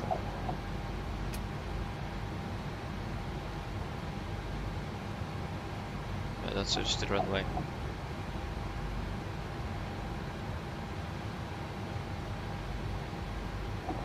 Yeah, it's actually... Yeah, we can just take H Charlie then. So may be able to find that. Charlie 8. No. There you go.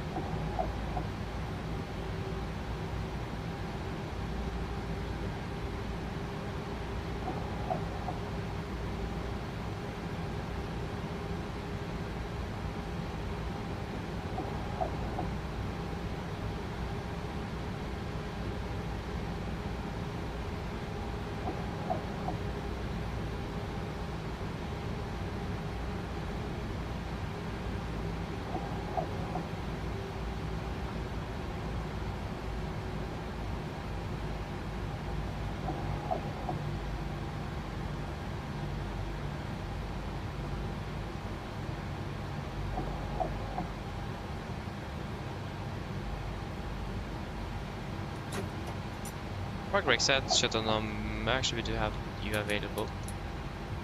Shut up off entrance.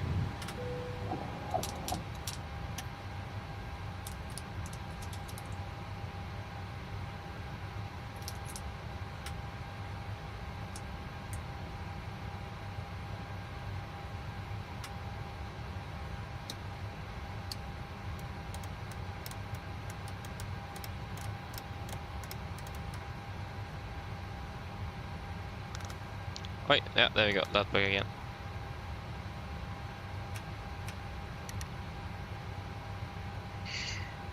Good.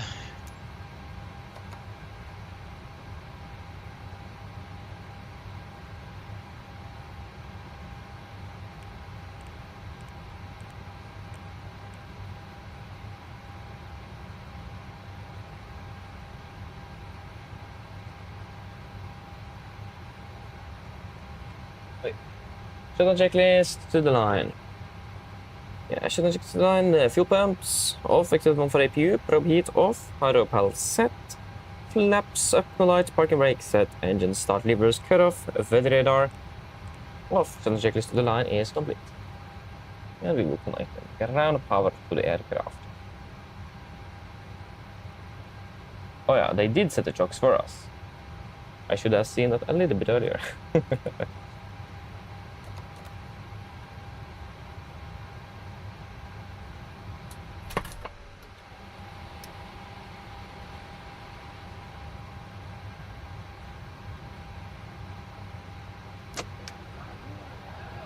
Good. Is there anything you guys want to add in the tech log?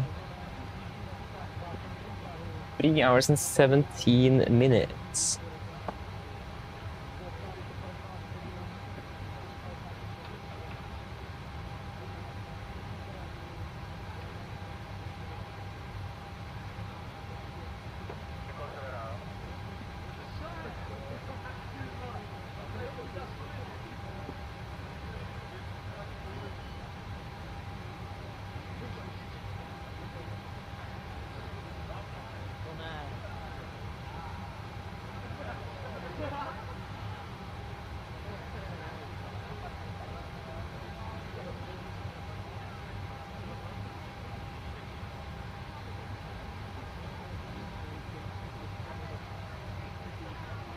Seven oh seven, 0707, and then touchdown, going around, yeah. Touchdown, 10:05. And then parked at the gate. 10:12.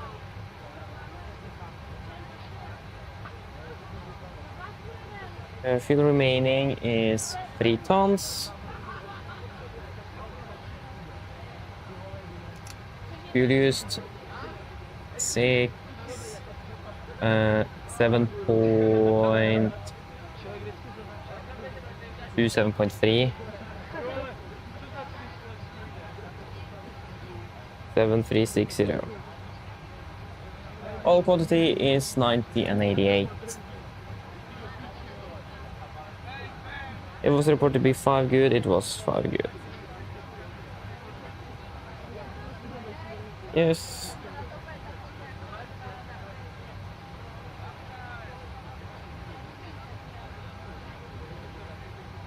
Yeah, there is nothing you guys want to add in the tech log.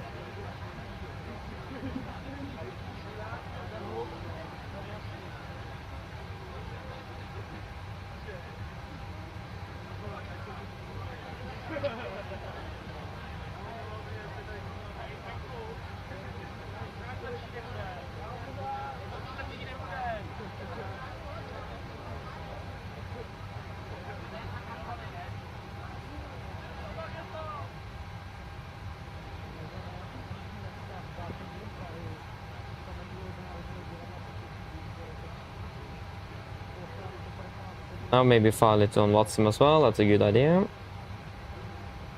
That will work. Here we go. Just select the flight plan. Nice Oslo. And next. We are Nordic 5 Victor Delta. Yeah.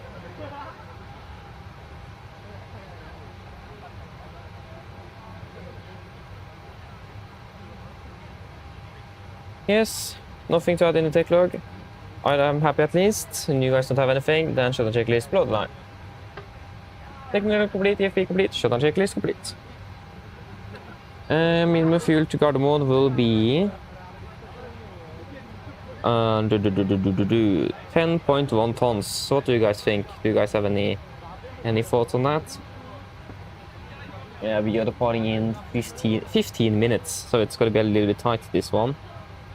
They were just good in Gardermoen though, so. Any thoughts on the fuel?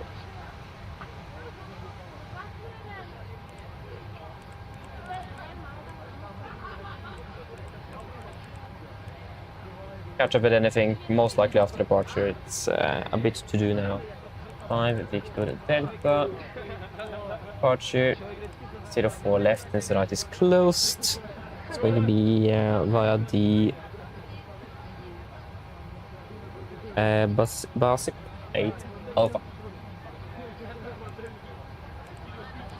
After Basip, it's direct to Anaki.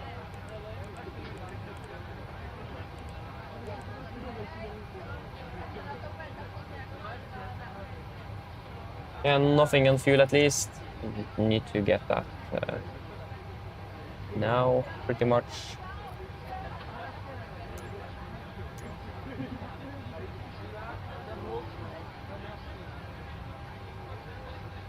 So if you guys are happy, I'm happy with 10,100. Should be good enough. Anaki, direct to Sierra Romeo November.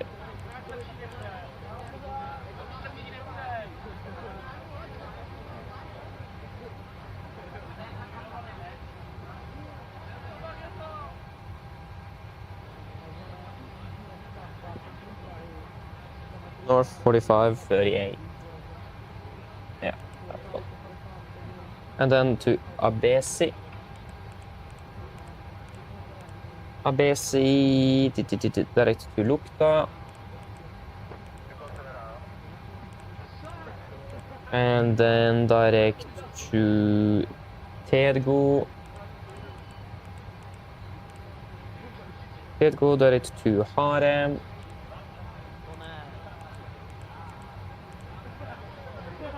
And direct to Louvre. Direct to Bergso. And direct to Bagos.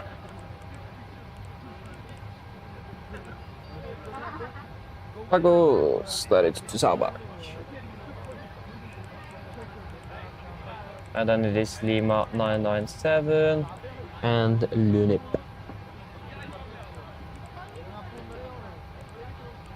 Arrival. It's going to be the ILS one on the right.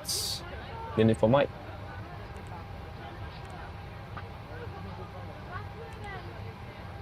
Lunip is Italy. Line, final reserves. 1.1, 2, 3.1 this time as well. Still fuel mass 57 point, actually 58, and cruising at flight level 36. Cruising wind 35112, and minus 50.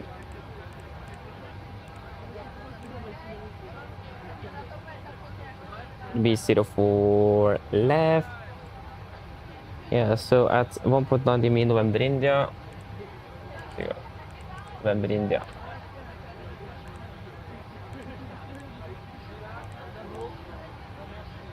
.9 DME right turn to 148.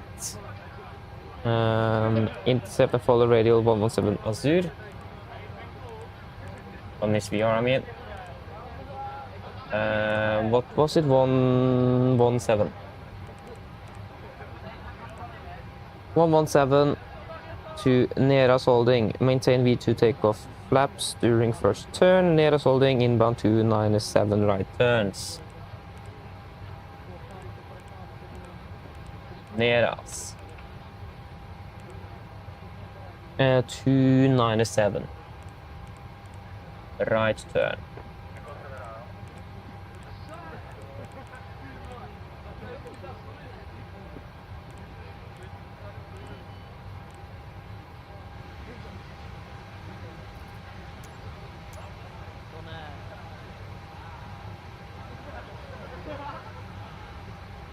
Requested refueling though.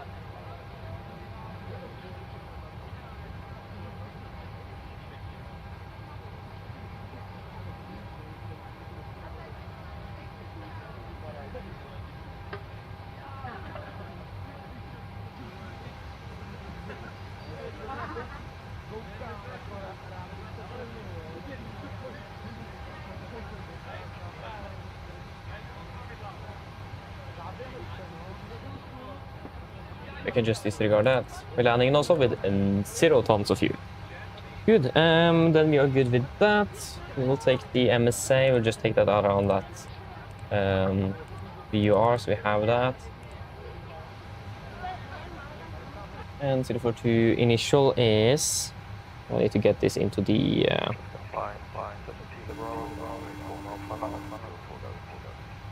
Hello. Hi, Captain. All passengers have left the aircraft. British landing, by the way. We barely felt anything. Thank you. Just give me a buzz if you need anything. Okay.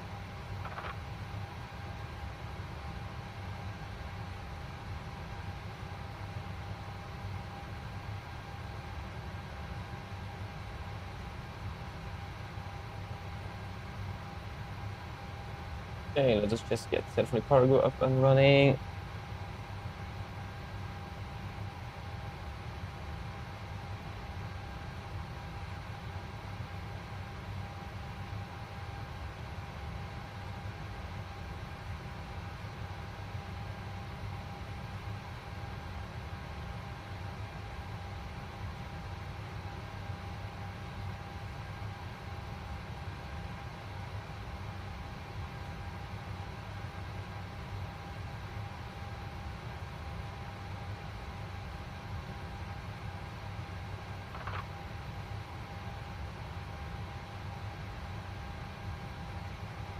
Find out those bags.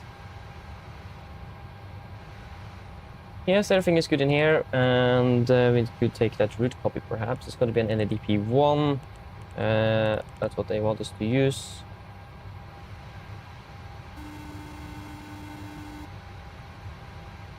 Hello. Hi, Captain. Okay, I've spoken to security, and I'm told they'll be ready to send the passengers down to us in a few minutes. Thank you. No problem.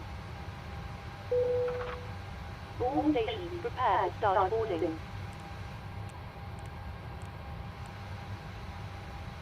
Yes, and I think there is nothing else to do here. Initial is flight level 100.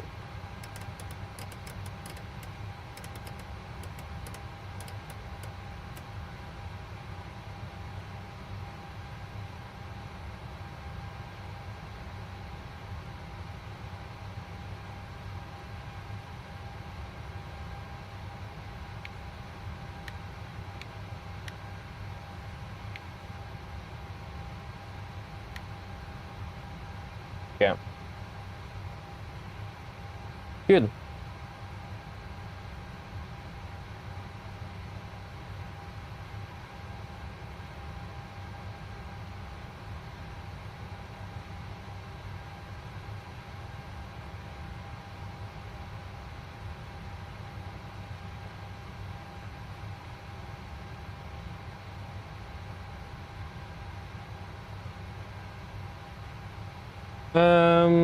Yeah, I think we're pretty much ready to set up for the departure. There we go, finally the fuel truck is here.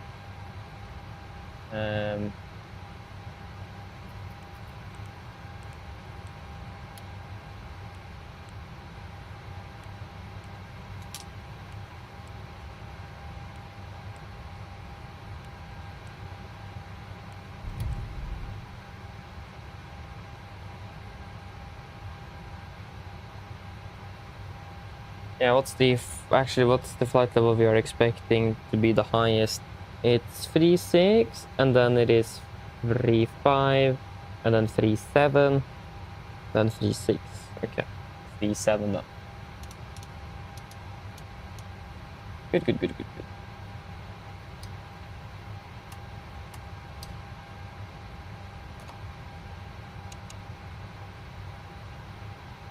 Should be 3,000 and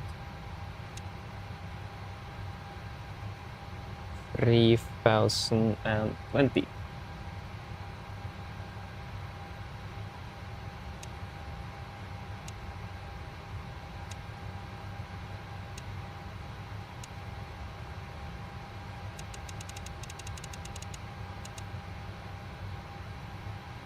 Good, and the rest is good.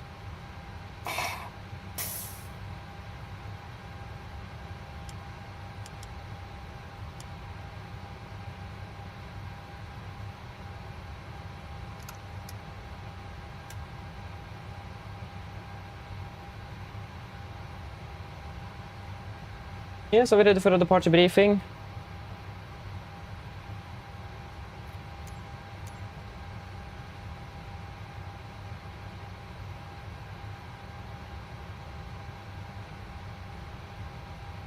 What baggage and loading in process? Don't see that, but yeah, it looks like there will be some slight delays then, since because of boarding.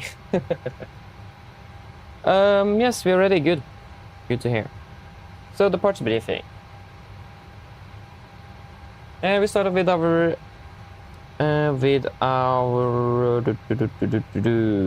taxi out. So airport charts. 9, effective 19th of March 26. The parking stand 10, question 8 Charlie. It's going to be straight push or perhaps facing south.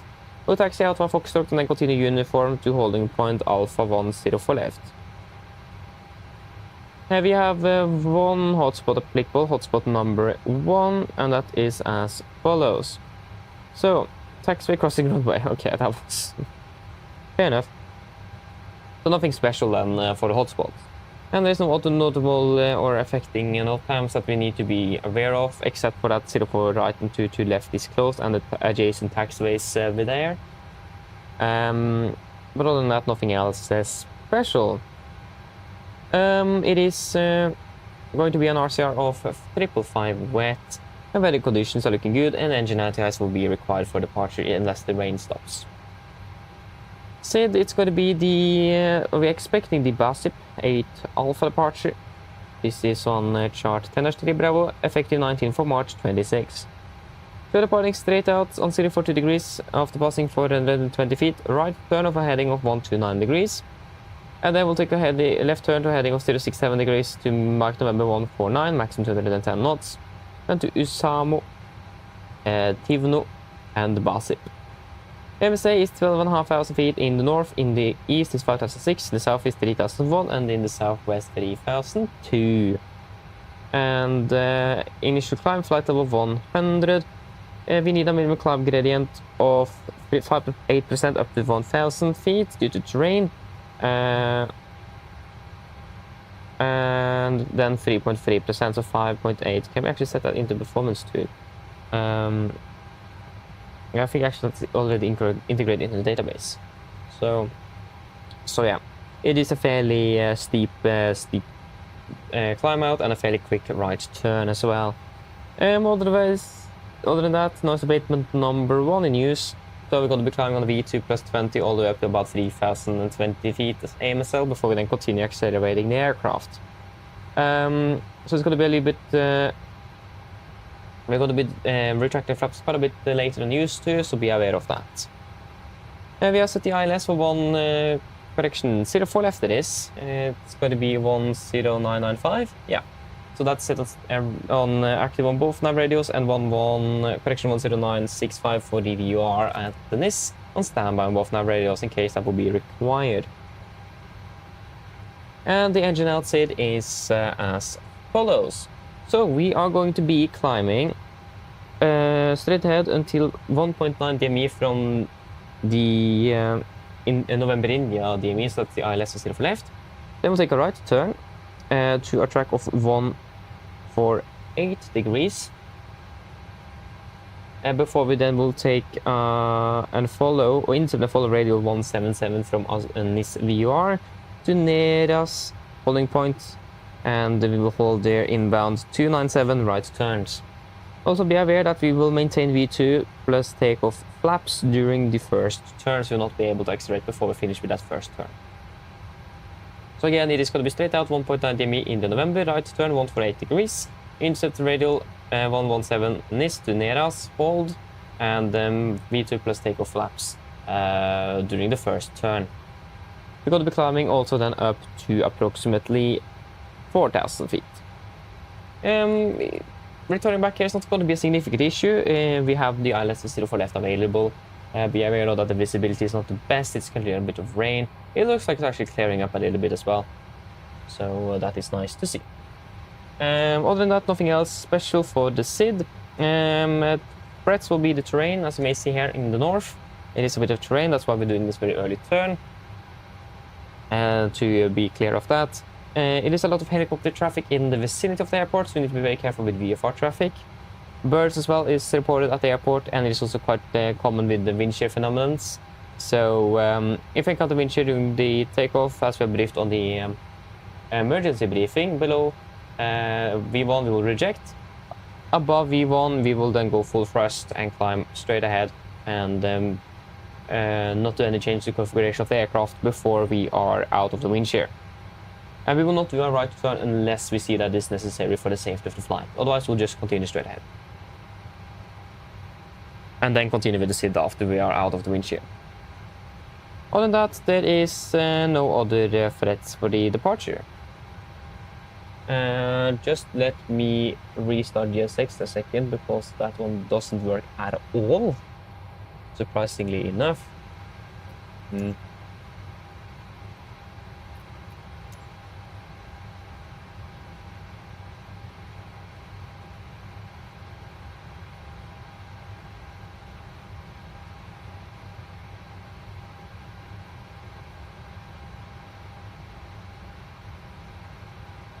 Should have started boarding. Yeah, we should actually depart now. We should have started boarding like 10 minutes ago, but it haven't started yet.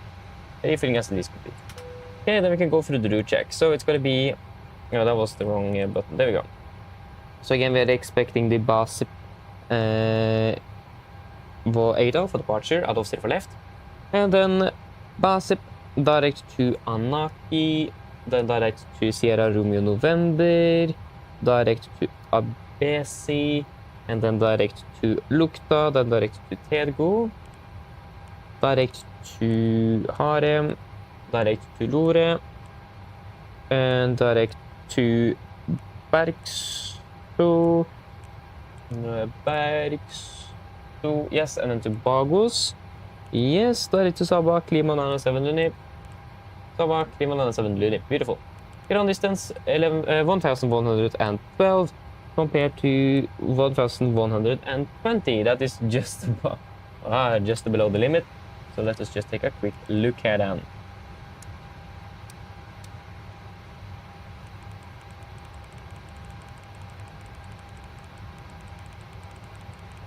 Yes, it is looking good, so we can accept that deviation.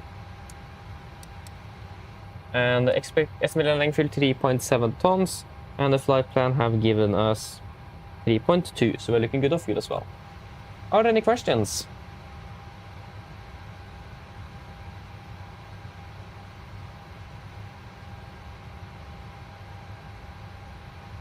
Hopefully not, then our departure briefing is complete.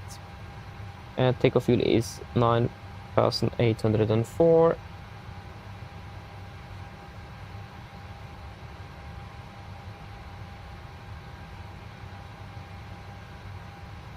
And yeah, so 250 then.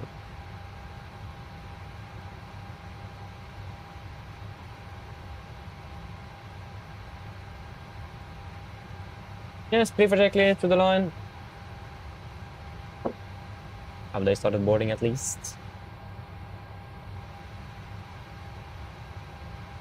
Privilege to the line. PNC covers removed. Oxygen test 1%. Nitro acid and display switches. Normal auto. Window heat on. Press station mode selector. Auto. Flight instruments. Tracking 312 degrees. Coordination 1014. Reading 25 feet. That is 25 plus 10. Park brake set. And to start delivery cut off. Tax takeoff briefing. Completed. Video checklist to the line is complete. Hello. Hi, Captain. We've started boarding now, and the passengers are being seated. Thank you. Okay, let's just wait a moment. I'll be back shortly.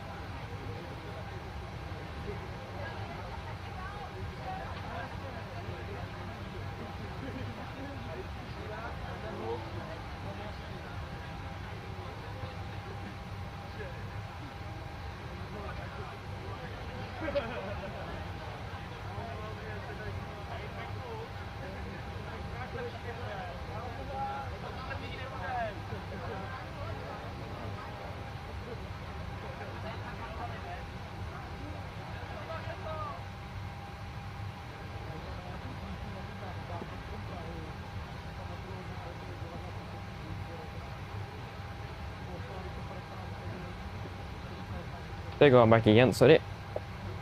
Just need to visit the toilet for a quick break. Yes. What in the world am I going over now? That is you.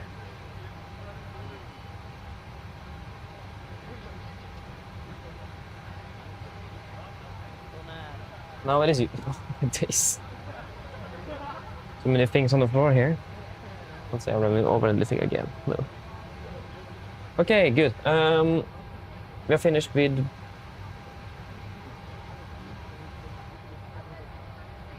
Looks like we're quite finished with loading. Let us just do a quick PA and then we're good to go. Let us request the latest weather for both airports as well. Yes, good.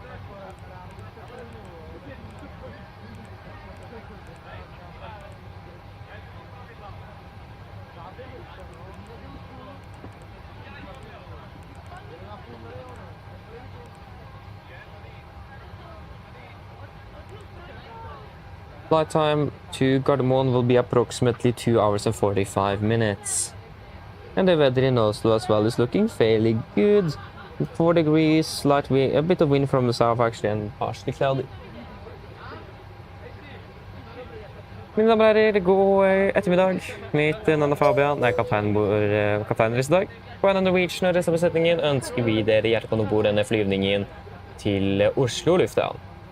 Flyttet til Oslo i dag er forventet til å bli rundt ca. 2 timer og 45 minutter.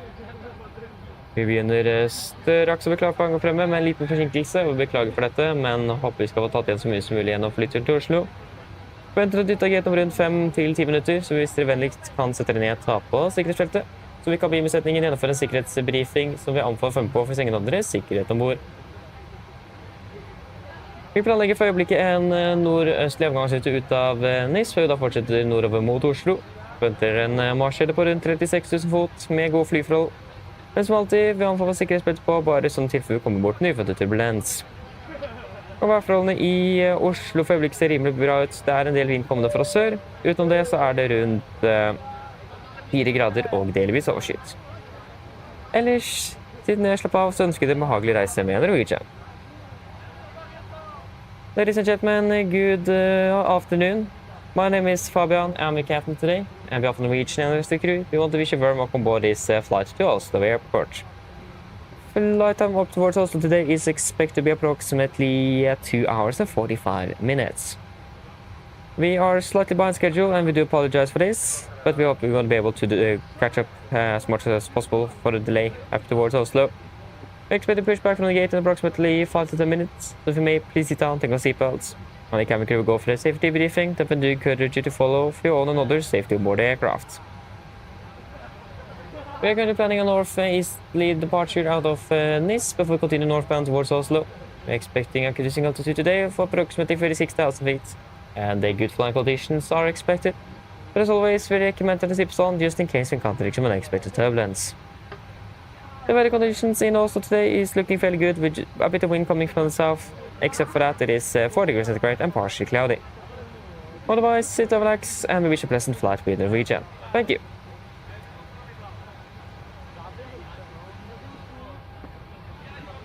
Fantastic.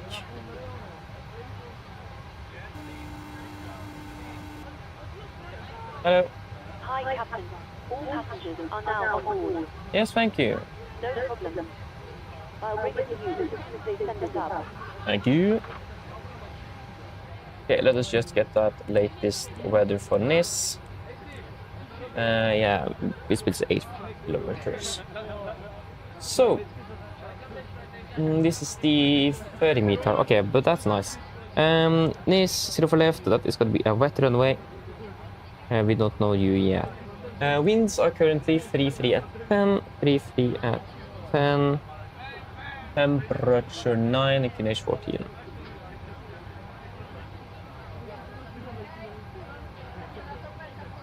And it's going to be flaps open to 35. We may need improved climb. That will this one decide by itself. And engine anti-ice is nice to have on as well. Beautiful, there you go. Everything is loaded on board. 58. Yeah, so Silphy mass 57.983. We got 58. That's good. Takeoff weight 67.787. What a number. 68.1, so we are good on the takeoff weight as well. We confirmed 100 and what was it? 163 passengers plus 6 crew, so we're going to be 169 souls on board the aircraft. Wonderful, we can execute that. It's going to be -4%, so it's going to be 20 blank, and we can put this into the performance suit. So it's going to be takeoff weight of 68,600 kilos, and we can calculate and fire up the APU.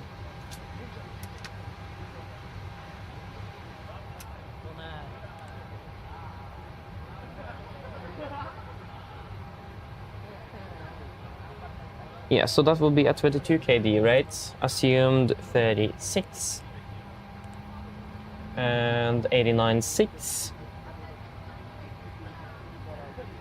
88.6. The packs off. Right. Yeah, they are off. There we go. Didn't really need to go off. There you go, 88.8. That's much better, so we can accept that deviation. Flaps will be 5. Trim 5.5, 36, 43, 47, 36, 44, 48.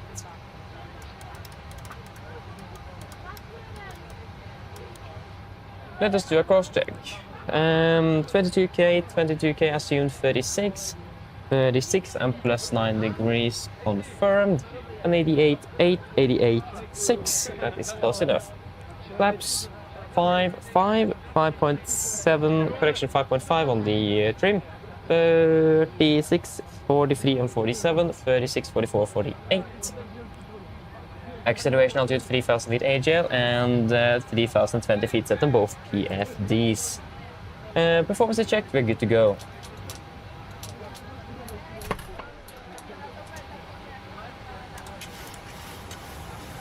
And it's 5.5. I forgot to actually reset it. Okay, we've done it the wrong way. River checklist below the line.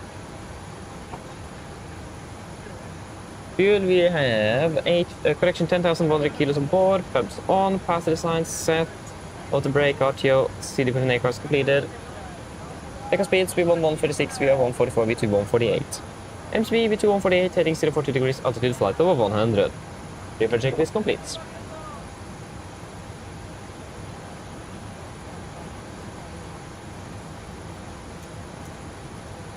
Before we start, I almost forgot.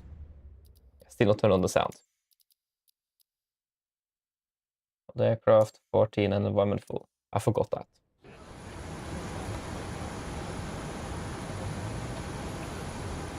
Prepare for push. Stop.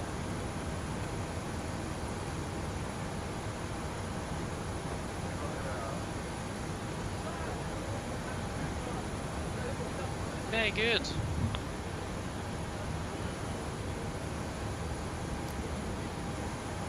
We are pretty much ready to go.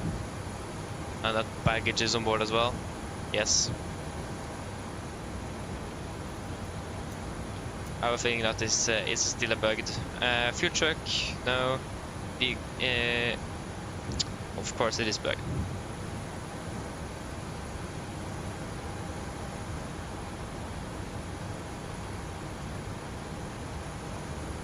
Why is the aft first and the forward aft? That doesn't make sense. should switch up those two. That would make more sense at least.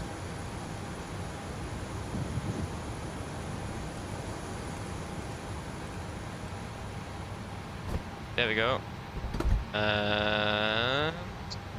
Wait.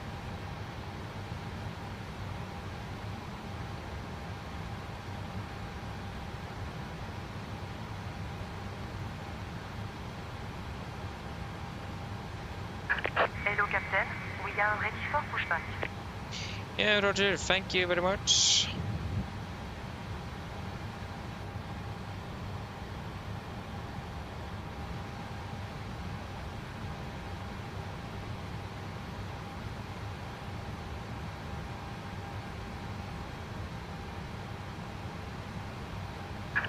Departure checks completed.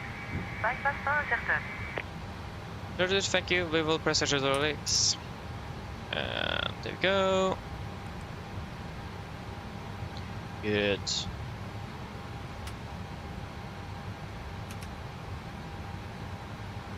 Before start checklist. Before start checklist, flight the door. Locking gear. Closed and locked. Those windows.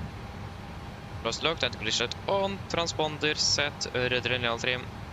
3 and 0 before start checklist complete. It looks clear to our left, clear on our right. We are Nordic. What are we again? 5 Victor Delta. News traffic, Nordic 5 Victor Delta, push and start out of stand 8 Charlie Nis.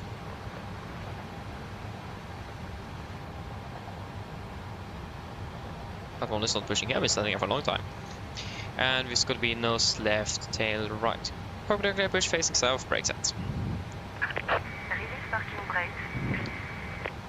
Brakes released. Starting push. All engines clear. Start at wheel. I think you'll start 2-1 in sequence.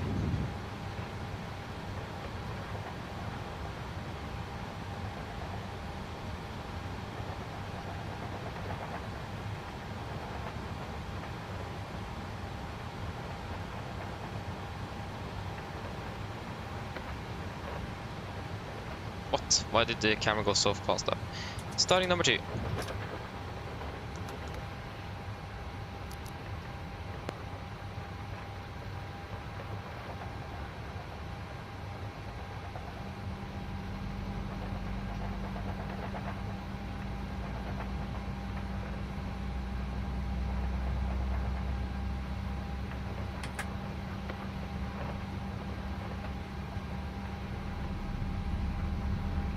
Traffic with 16 Charlie, 60 holding to the right, 04 right by Charlie, with 63.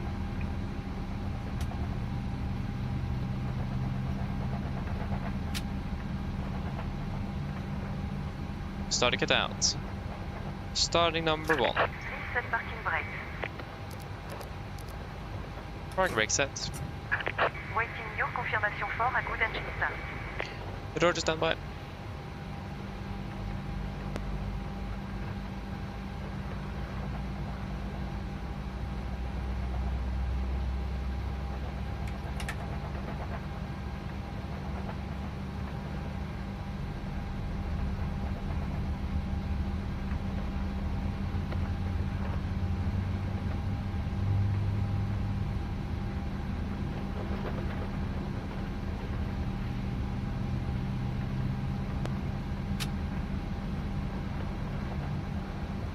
Starting it out. Cockpit ground, we had 2 good engine starts, so you can disconnect. Unlocking gear. By days the performance was questionable.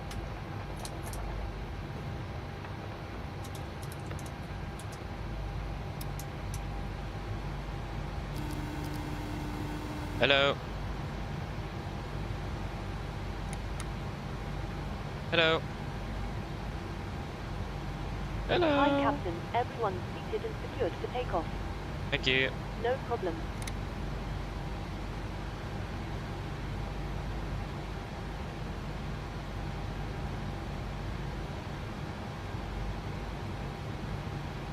Notre disconnected. Bypass Perfermance. Left is clear. Right is clear. Thank you. Have a beautiful day. See you later. Bye bye.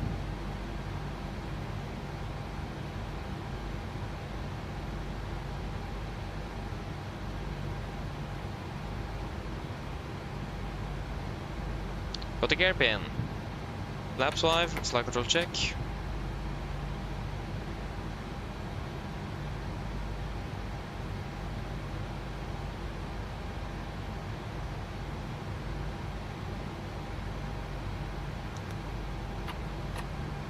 Before taxi checklist.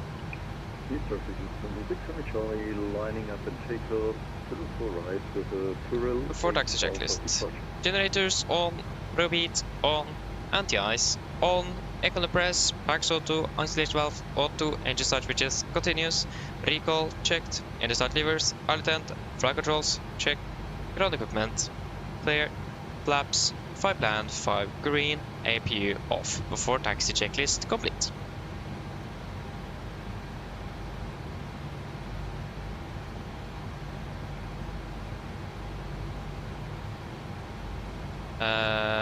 Yes. Nice traffic, Nordic 5 Victor Delta taxiing via Foxtrot and Unifor to holding point Alpha 1 04 left, Nice. Right clear, left clear. Brakes released.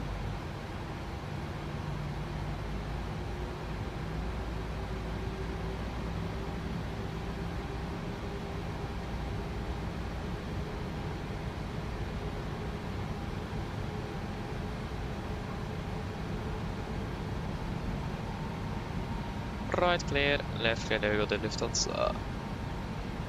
Took off there.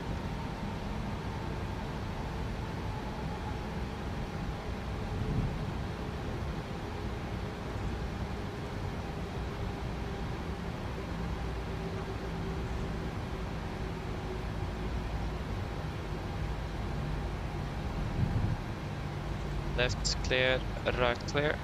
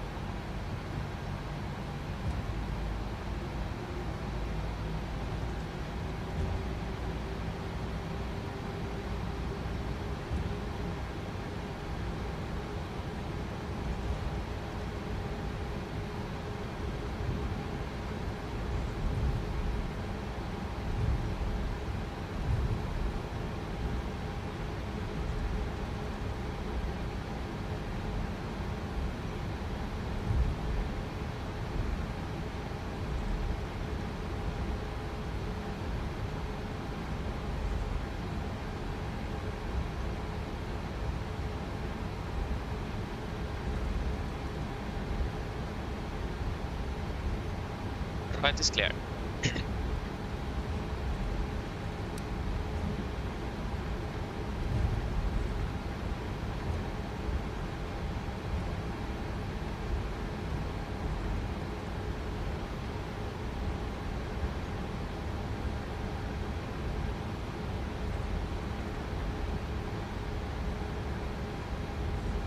Right clear, left clear.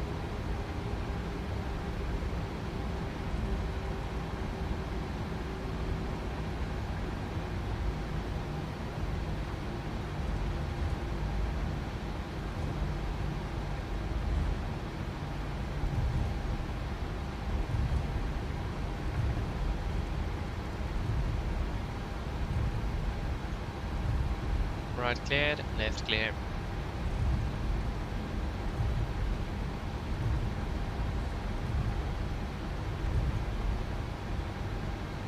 Yes,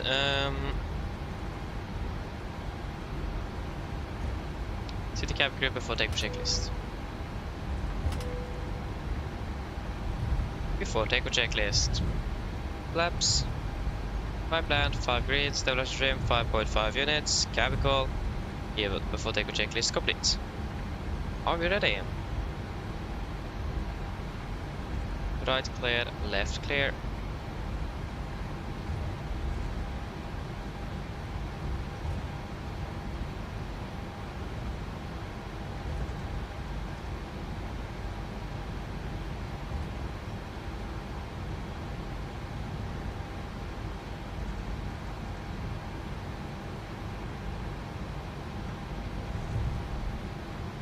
Right clear, left clear.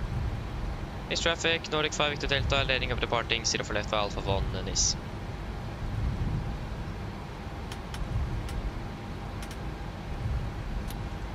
Go to rain radar on both sides. Yes, are we all ready? I can turn off engine anti-assistance required. It's not raining.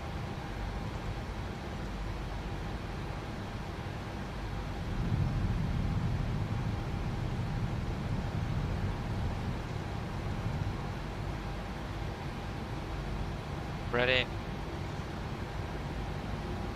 Take off.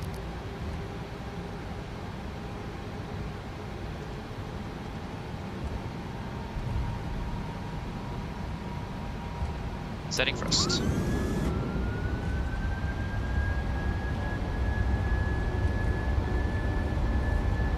Press set.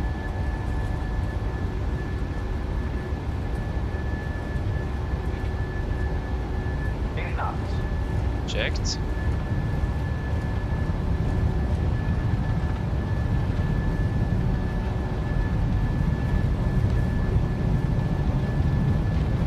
V1. Rotate.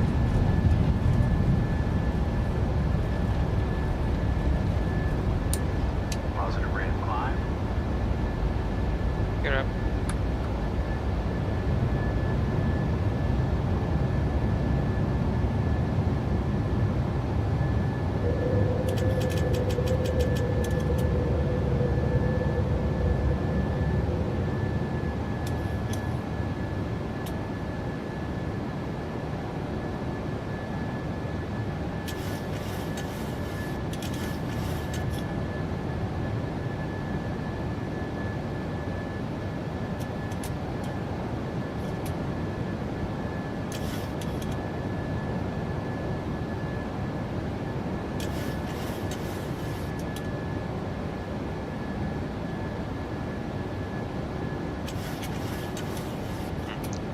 But actually, is not happy today.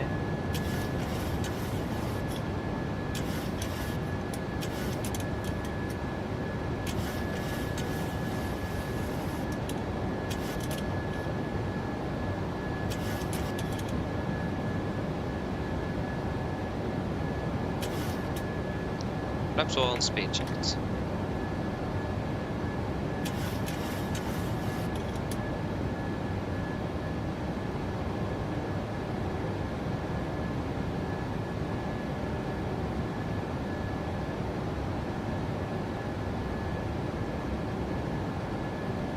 Flaps on set.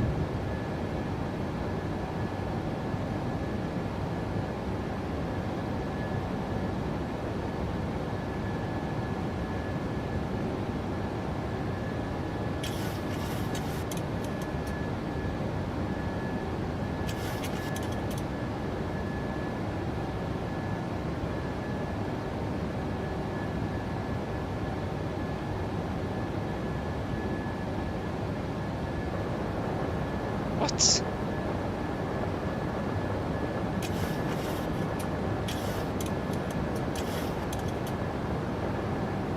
Up the gauge. Set standard. Stats cross checked. And engine anti-ice on. What in the world was that? And delete reduce climb.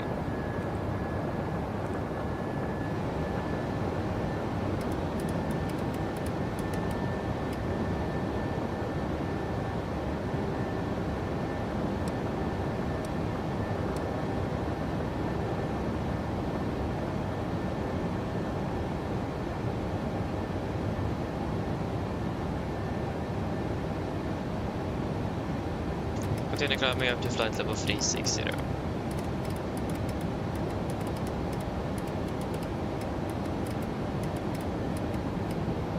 360 descent.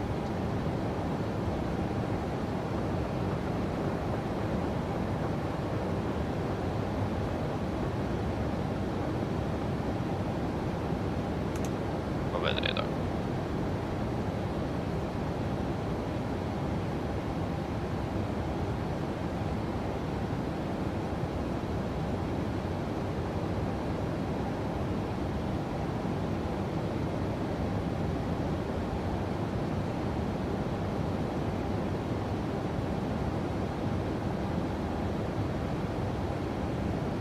Starting to form up some ice again on the aircraft as well.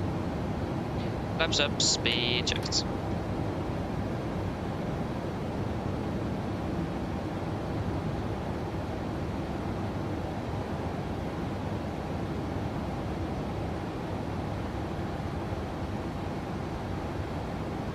Flaps up, no lights.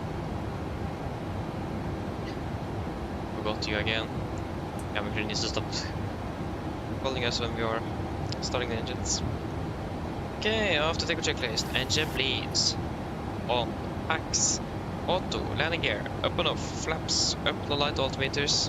Passing through flight level 103.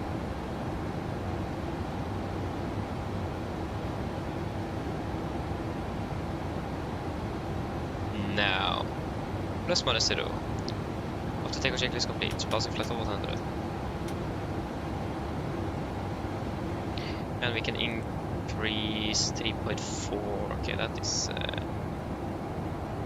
wait a little bit with increasing that cost next time. But we are landing a little bit late. Almost half an hour late.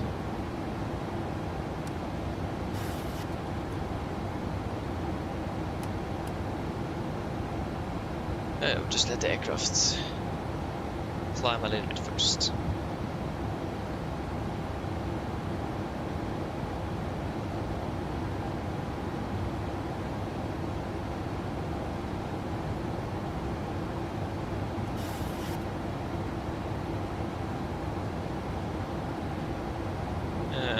Sequence off.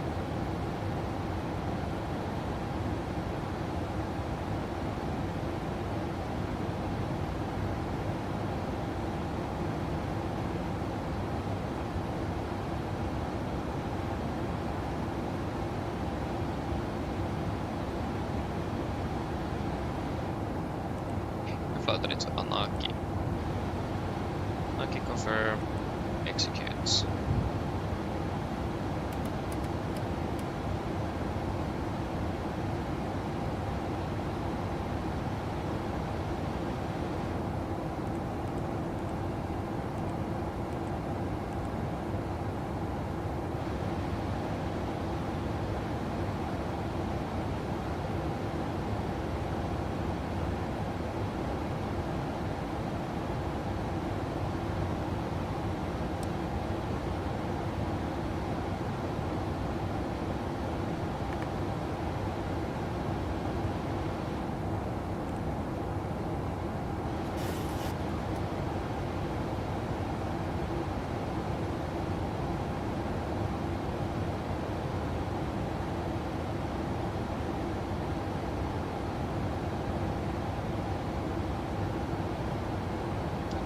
Yes.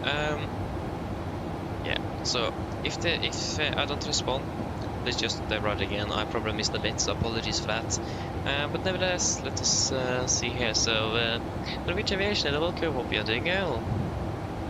Oh, sorry, I've been here all the time. Oh, sorry. It's too much.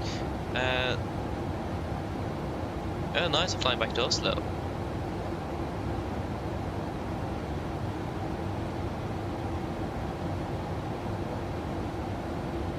Oh, nice. I'm enjoying it. Sounds fun. Enjoy that. Yes, engine idea is off. Good.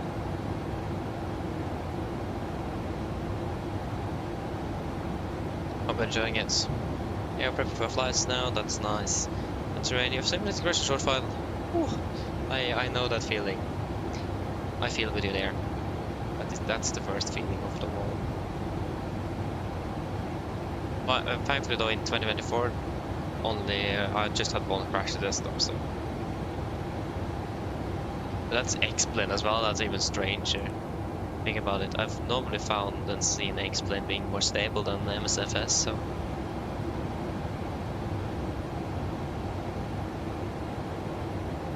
stuck on throwback. Exactly. But yeah, so I both got a new scenery yesterday. We have Hania 29 palms. I need to see. I don't remember what I actually have for Hania. Maybe I have that one. I don't know, or free. I actually don't remember. I need to see what I have. If not, I'll probably buy that one if I don't have any. Have a free scenery or something like that. Maybe I'll buy it.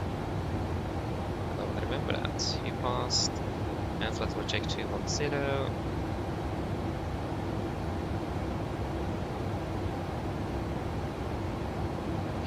So we'll check we do an RSM check, flight for 210, passing 210. Now let's press -0 on my end standby, and have a note report there, so it's just a 0. 0, 0.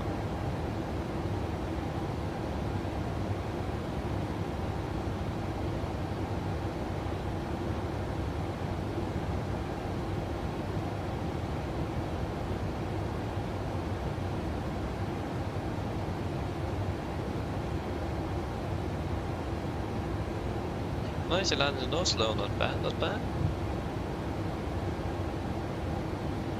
Good to be back. Okay, so we need to start again with maybe Oslo approach online. It's gonna be a long time before we're over there though. We need to start thinking again in regards to crossing the Alps.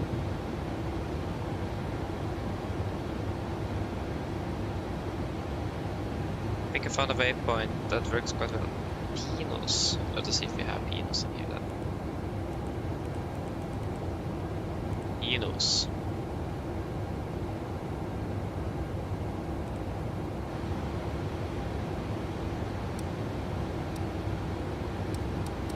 Maybe it wasn't Pinos then. What about Detri?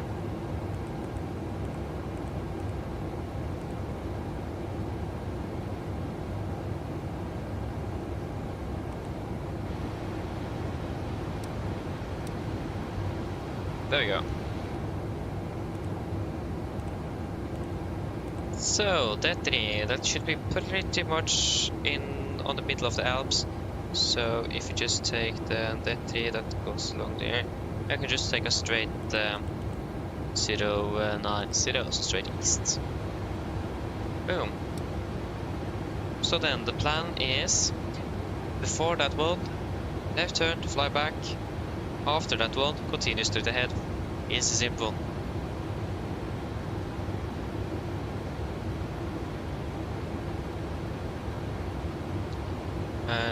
Yeah, so quite straightforward plan. And I imagine again Malpensa as a diversion airport if you turn 90 degrees, so 180 and turn back again. And probably around Munich or something like that if you then continue north. Actually, Munich may be a little bit far away. Maybe not actually. What about for Stuttgart as well?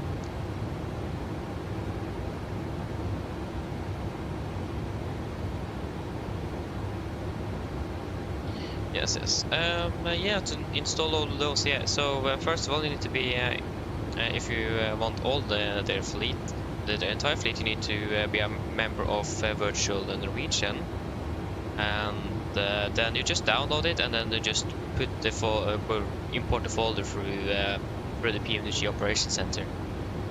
Very easy and simple, really. So it's not that difficult. But if you want all deliveries, you need to be a part of the Virtual Norwegian airline. Okay, so breakfast. Green apple, ham, butter popcorn. Okay. Yeah, that's very healthy. That's nice.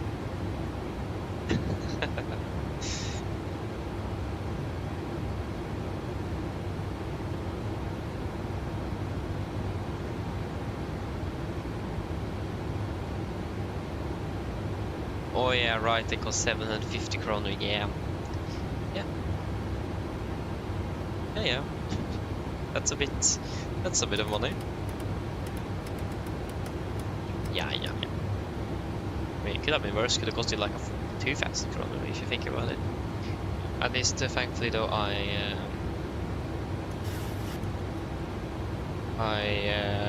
my mom is actually educated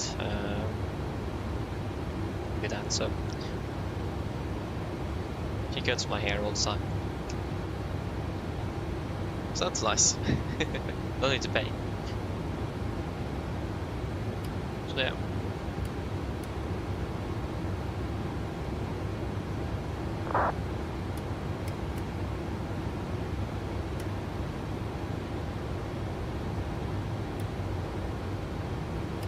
Oh, I get 215 in Sweden. Oh, interesting.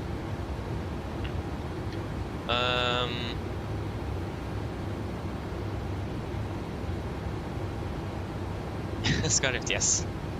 Why not try? It's a beautiful aircraft. You will enjoy it. So yeah, why not? I mean, the only thing that will happen is that you potentially get a no, but there's a potential of a yes as well. So.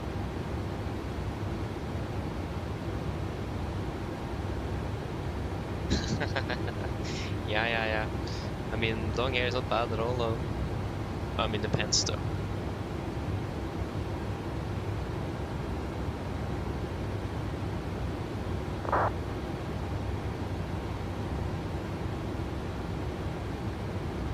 Flight level 300. Good. Almost flying straight north. 1 degree off.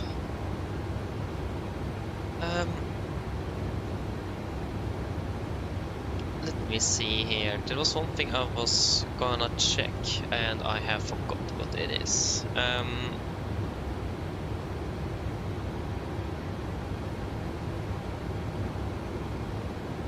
Yeah, flight levels. When are we changing our cruise altitude again? Do I have 3 tabs now? I just have 2 tabs open on my iPad and it still resets everything. It's so annoying. I can't find a way to just disable that. Let's take a screenshot of that. The beautiful estimated takeoff weight number though. It's absolutely amazing.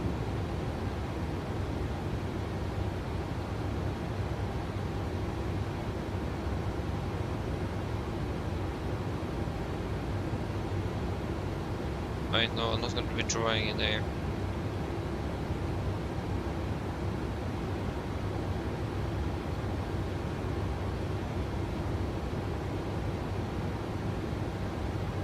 And in photos, please. Thank you.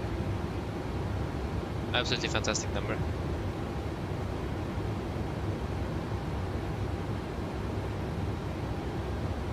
Okay. Oh yeah.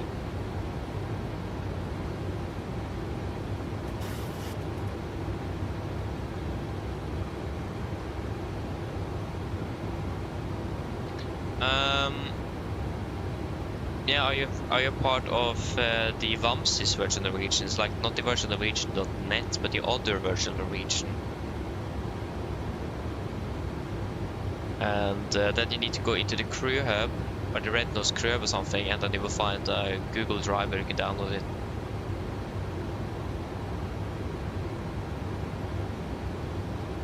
Bergen or Tromsø? Go for Tromsø. Tromsø is it's nice though.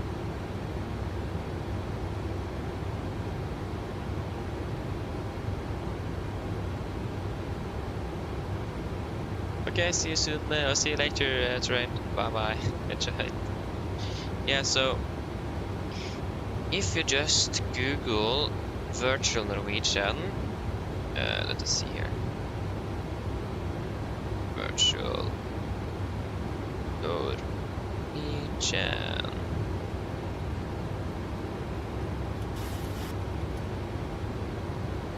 Yeah, because then you will find a website called Norwegian Virtual, just switch. So Norwegian Virtual, and if you click on there, that's the newest Virgin Norwegian, I think. Hey. This one was a bit... Forget it, I don't think this one is the correct one. Yeah, that was... this is the old one. If you find that is the... Where is this?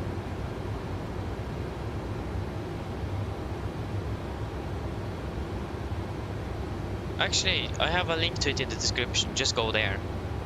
That's much easier. So it's a link to, I don't remember what it says with that, but it's a link directly to their website, so we can join through there.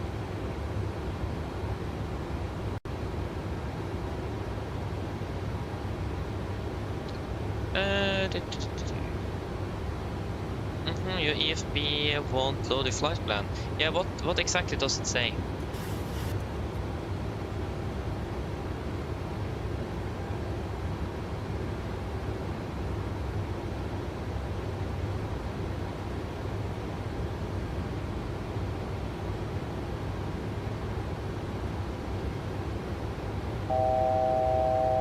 Podfästen.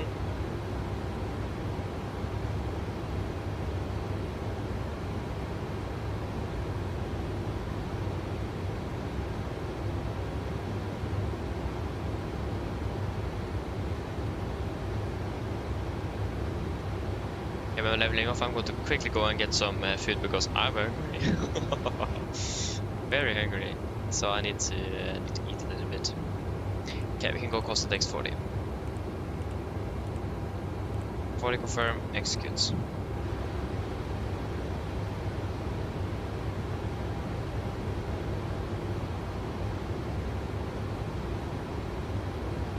But the aircraft didn't even want to prioritize leveling off first.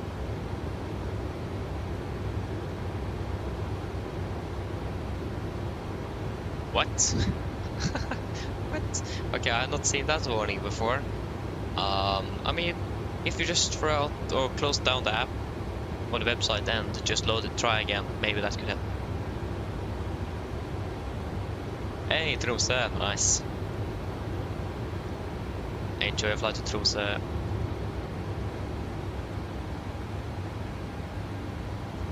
Actually, I don't really like flying, going away when flying on the Alps. It's, yeah.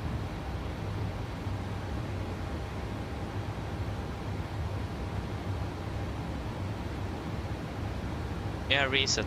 I mean, if you... Yeah, maybe it doesn't help to log off neither. But yeah. It worked. Nice. Or I think it worked. Sounds like it worked. Yeah, we'll wait until we're past the... but we have ATC coming up soon. It does look like I will be able to eat for a long time.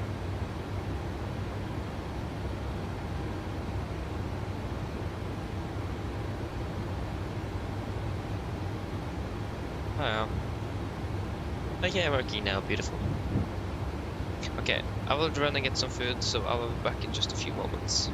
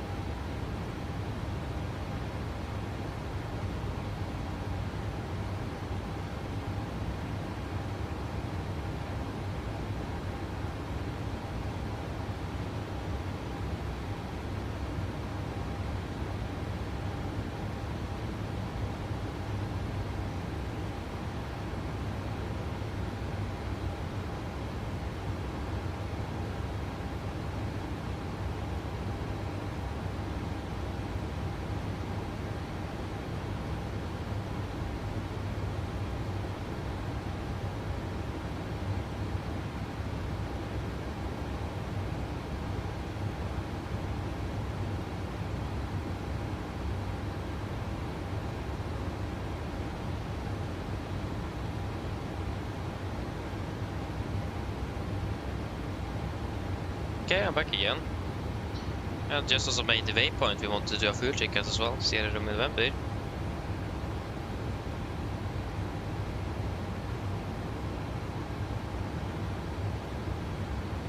Okay, so 7,900.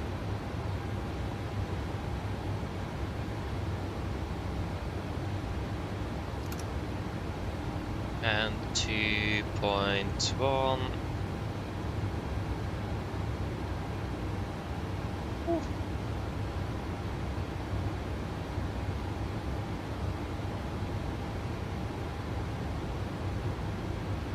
We have 15 minutes by schedule. Yay.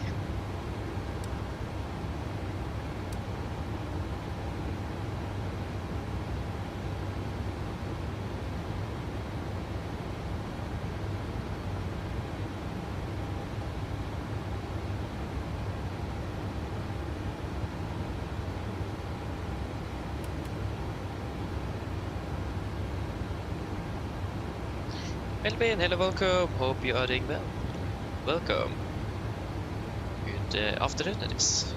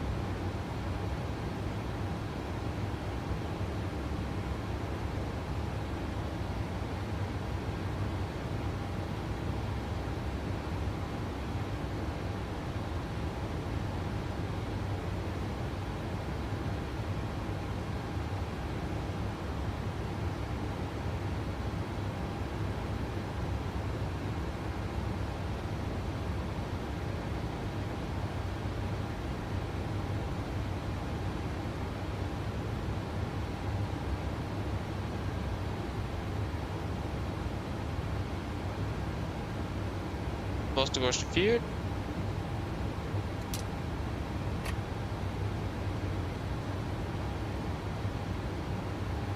Good.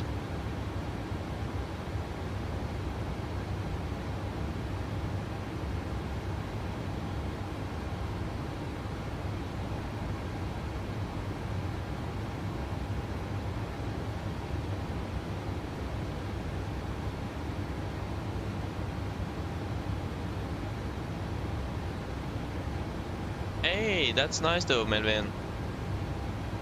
That's very nice. What do you think about it so far? Have you been able to look it up or look at it a little bit?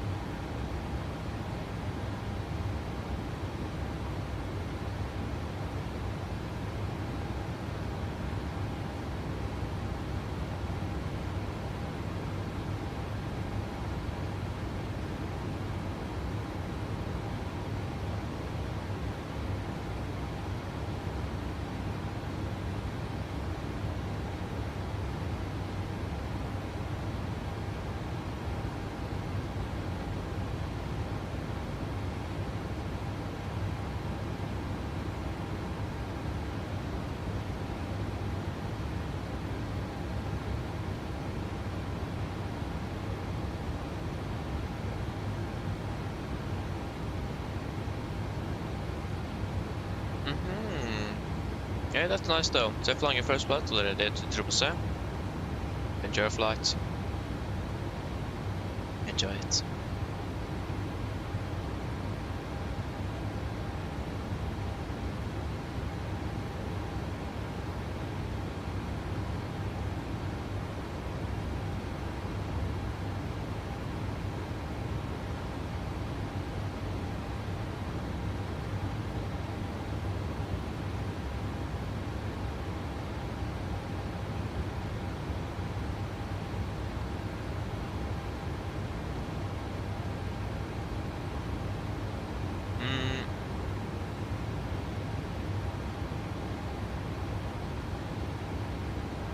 Yeah, right, that's... Oh yeah, forgot that.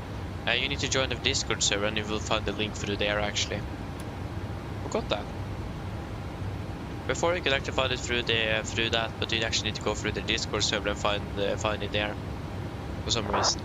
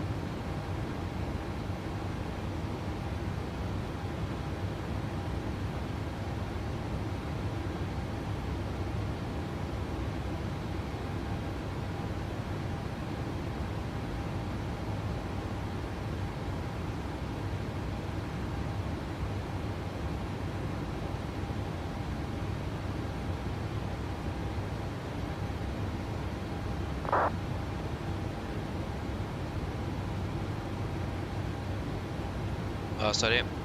Just need to finish eating. Master question fuel. Nice. Should we contact this controller? We haven't got to contact me, so...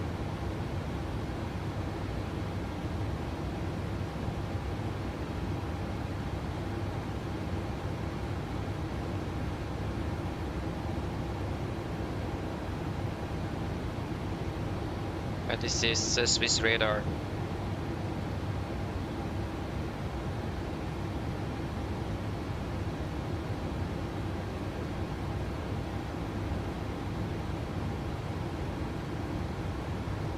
On 33050.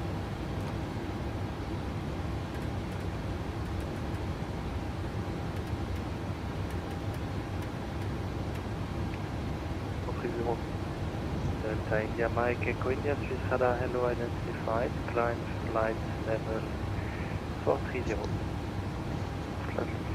Correction, climb flight level 430, Delta Echo India. Swiss radar, good afternoon, Nordic 5 Victor Delta, flight level 360.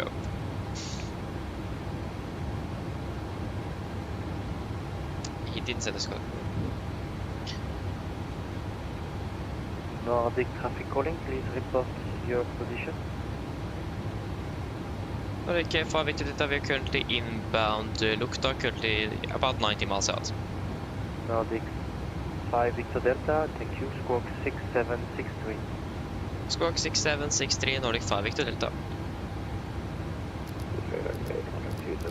6763. Track 2733, Swiss radar hello, you are identified.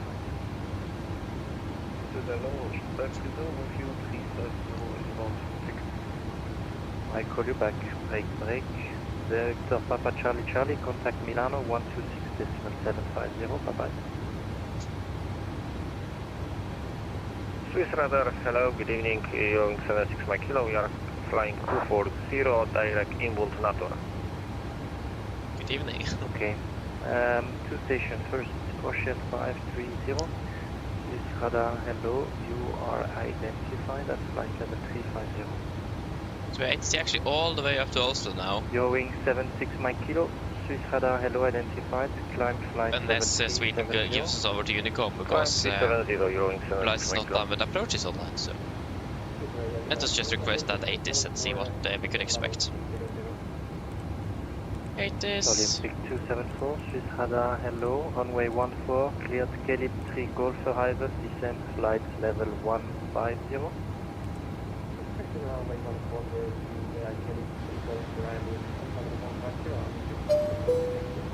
Oh, that was quick. November 11 Echo Whiskey, no for the ATC, contact advisory 122 decimal 8. Bye-bye. Yeah, expect ILS Yankee RIP approach, 1 on the right, departure 1 on the left in US. Decimal 80, for the clearance, request via link or contact approach, 10455. So I'm gonna send you to advisory 122 decimal 8. You are not allowed to descend before Odina because there is traffic below you. And you can sort it out. Bye-bye. Okay, so we are clear for descent after Odina and contact advisory runner for Delta. Zurich, radar 3Jet1 Alpha Charlie, flight level 310 inbound NATO. So 1 on the right for landing then.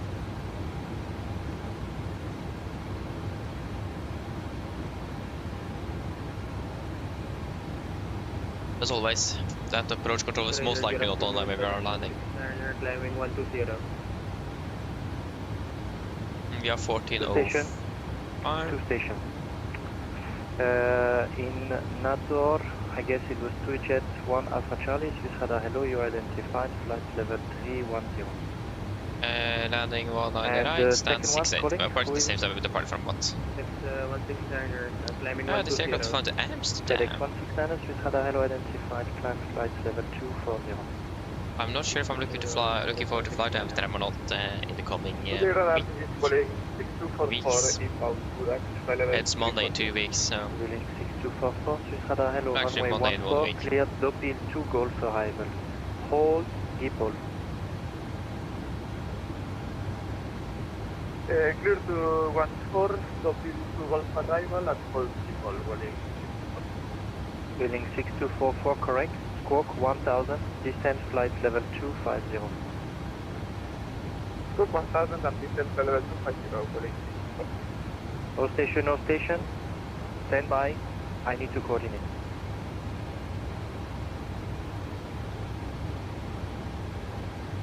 yeah, good that he's saying that though. That you need to coordinate and everyone should stand by. That's very good.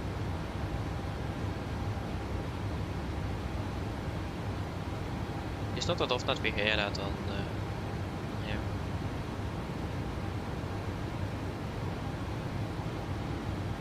Lufthansa 2 Lima Alpha, contact Milano 126 decimal 750. Bye-bye. Contact Milano 126 decimal 750, contact Lima Alpha, bye-bye. E056 Golf Foxtrot. You got a snap. Any contact turn approach to release you from a bit stress? Stand by. Stand by. Stand by. Stand by. Stand by.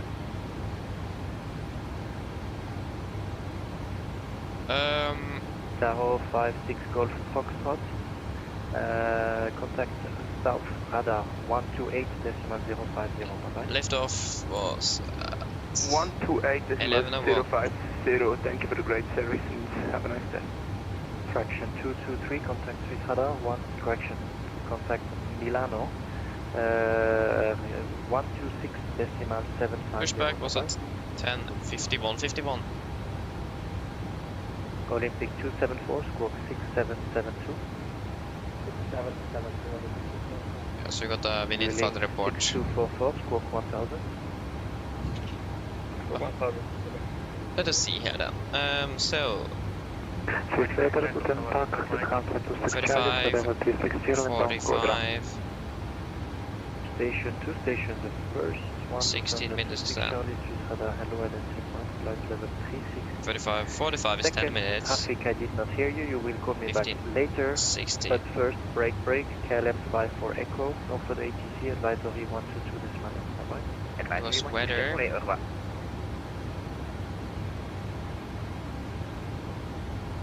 Contract 2733, descent flight level 250. 250. Olympic 274, contact Swiss radar 128 decimal 050. 128, 050. Zurich radar 3Jet1 Alpha Charlie, TCAS RA. Swiss radar, grüezi, E056 Golf Foxtrot on flight level 200, inbound Bella. guys, I know much is happening. But I'm trying to coordinate, and I'm asking my colleague to ask 4 times what he's saying again because you're talk over. Please stand by.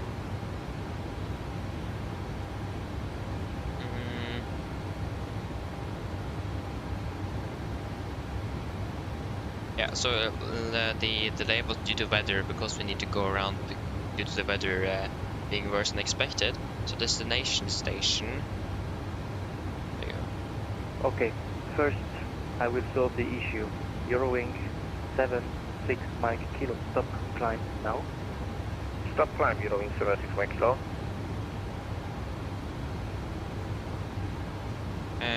Comment, go around. Eurowing 7 Mike Kilo, descent, flight level 30. Okay, no. Eurowing 7 Mike Kilo, now you are still climbing, it's normal, it's due to inertia, climb to flight level 370. Can you confirm climbing or stop climbing, Eurowing 76 Mike Kilo? Yeah, please climb now, because you are still climbing to do the inertia, so now you're above, it's good to climb.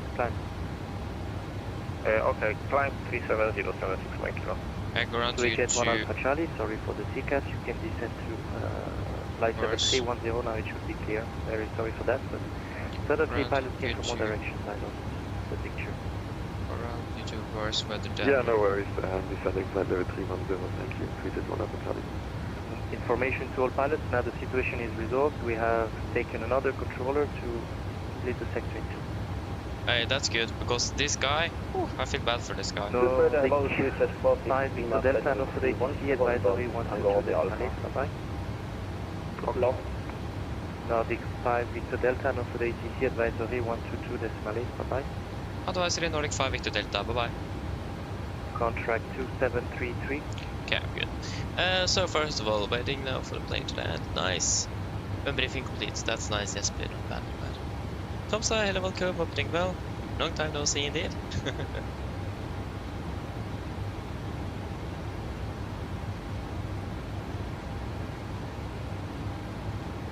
Oh yeah.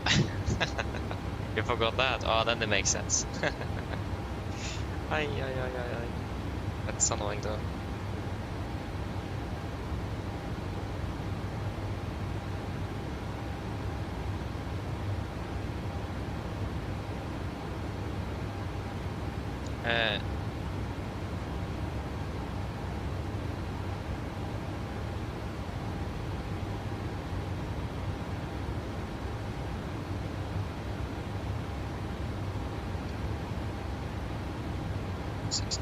Delay call, weather at the destination station, and 16 minutes. We also have some GSX boarding problems. So passengers boarding.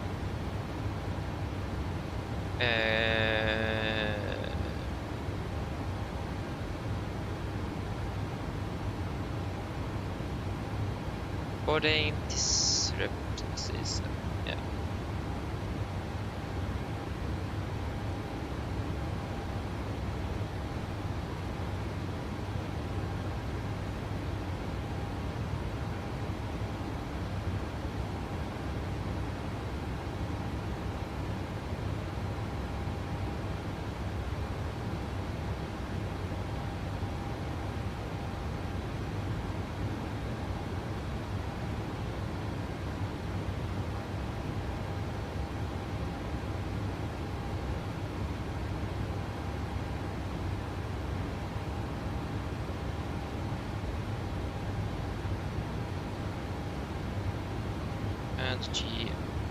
GSX problems.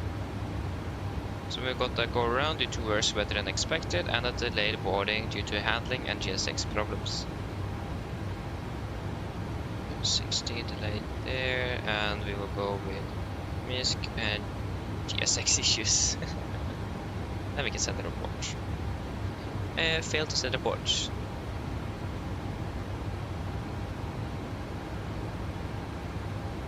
Huh?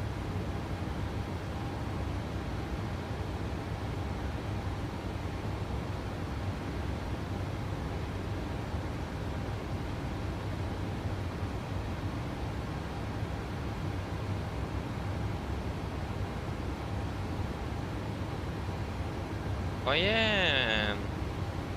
We got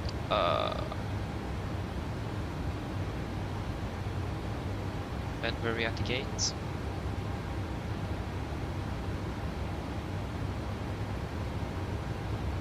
Say 8-minute delay there. We have another 8 minutes. I will divide those 4 minutes and 4 minutes. There you go.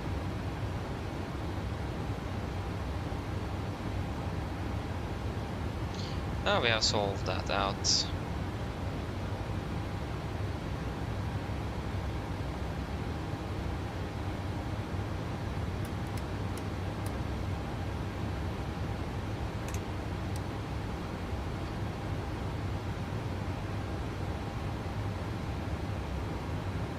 Yeah, I imagine probably the sectors are a little bit incorrect on viewpoint. You found it out, that's beautiful, Norwegian Aviation, you're welcome. If there's anything else wonder about or question about, feel free to ask. Yeah, now I see it. There's actually no way to see there at all, so I'm not sure why there's an entire green sector on the Elevatex when there's actually nothing there.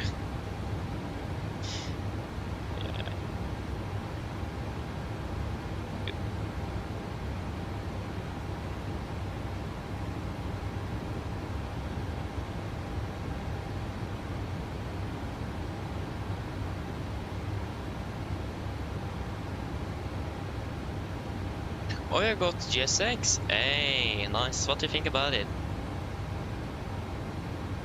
One thing I must say is that it is so buggy, it's ridiculous.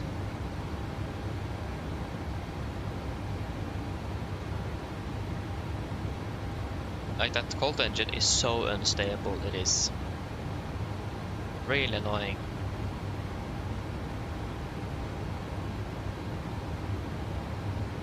Yeah, I know it is.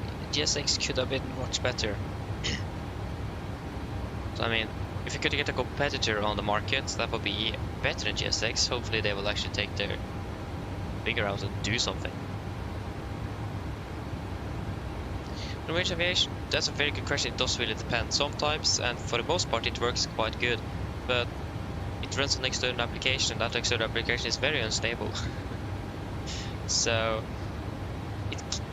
it can do a bit of things that you wouldn't expect anything to do really.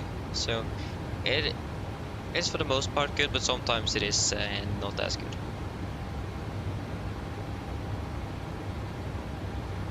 Yeah, exactly. And if it is that, it's normally stuck on the loading menu if the application closes itself. That's something I need to do does regularly for me, so I need to open it again.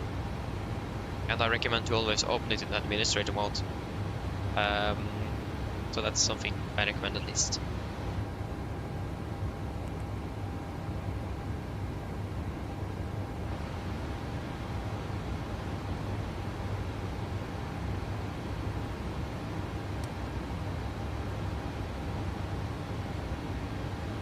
Hey, Stuttgart.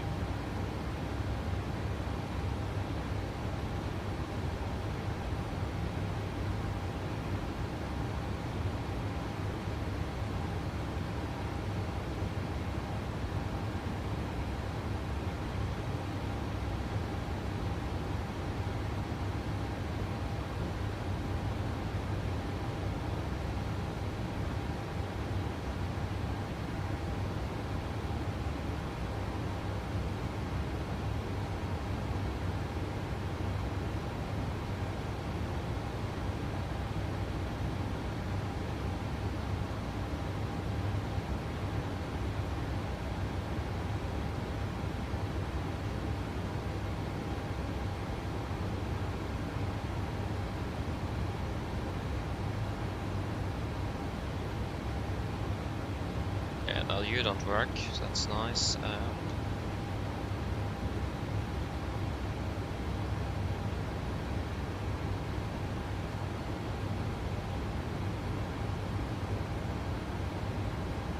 Why doesn't it work?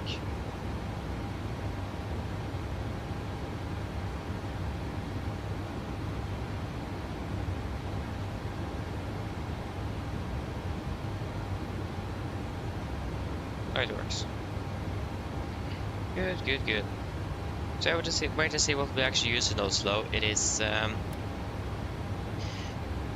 mean, it could be very nice if you could use the RMP approach, so wait and see if we'll do that or not.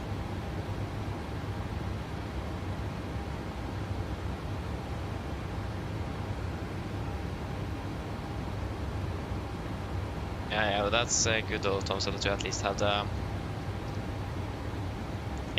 that you knew that it could come, or that it will come actually.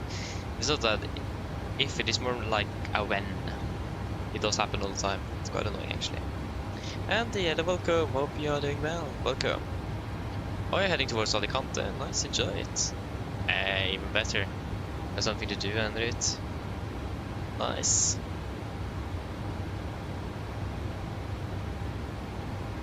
Yeah, landing in Trondheim now next to Oslo. Nice, not bad, not bad.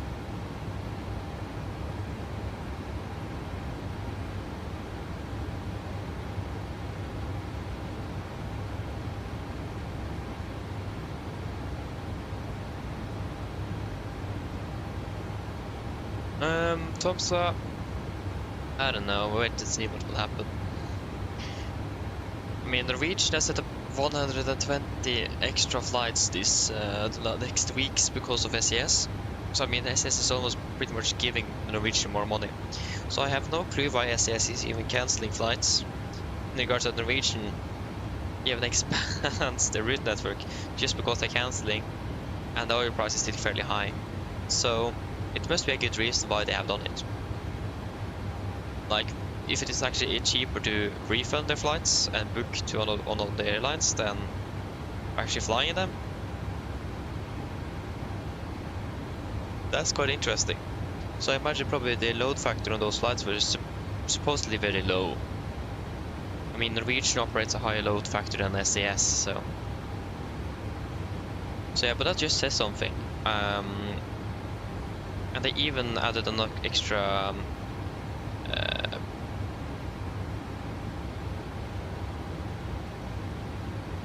some extra things you need to pay because of the fuel prices, and they still cancel 1,000 flights or something.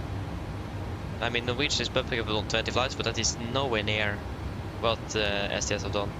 So in regards to cancelling, I feel really bad for the passengers. So yeah, it's quite, and I feel bad for the recruits as well. I mean, they don't get paid when their flights get cancelled. Or you should have a basic pay at least if something like that would happen. But you mainly get paid when you are out flying. So that's quite unfortunate. And I saw an article that the pilots in SES is getting quite frustrated with that. And I mean, I understand that.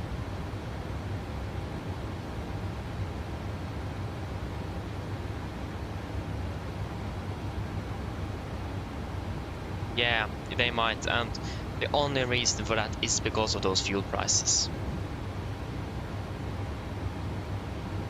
So it is very unfortunate that the fuel price is so high now, because that affects this industry very hard. And I mean, when things like this happen, it is this industry that is always impacted first. Because when the fuel prices go up, it gets more expensive to fly, and then no one wants to fly, and then this also normally the world would be a bit unstable and no one wants to fly anymore, and then suddenly sit there and half of the fleet is grounded, and half the crews employed in the airline is suddenly so what's the English word for that? Permittert. I can't remember it. I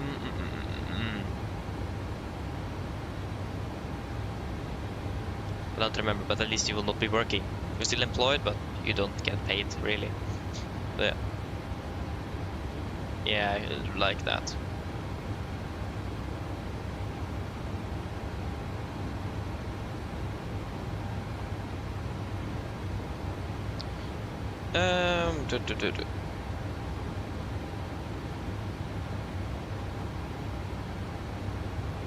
Nicolas, hello, welcome. Hope you're doing well. Welcome.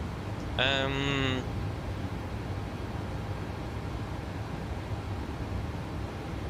have no clue what you're talking about. Absolutely no clue. Yeah, we'll do a fuel check at Addons. I got that. Addons, where are you?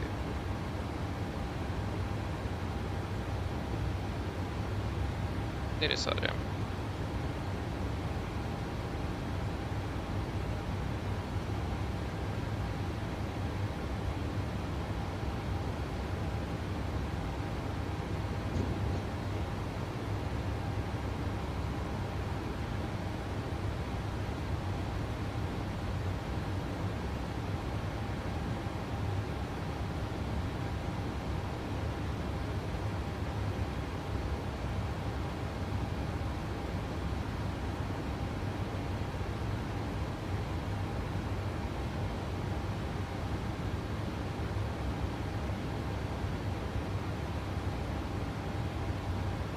Yeah.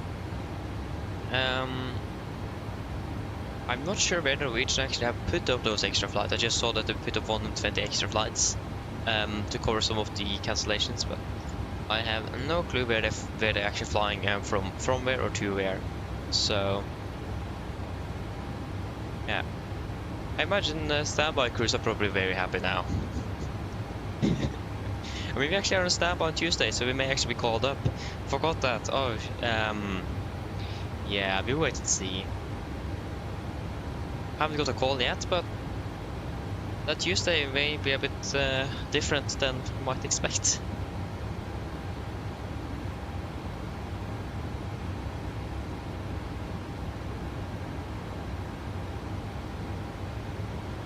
Okay, fuel on board. We currently have 6,700. It just bumped down, so basically 6,799 then.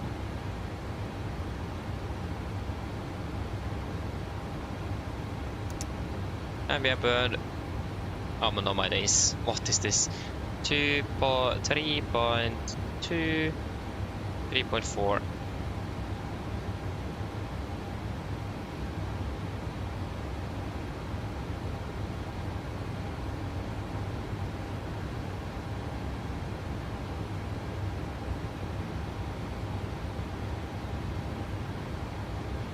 .340. Update that so it's a little bit more accurate. There go a little better.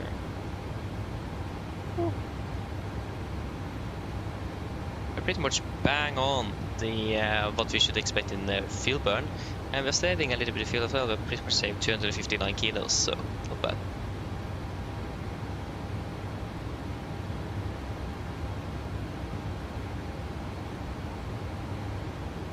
No airline would help like that. I mean, Norwegian actually got offered to buy the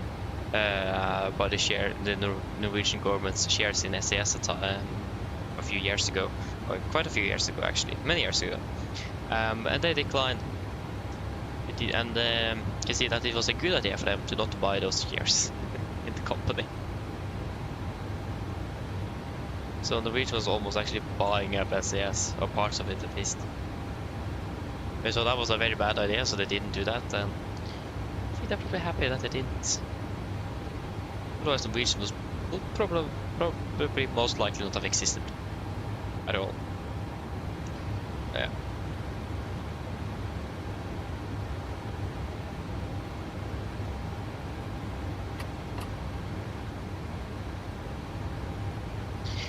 And yeah, that's good. Standby power. What is that? Standby power. Yeah. Battery bus. Auxiliary battery.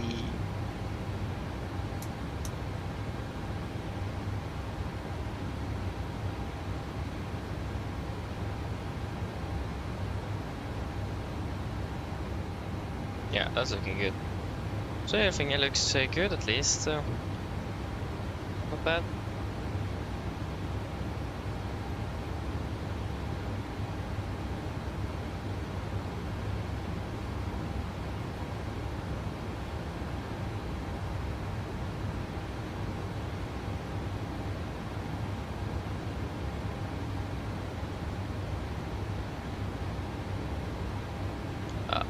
Denmark is offline and Norway is offline again.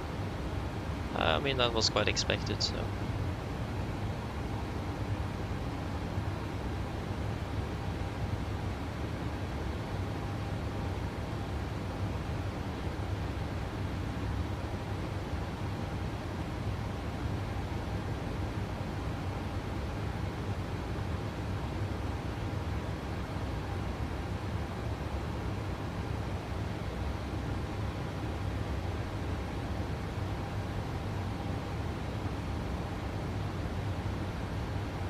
Hello? That's wrong.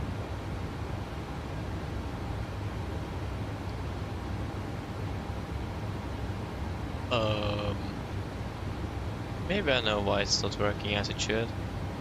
Let me just see if I can.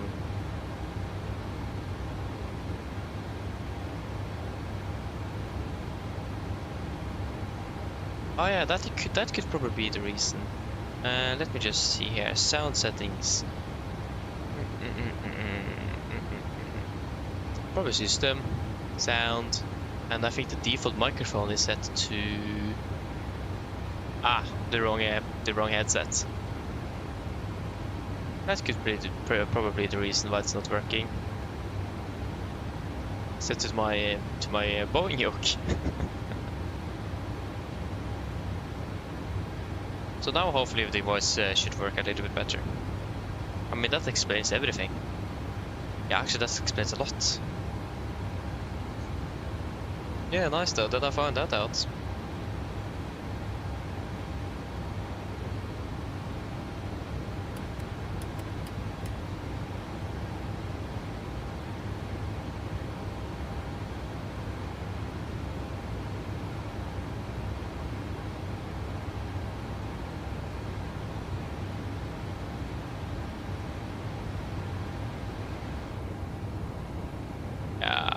We're still landing 25 minutes behind schedule.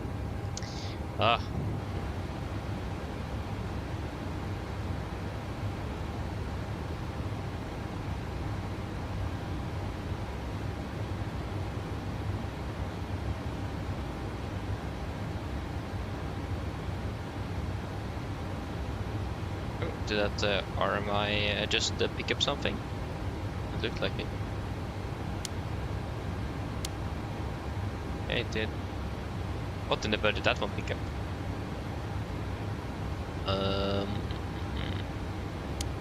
ADF, VR. Yeah, interesting. Or 042. Yeah, okay, this is this is basically nothing. Forget it.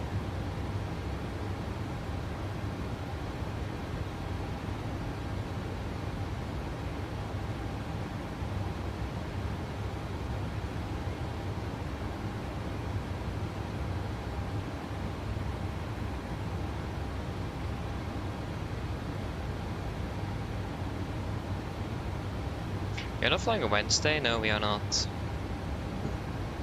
Let me just see if Norwegian have put up any extra flights in about the time period where we are on standby.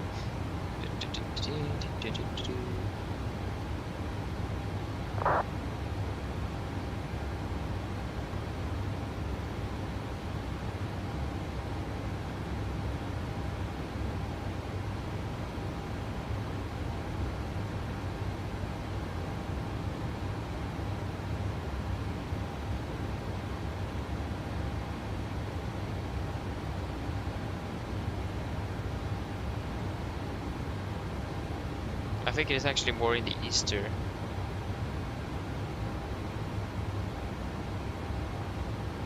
Yeah, because this looks quite standard, yeah. So they have actually not set up anything specific. Then we are flying, so that's good. So we are most likely not called off standby unless something else would happen.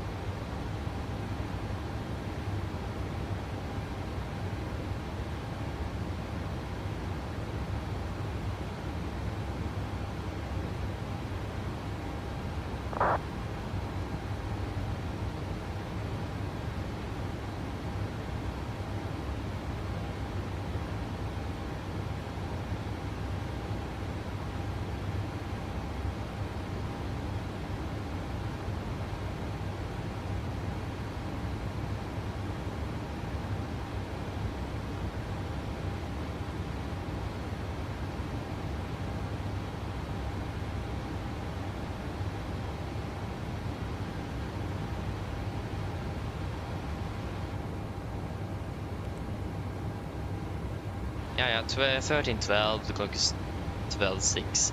It's about an hour until descent then, so about 30 minutes till we should start prepping.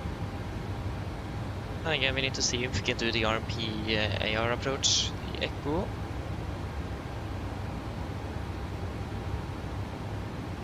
That would have been fun though. Not gonna lie.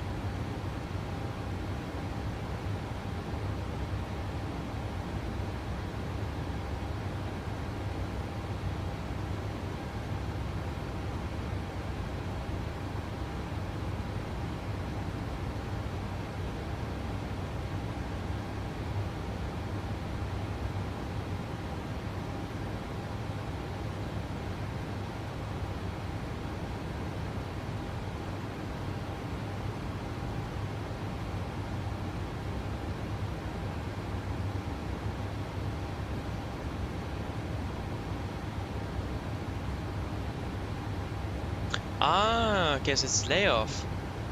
Ah, thank you. That's right. Thank you, Thomas, thank you. Okay, hopefully there is anything to see here though. We are approaching a new sector. Control sector fit, that is Bremen. I mean, we flew through it yesterday, that was Bremen, so I imagine that's Bremen today as well.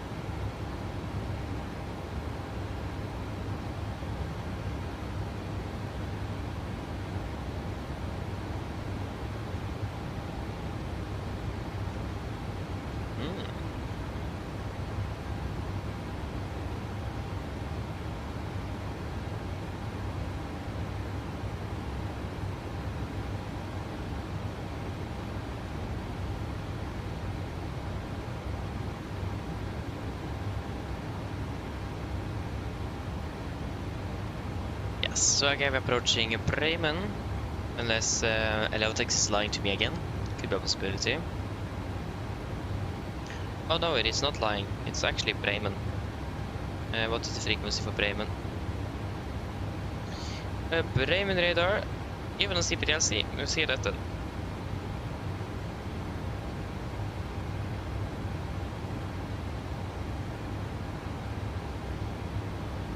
One 25025.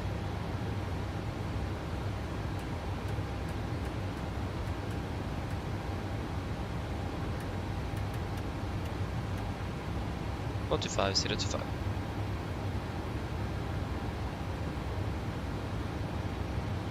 I actually should say that all the time when I'm saying hello to a controller.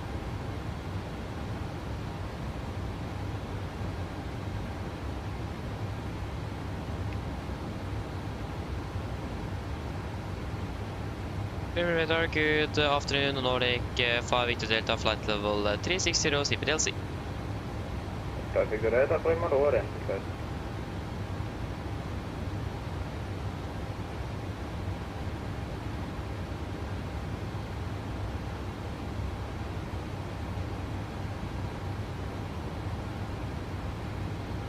Yeah, we just passed over the Bremen radar. So we are passing, soon flying a beam, what is it called again? Berlin is where it's called. And soon passing by, good question, I don't know. At least we're flying over Germany, and we're passing into Bremen radar. That's what I know.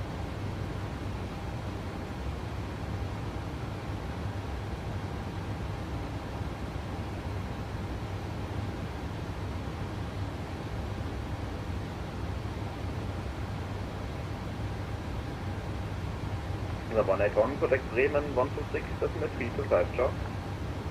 126, 325, ciao, Lufthansa 101.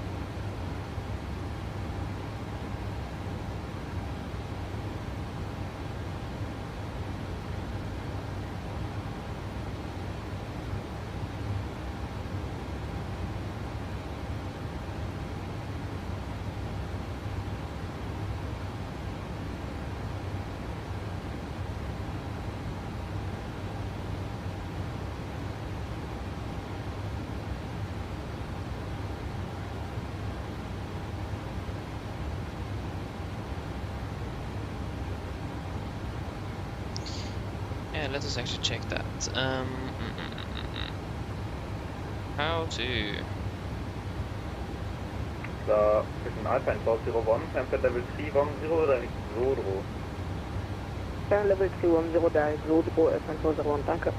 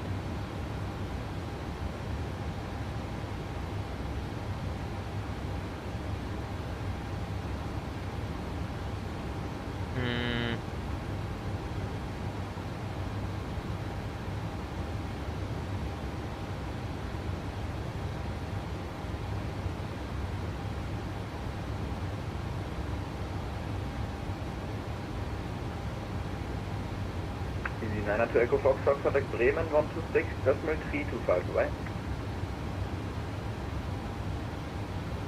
126, decimal 325, 9 Foxtrot, okay. Let us see if it just works. I don't think it Lufthansa actually works. 978, guten Tag, flight level 320, coming flight level 370. Bremen low identified. For separation, turn left heading 360. It doesn't work, that's so annoying. Turning left heading 360, Lufthansa 978. Yeah, taking Bravo 7 for departure, nice. Not bad, not bad.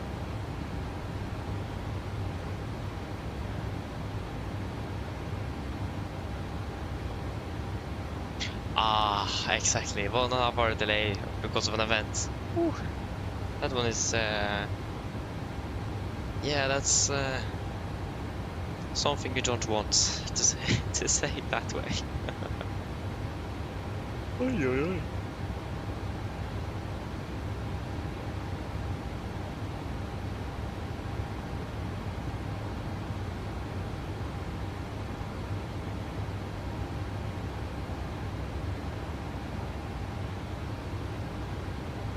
Yeah, there was something else got to check.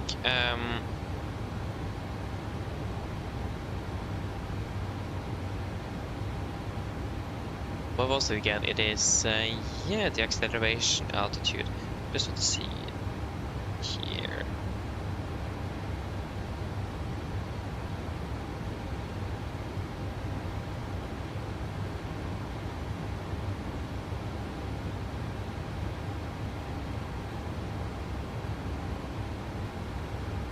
Yeah. When 401, nothing further, monitor 122 decimal 8, alright? Alpine 401, advisory 122 decimal 8, choose train contact. Thank you.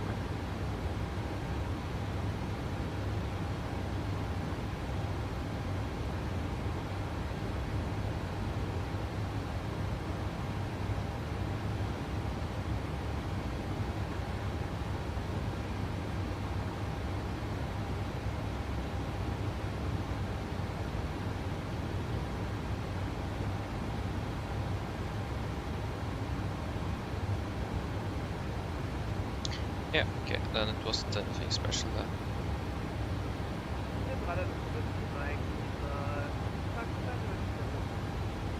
Navigraph identify direct VRED.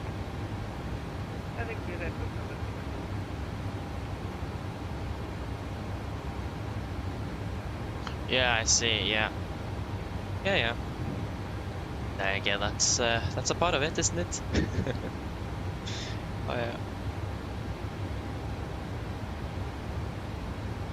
Radar 9, Lufthansa Boeing Yankee, passing flight level 215, coming to control. Boeing Yankee Bremerlo identify, can to flight level 340, proceed direct Stuttgart. Climb flight level 340 and direct Stuttgart, Boeing Yankee. The 978, proceed direct Amrak. I said that's beautiful weather today. Just look at this outside, it's pretty much clear skies. We do have some serious clouds around, but it's clear skies. Pretty much. The 978 direct Amrak.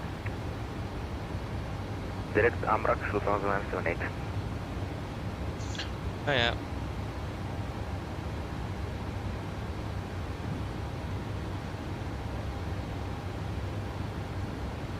The Boeing Yankee, could you please say the direct again, please? Boeing Yankee Stuttgart, Delta, Uniform Delta, Charlie Alpha. Thank you, Boeing Yankee.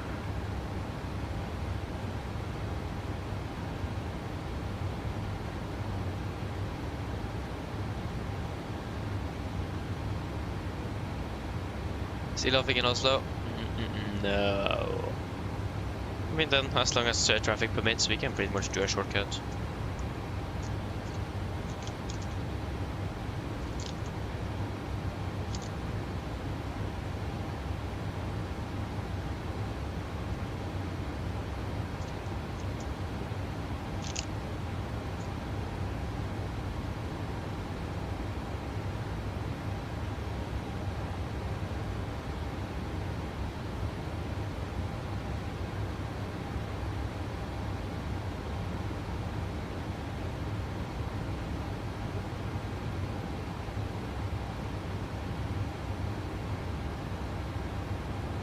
The Boeing Yankee, I cannot fly at the breakpoint Stuttgart. It says not a data, but I think that's all stuff that I'm told.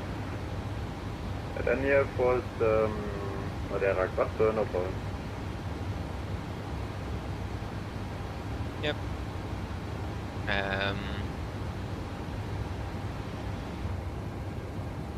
We're landing 47. It's starting to stick a little bit closer in here to our actual or scheduled. Our actual is still behind though.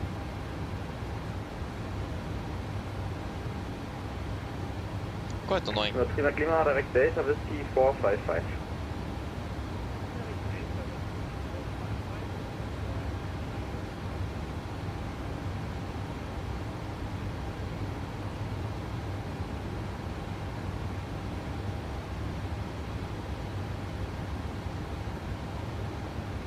Ooh, nice. So you are quite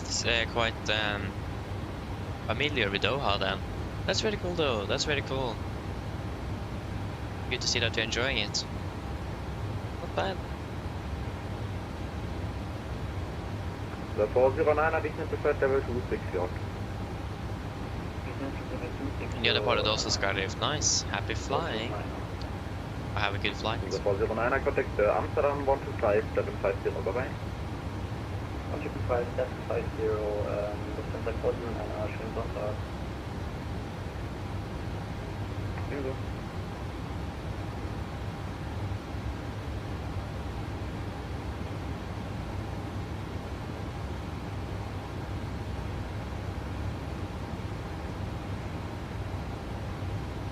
I just departed. That was a fast turnaround indeed. Wow. Not bad, not bad. Efficiency. I mean, time is money. Oh yeah. The more you're able to be in the air, the better it is.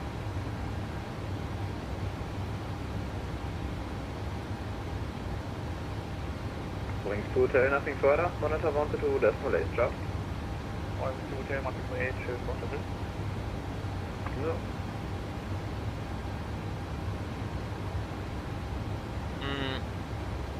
Let us see here. Since this aircraft is flying further, I think it is flying to Amsterdam. Let me just double check. And yeah. So they are also scheduled to land at 47. Hey, you're actually supposed to land pretty much right spot on with the real aircraft at the moment. Not bad. But the Amsterdam flights depart at 15:40. 15:40. Ah. Nordic 5, Victor Delta, contact Bremen 126, decimal 325, bye-bye. Bremen 126, decimal 325, Nordic 5, Victor Delta, bye-bye.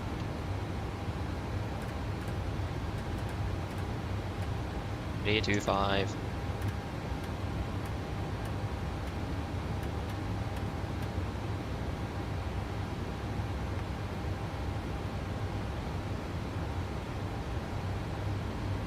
Bremen, good afternoon, Nordic 5 Victor Delta 52360 IFLY.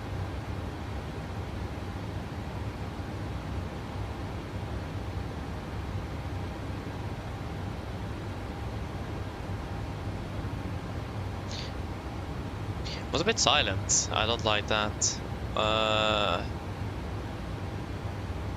It was 126. Oh yeah.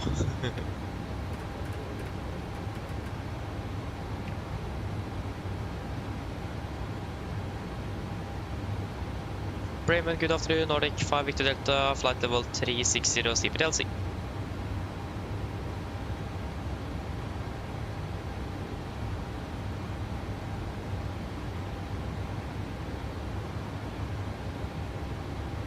Nordic 5 Victor Delta, Bremen radar identified. Good afternoon. Nice. Favorite route? That's a very good question. I actually don't know. I don't really have a favorite route. I do like many different routes, so I don't really have anything specific.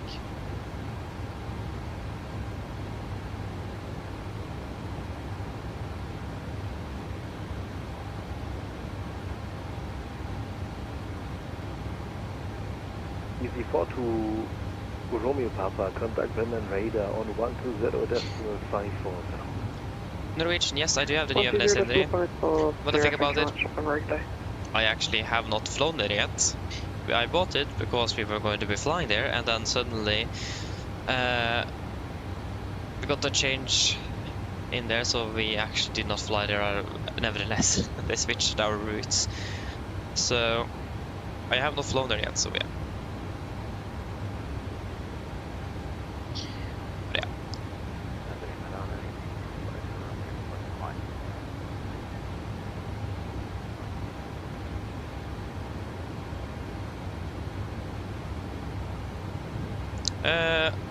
My favorite flight time? I mean, Romeo, repeat. Flights between an hour and 2 hours is like my sweet spot. I mean, especially between 1 hour and 1.5 hours. That's like the best. So Copenhagen, for example, Hamburg, Bodø, Evenes, those kind of routes. That's like, you don't have a very long cruise like this one, so you have a little bit more to do, and it's not a lot of waiting, and that's something I do prefer.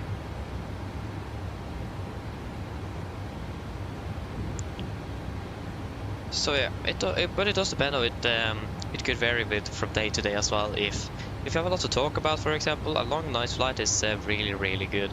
So like, if you're really busy on the talking schedule, then a flight to Granca is perfect. If you generally don't have much to talk about, a flight to Bergen is perfect, so it just really depends. But I mean, as long as you have something to talk about during a flight, it doesn't really matter how long it is. Passport 6202, descend or if you have ATC, so yeah. To be levels at Papco. I don't get it from Norwegian. I just take everything from Gardermoen and just we randomize it.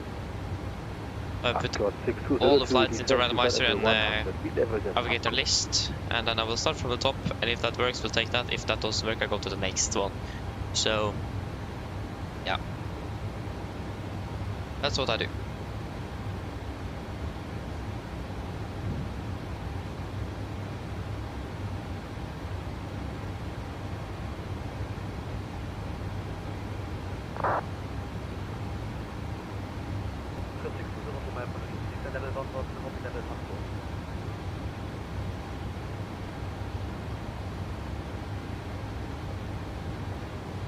Yeah, you do that too, exactly. It works very well. It does. So, but like the hardest thing now, especially flying into April, is that Norwegian are changing now to the summer schedule in the last Sunday of March. So the problem with that is I need to go and look from the flight history a year ago to find out hopefully as close as possible what we'll actually be flying that day, for example, if you're flying more shorter flights. So yeah, it may not be perfect. So that's the little bit frustrating. I mean, it doesn't really matter what the aircraft we were flying. It's more like if you need to change the aircraft and that kind of stuff. So.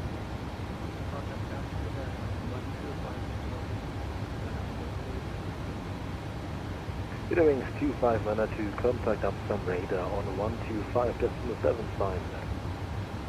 125.75 meter wing 2592. Thank you. Bye bye. Yeah, okay. I see you're more like a medium to long haul pilot then. Yeah, I'm more a short to medium haul. So.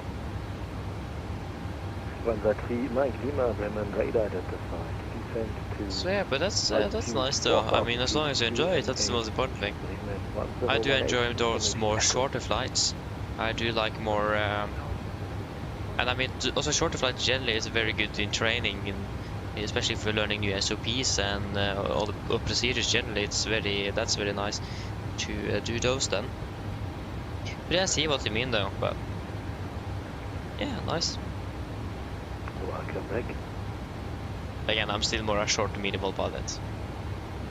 Nordic 5 Victor Delta, you're crossing the flight path of the level A340, right at 1,000 feet, caution the wake turbulence. Copied, thank you, Nordic 5 Victor Delta. Okay, caution wake turbulence. Level 370. Of an A340, what? 978 Bremen radar identified. 978, can we get about 2 minutes out of flight deck? I mean, we can take, just turn on the seatbelts for a little bit, just to be on the safe side. Report back, 1978.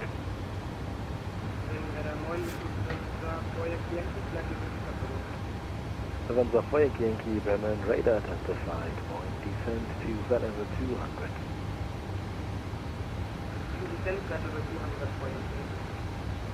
Easy 9 to Echo Foxtrot, monitor advancement on 1. SAS as well. Hey. I have no clue where we are in the cockpit. There we go. Nice. So he is, yeah, I'm not sure how many miles out or how many minutes he's out. Later is generally this. Actually, it's blowing the wrong way, so actually we don't need to turn on the seatbelt off again, because the winds are actually blowing away from us, so that wake tables will not blow into us. Okay.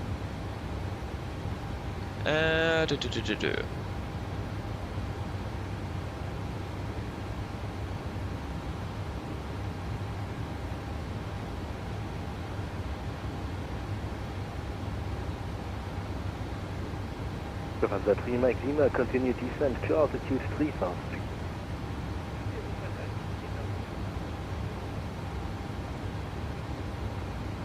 Yeah, I think I understand what you mean, Thomas. I'm actually not sure. I don't really have any specific controllers that are very good. I think all of them are amazing, and yeah, I'm just happy to have ATC online, really. But I remember there was one French controller that got very mad at me because I was flying in his airspace and he didn't send me a contact me, so I was not sure if I got to contact him or not. And if I did send me a contact me, he was so mad at me. And I've always been told that you should wait for a contact me before contacting TC generally. And here he was yelling at me because I didn't contact him. Just okay. So yeah, except for him, everyone is great. How many flight hours were in Norwegian? Ah, that's a good question. I actually don't know.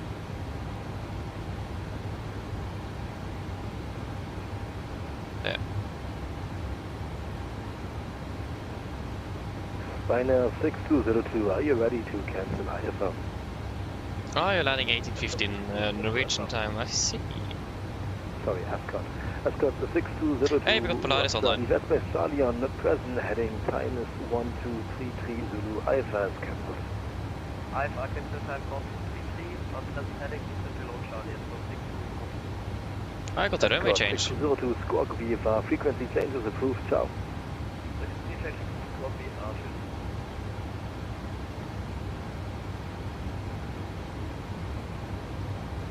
So are they using, I see we should probably request the 80s soon as well. Give it a little bit though. Otherwise 297 Bremen radar. Seriously?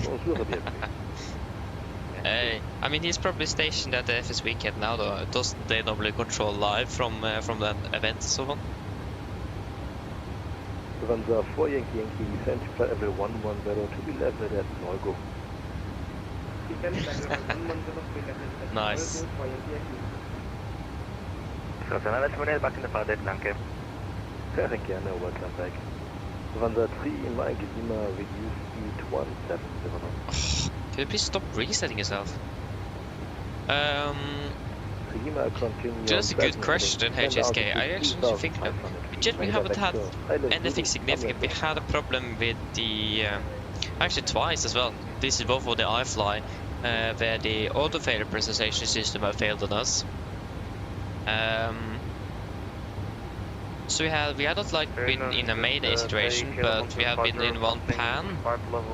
Actually, I don't think even in a pan. So we just had problem with the presentation systems before, and that's really it actually. Generally not been an emergency, no. We're quite lucky. It's mainly that presentation panel that won't work correctly enough for whatever reason. The auto presentation fails all the time.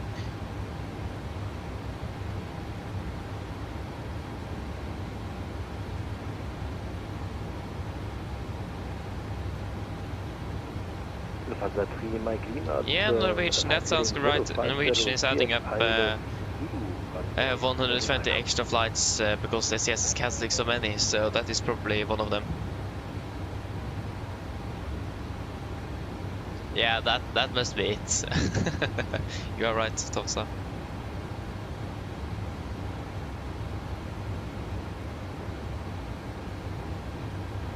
Oh, that's not good. Looking forward for the Polaris though.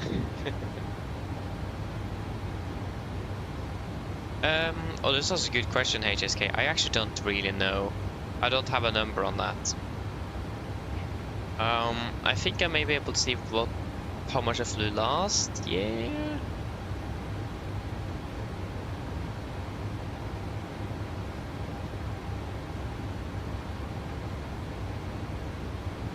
No, I actually don't know. I don't have a good have any numbers for that, unfortunately.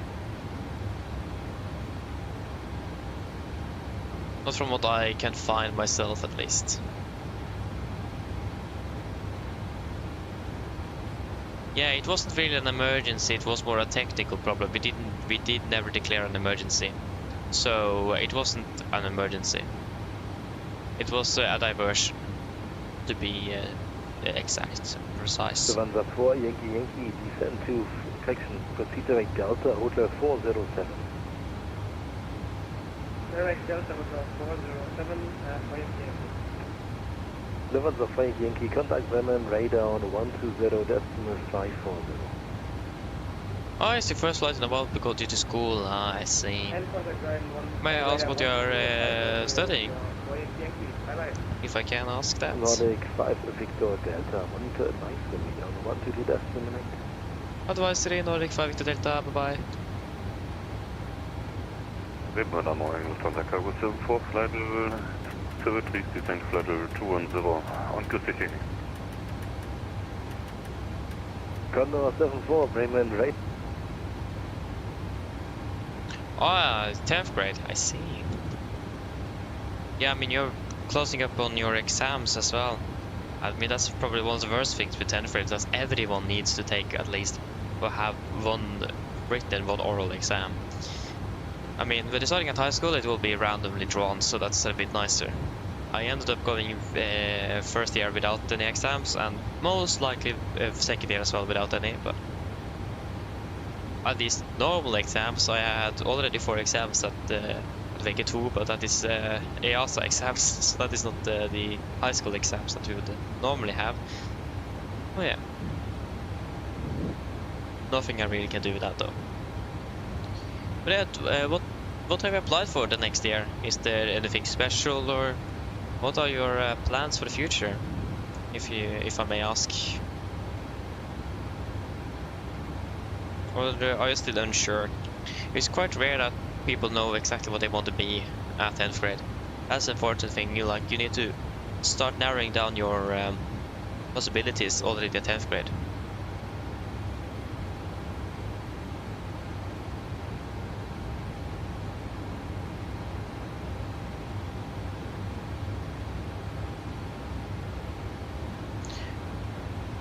I think it's 2, okay.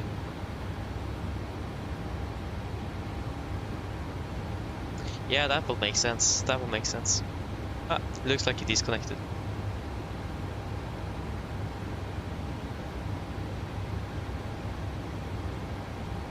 Ah, I see. Yeah, that's a nice career. There's a lot of studying though, but I mean, it's worth it. At least, I mean, as a lawyer, for example, you get a very generous pay, let's say so. So yeah, that's nice though. Good luck.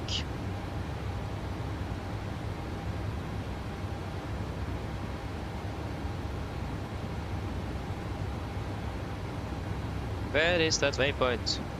There we go, Bargos.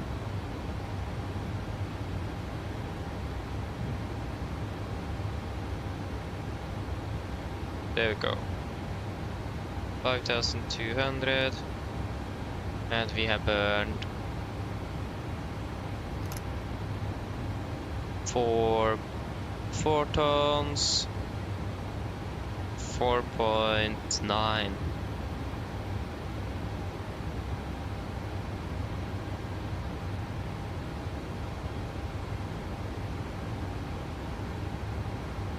Yeah, I saw it disconnected Esper, so maybe he's trying to fix that microphone.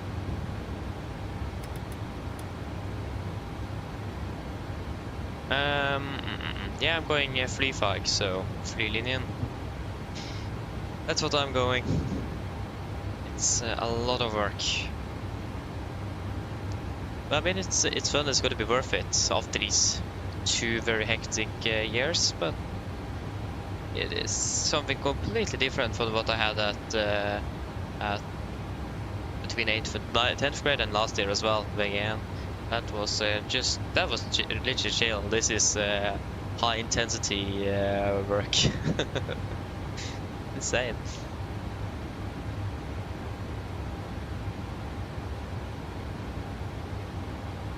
Oh, nice, it fixed it. That's good. That's good.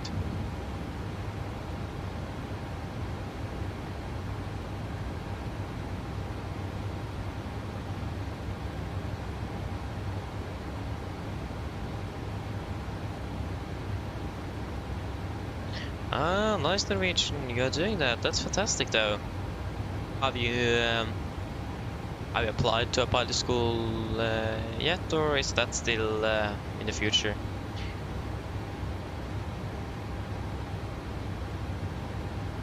Still a plan. If that, yeah, that would be probably most correct.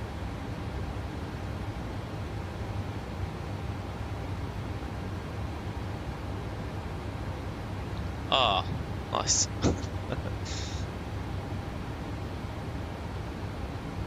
Okay, that's very annoying though. That's very annoying, SP.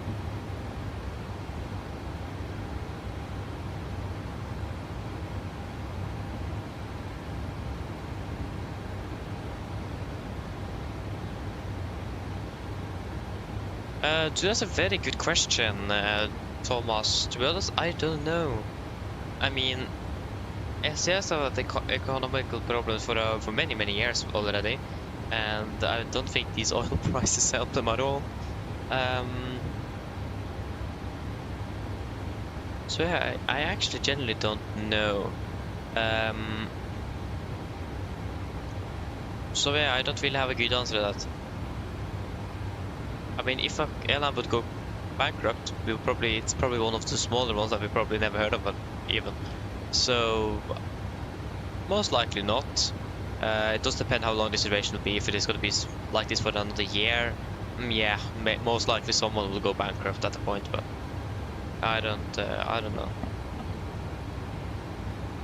Yeah, okay, nice though, Norwegian, nice.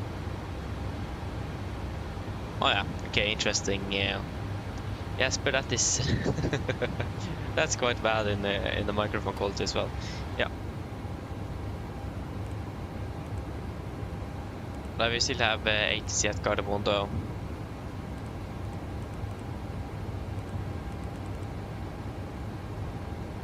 Oh wait, we are going to be requesting from Vatsim. Yeah, SES have been on the brink of bankruptcy for many times already. So it's still like, if they would have been a normal airline, not like a flagship or anything like that, they would have gone bankrupt many years ago. The only reason they still exist is because of the United States government, and probably the Danish government as well, and probably the Swedish as well. The Norwegian government have stopped helping SES many years ago, so yeah.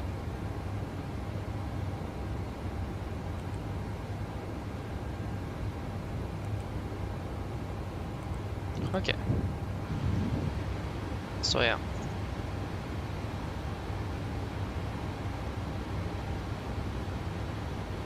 HSK, I actually not consider it, but I most likely won't be able to. I'm not sure when it even starts, and either I will not have time to do it, or it's not really what I do, and nevertheless it will be a little bit outside of what I do. So most likely not, unfortunately.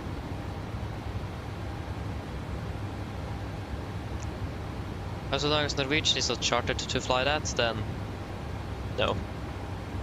I mean, it could be a possibility. I mean, the MAX aircraft could fly to the States, but I highly doubt that they will charter a Norwegian aircraft, and they could charter like North Atlantic instead. That actually has some Radeon as well. Yeah. Yeah, I mean, SES is going bankrupt one day, that's for sure. I mean, I've not heard many positive things about SES the last years. Especially with the working conditions. I mean, the rosters in SES is bad, and the working condition generally is bad, the pay is bad. It's, I mean, it's a legacy carrier, it's a flagship of Scandinavia, and the working conditions at that airline is worse than Norwegian, from what I've understood. And I mean, Norwegian is a Norwegian carrier, it's a low-cost carrier as well, and the pilots get better paid than SES's pilots, so it's quite interesting. But that is just what I heard. I can't verify that anywhere. So yeah, I don't really have a good reliable source. I just heard it from many people who either know someone that's working in SES or is starting to work in SES and that kind of stuff. So yeah, but I mean, I've heard generally that Norwegian is a more attractive airline to work for than SES.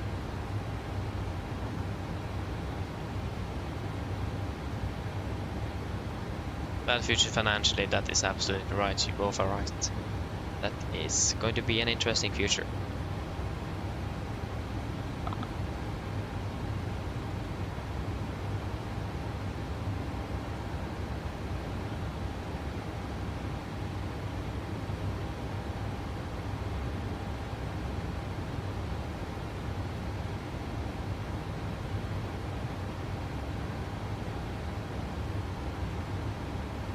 To be honest, Thompson, I have never flown with Sun class. I have not really heard or know anyone that's working in Sun class. So I actually generally don't know.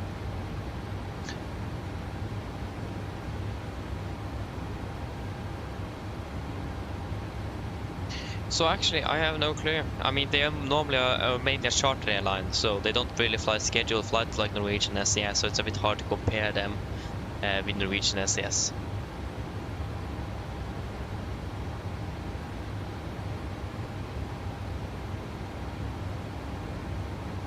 So yeah, I actually don't know. I mean, if I would have been working in Norwegian, I would probably have worked in Sun class or something else instead. It looks like it's a good company culture in Sun class. At least with the alternative is SAS, and I would rather choose something else. I don't really know than SAS, to be honest.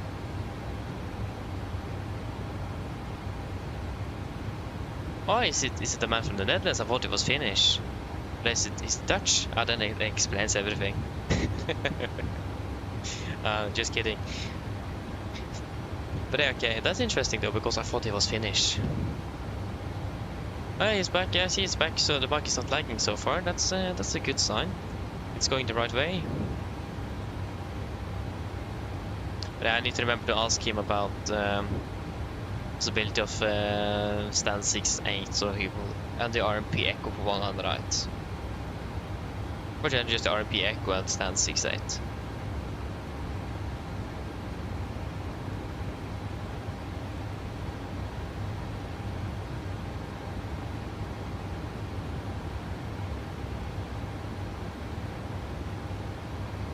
But he's Dutch.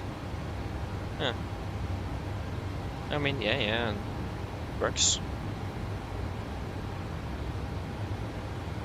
I mean, with all the if you know Tusenfryd in Norway, Norway's largest amusement park. I mean, that is not even Norwegian owned. It's a Spanish company that owns it. Just first time I heard that, just why is it a Spanish company that owns Norway's largest amusement park? Like, why? Doesn't make sense. But okay, it's quite interesting. So it's a little bit strange how companies around the world is like based in one country, and then a dude from a completely another country around on the opposite side of the globe is controlling either the majority stakes or is the CEO. But I mean, that says something about how global the world actually is. How globally well connected we are with each other. So yeah, that's not a bad thing though.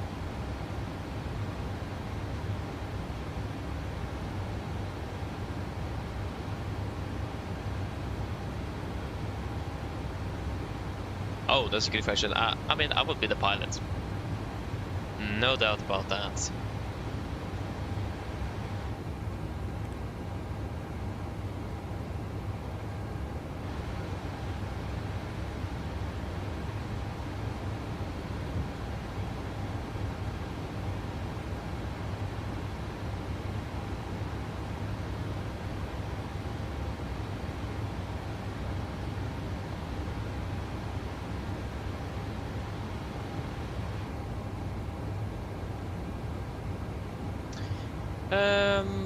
Let us check here.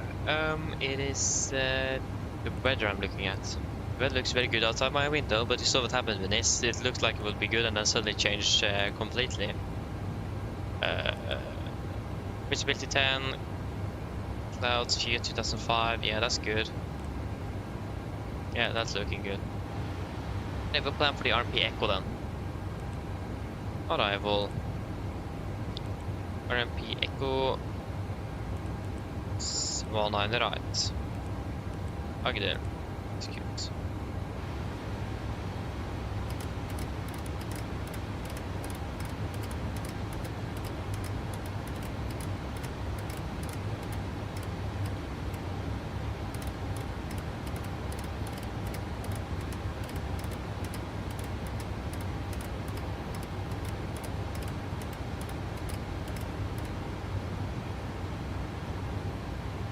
And we'll take 1113 on standby here and 11595 on standby there. After welcome, opening bell. Welcome. How long until landing? It's less than an hour now, actually. Yeah, less than an hour. About 50 minutes or something. So it's getting close.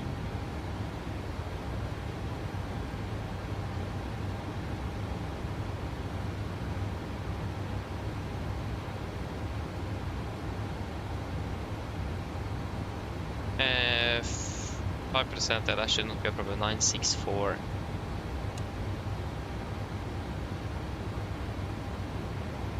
Okay, HLK, see you later then. See you later. If you don't get back, then have a beautiful enjoy the rest of the evening.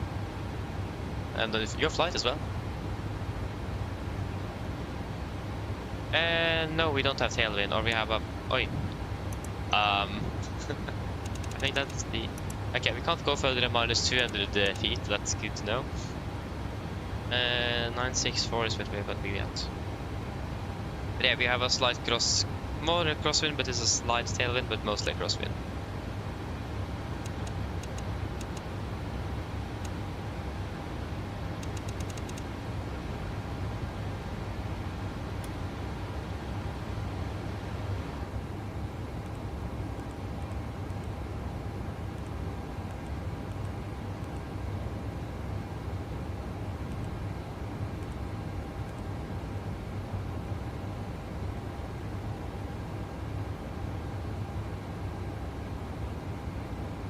Yeah, that's 1 ton, so 61.7. 5%. Runway 1 on the right.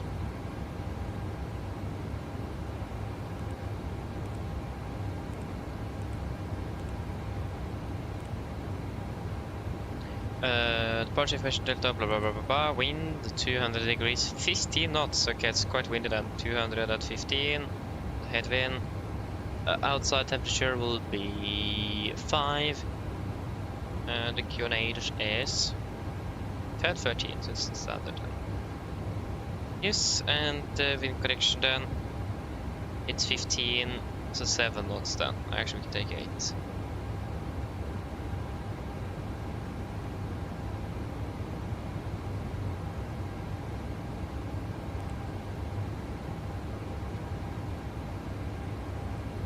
Well, the flying Oslo Berlin landing in 30 minutes. Nice.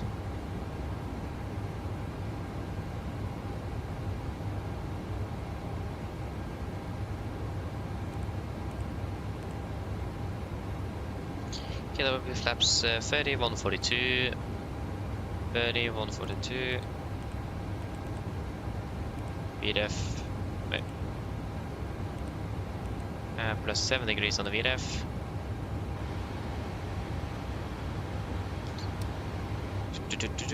And it's gonna be Gardermoen 25, we're currently at flight level 360. 6 times 3 is... It's 18. Yeah, so it's 108.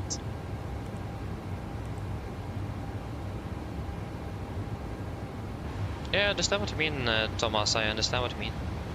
A bit strange if you think about it, it is. I'm gonna be flying to Gdansk later, that's nice. Really enjoy flying to Gdansk.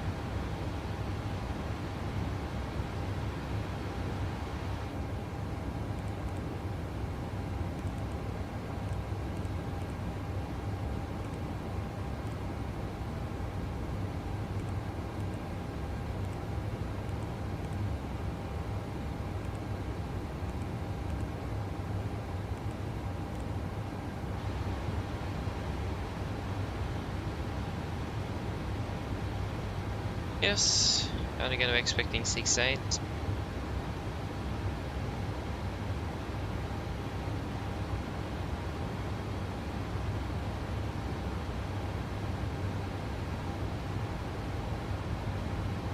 Well, we can just take whatever the controller gives us.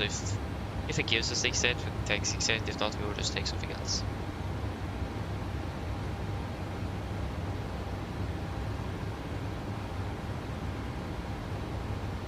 Okay, are we ready for the approach briefing? So let's start off with the start. We are expecting the unit for mic arrival. Chart 10-2 Juliet, effective 20th of March 25. So, coming in, unit maximum 250 knots, continue DDAX, maximum 250 knots. Bolt mic 447, maximum 250 knots, below flight level 10. Bolt mic 426, maximum 250 knots at flight level 90. And Golf Mic 422, maximum 220, and it's going to be the same restrictions for Golf Mic 423, 424, 425, and 453. 430 Titla, the initial approach fix, maximum 220, 5000 above. MSA 3900 feet, maximum 250 knots, and it's all as instructed. And we are expecting a direct to Titla if you're flying on ILS. If you're planning for an RMP approach, so we're expecting direct to the initial approach fix for the RMP. Talk about the approach. We are planning. Okay, disregard. There's an aircraft just passed by here. A little bit late then. It's probably Sweden. 127755.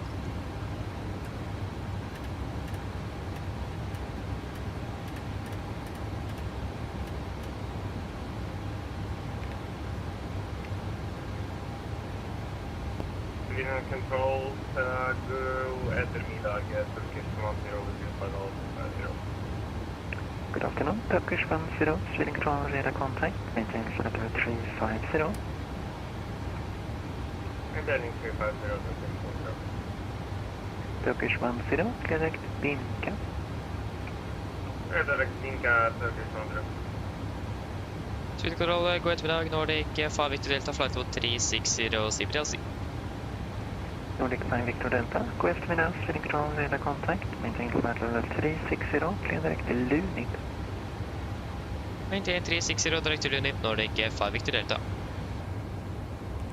Direct Lunit. Parking 4206 established. Parking 4206, runway 17, clear to land, wind 190 degrees, 8 knots. Clear to land runway 17, parking 4206.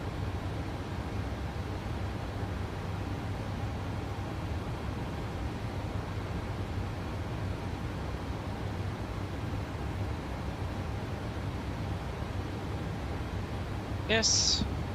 Continue with approach briefing. Again, we're planning for the RMP Echo for 19 right. This is on chart 12-33, effective 19th of March 26. So we're starting at Agder, the initial approach fix, maximum 220 knots, 5000 feet. We'll continue towards Golf Mic 633 in the intermediate fix 4000. Golf Mic 634, Golf Mic 562, and then one on the right for landing. It's going to be minimums of 964 feet with a missed approach climb gradient of 5% and an RMP accuracy of 0.3 nautical miles. 3 degrees on the glide. We will do altitude check at Golf Mic 634. Should be at 3,400 feet. And the final approach point is Golf Mic 562. Position level 80, missed, climb to Golf Mic 995, turn to the right, 223 degrees, climb to 5000, to Golf Mic 996, turn to the right, direct to Bavad for a new approach, expect the vectors by Oslo approach. Just want to set in hard restrictions on the RMP, so at 1800 feet, blank, 3400, blank, and 4000 blank. Yes, and execute. Yes, it's going to be also minimum 160 knots until 4 DME. We're landing with flaps 3142 with correction 7. Final is going to be 149 with idle reverse first attempt, idle reverse thrust, and actually wait, what's our takeoff weight? So we're landing weight 61 tons, almost 62. Yeah, we'll go with second attempt reverse thrust, manual braking. Generally though, for the approach, something we need to be aware of if flying an RMP AR approach, so authorization required. We do have that on the NG. RP accuracy is important. We need to verify that the cross-track error is not greater than 0.15 nautical miles, and that we are staying within the 0.3 accuracy that we are required through the approach. We will do one altitude check. We'll do that, like I said, on Gulf Mike 634. We should be at 3,400 feet. Maximum deviation is 75 feet. If we do encounter any problems, we will go around. We will follow the mist as usual. If we have any problems with the navigation on the aircrafts or GPS or the IRS or that kind of stuff, we do also have conventional backups. We have set the ILS for 100 on standby on Navigraph number 1 on 111.3, and the Garmin VR on standby on Navigraph number 2 on 115.95. So we can use that accordingly if required. Other than that, we also do have ATC online that can help us out if anything would happen. But yeah, generally though, again, if you do encounter any problems with that we're not happy with the approach or something like that, we will go around without any question. Thank you. For the taxi in Airport Standard 9, effective 19th March 26, standing on the right. Alpha 5 most likely. Expecting stand 6-8, so wait and see what we get. So then straight out on the tail. And the Delta stand 6-8.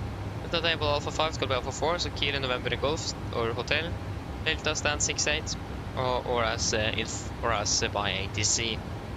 No old spots, tax restrictions, and no notable notes affecting us. RCR is table 6 dry. Last time I checked, we need to double check that actually. And generally weather conditions are good. It's a bit low cloud layer, but it should be with all requirements for an RMP approach, or an RMP Echo approach. So yeah, that should mainly be it. There's something else special to be aware of, and there is no threats for our arrival today. Any questions?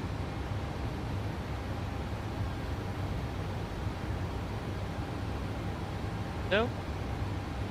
Then our approach briefing is complete. Descent checklist. Descent checklist, presentation, landing altitude 700 feet, recall checked, auto brake off, landing data, VRF 142, minimum 964 feet, approach briefing complete, descent checklist complete. Wonderful.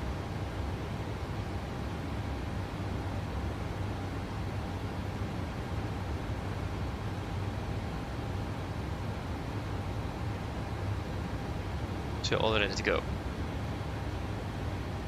Hedda, welcome. God dag, god dag. Håper deg vel. Gir deg god ettermiddag.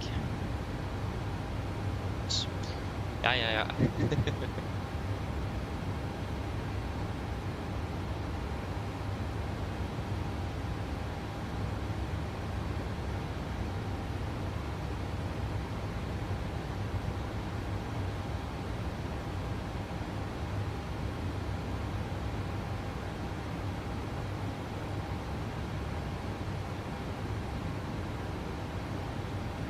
Number 5 to Charlie, radio check. Gonna 5 to Charlie, radio 5, I'm back now. Nice.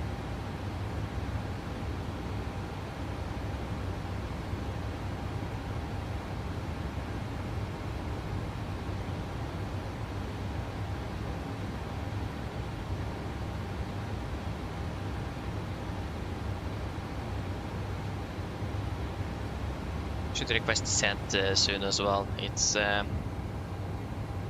will request at 15, between 15 and 10 miles.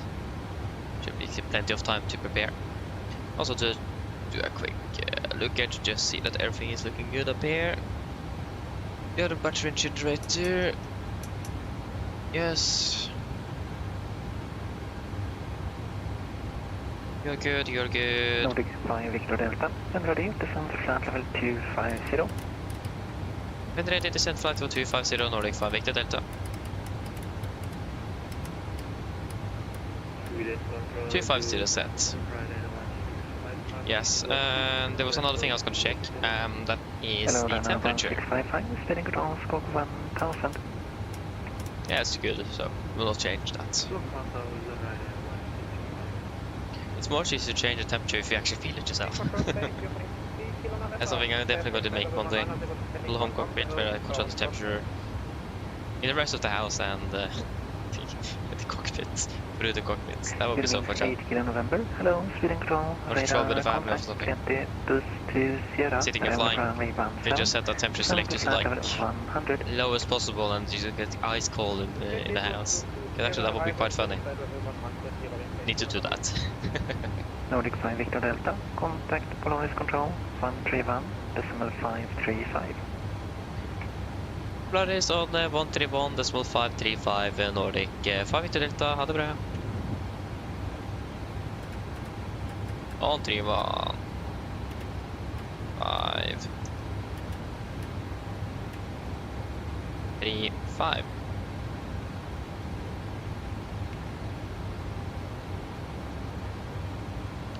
Polaris control, god ettermiddag, Nordic 5 Victor Delta, flight level 360.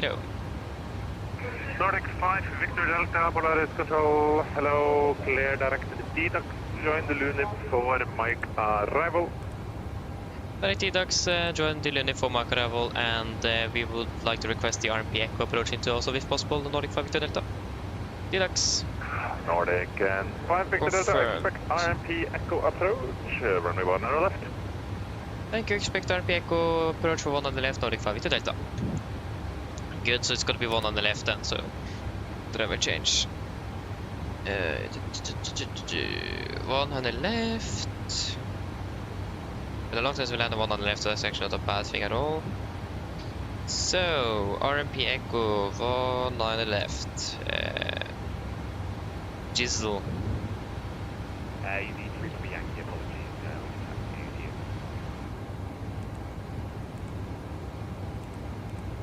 Easy, Super Yankee, roger, easy, Super Yankee, clear direct Nepal. Okay, clear direct to Nepal for easy, 3 Super Yankee. Yeah, so it's going to be...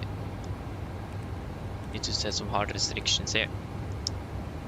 2100, 2100, blank, 2500, blank. That's the Golf Mike 674, and then 675 is 3000 blank, and 676 is 3500 blank, and 677 is 4000 blank. I will not change Jizzle. Blank execute. Yeah, we have started our descent. Wonderful. It's going to be then for 19 left instead. So runway 19 left. Going to be 4, 6, and 10. Easy, Super Yankee, descent 4,000 feet, QNH 1011. And it's going to be 1038. Descent 4,000 feet, QNH 1011 for easy 3 Super Yankee.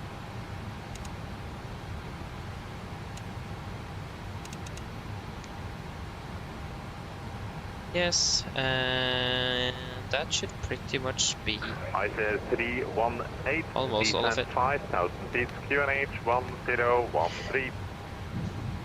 Descent 5,000 feet, QNH 1013. I said 318.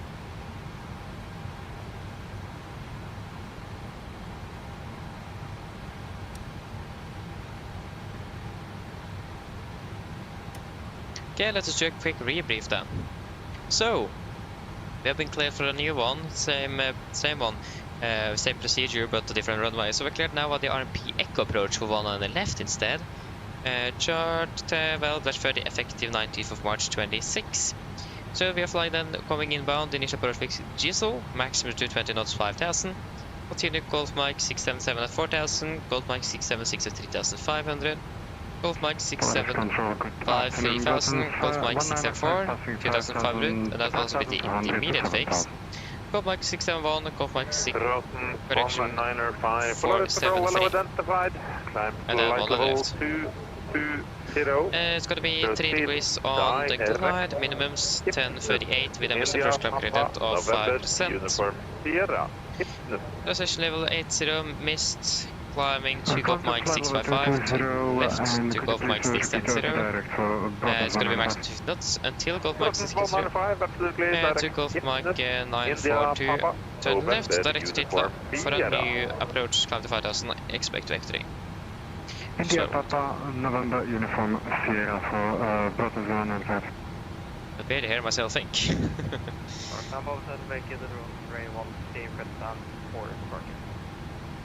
Nordic 9 Hotel, straight ahead, parking for Avidax. Yes. And we'll do the return. Yep, information Foxtrot now available at Carclay.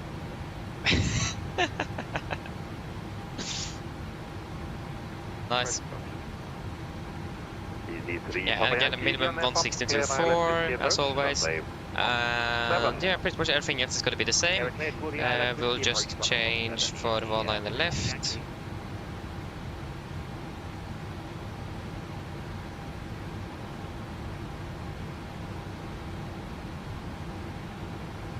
Yeah, so going to be landing then with the same flap setting, Nordic but 5 Victor Delta, clear direct to Diesel. direct Gisel, Nordic 5 Victor Delta. Yeah, Gisel. ITZ 18 via Sapco, cleared RMP Whiskey approach. Gisel, confirm. Execute. So yeah, and it's gonna be the same. Flap 30, 145, correction 142, Vic correction 7, 149 final, manual braking, and second descent reverse thrust. And in the control of the extra thing you think about is going to be the same. Frets is going to be the same. Taxi in, airport charts, 10-9, effective 19th of March 26. So, we're landing on the left, we'll probably vacate via Bravo 4 or Bravo 3. And then probably taxi via Sierra Tango, could be possibility onto Lima Orange, or perhaps Juliet. Or if you want, if they really want to be nice to us today, taxi Papa Delta in for the other side of the airport. Approach, given well, the fast. weather, proceed direct near left. November, Echo, Lima, India, Papa. Approach fixed for the ILS 2-1 approach and Civic. So yeah, we will just see what they will give us, and we will just do what they say, really. And we'll level everything off. So yeah, fairly straightforward nevertheless, and nothing else will changed. Any questions?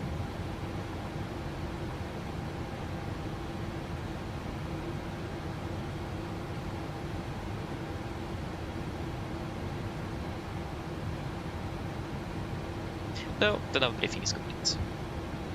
Essential checklist. Essential checklist. PlayStation altitude 700, recall checked, auto brake. Oh, we actually done it.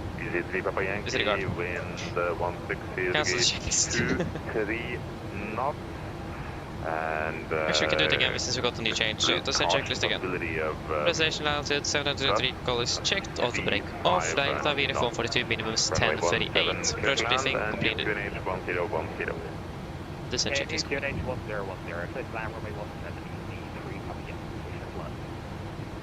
Good luck.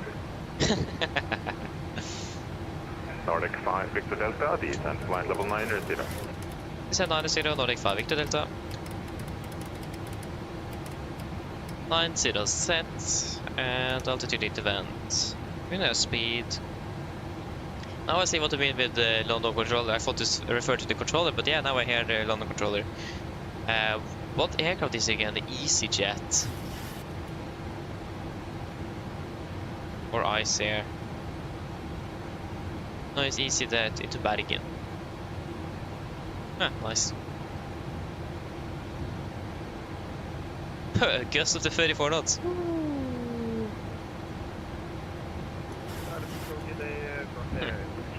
Interesting. Interesting.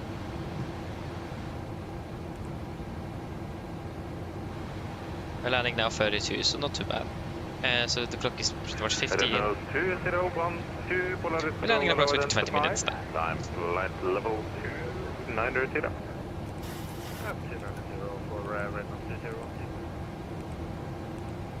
Get to 80s.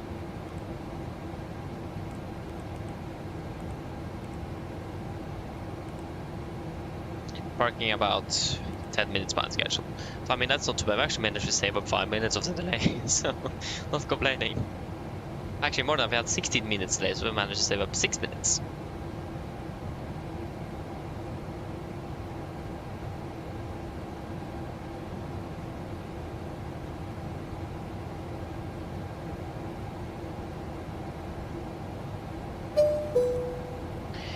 Charlie, 1 on the right, transition level 8.5 it is, okay. We need to change that then. So yeah, it's gonna be 318, contact tower 118.305. 210 at 16, so a bit windy from the south, but other than that, 4 degrees, and a bit cloudy, partially cloudy, and some scattered clouds. What would that be, Norwegian scattered clouds?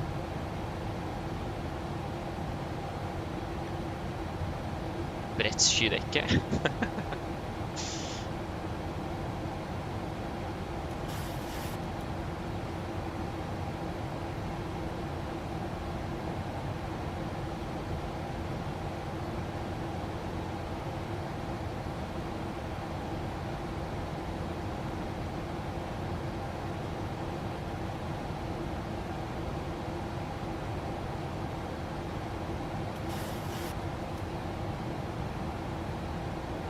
Approach Canadian 65 Juliet, passing 3000 to 7000. Spreads, yeah.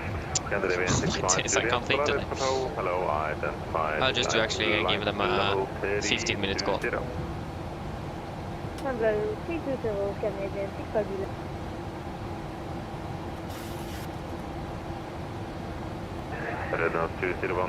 Mine damer og herrer, dette er kaptein snakker. En liten notatering er fremme fra cockpit. Som dere kanskje har lagt merke til, så har vi begynt nedstillingen vår ned mot Oslo lufthavn, og vi er for øyeblikket ventet å lande om rundt ca. 15 minutter. Men forholdene for øyeblikket ser rimelig greit ut. Det er noe kraftigere vind kommende for oss, og om det så er det rundt 4 grader og et ganske spredt skydekke. Ellers, vi forventer for øyeblikket å parkere ved gaten ca. 10 minutter bak skjema, og vi beklager for denne lille forsinkelsen, men vi forventer for så vidt ikke videre forsinkelser innover mot Oslo. Ellers, vi håper at det er veldig fin flytur med Norwegian. Vi takker på at du flyr med oss. Vi håper vi ser deg med neste flytur, og så ønsker dere en fin søndag videre. Ladies and gentlemen, this is your captain speaking. It's a quick update there from the flight deck. As we noticed, we now start our descent down towards Oslo Airport, and we currently expect to be landing in approximately 15 minutes. The weather conditions in Oslo is looking fairly good. It's quite a bit of wind coming from the south, but nevertheless 4 degrees centigrade and quite some scattered clouds around at the moment. Otherwise, we are currently expected to be parking approximately 10 minutes behind schedule, so we do apologize for this slight delay, and we do not expect any further delays coming in towards Oslo. Otherwise, we hope that you enjoyed this flight with Norwegian. We do thank you for choosing us. We hope to see you again on your next flight, and we do wish you a pleasant day. Thank you. Addons 2012, contact Sweden Patrol on frequency 127.755 back. Yeah, so winds are now 210 at 16. And transitional 8.5.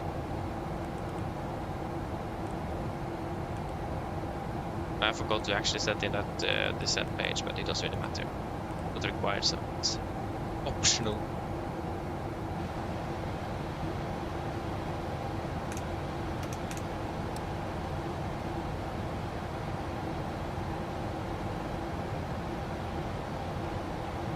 Okay, we are not catching up. Okay. Level change selected.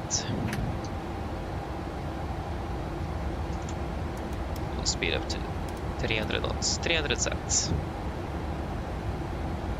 See if we are able to.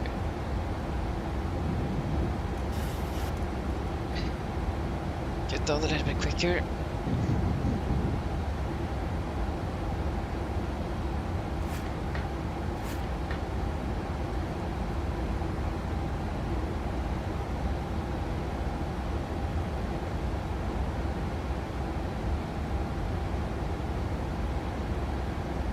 Canadian 65 Juliet, request direct upload.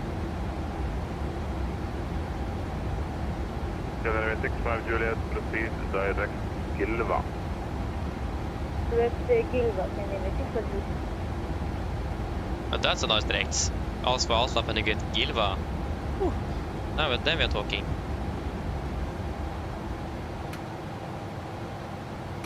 I will still continue descending a little bit below profile, and then because we need to reduce our speed slightly by around 20 knots or so.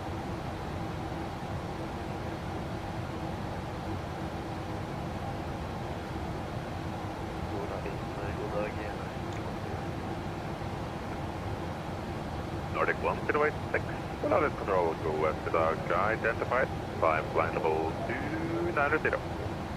Level 290,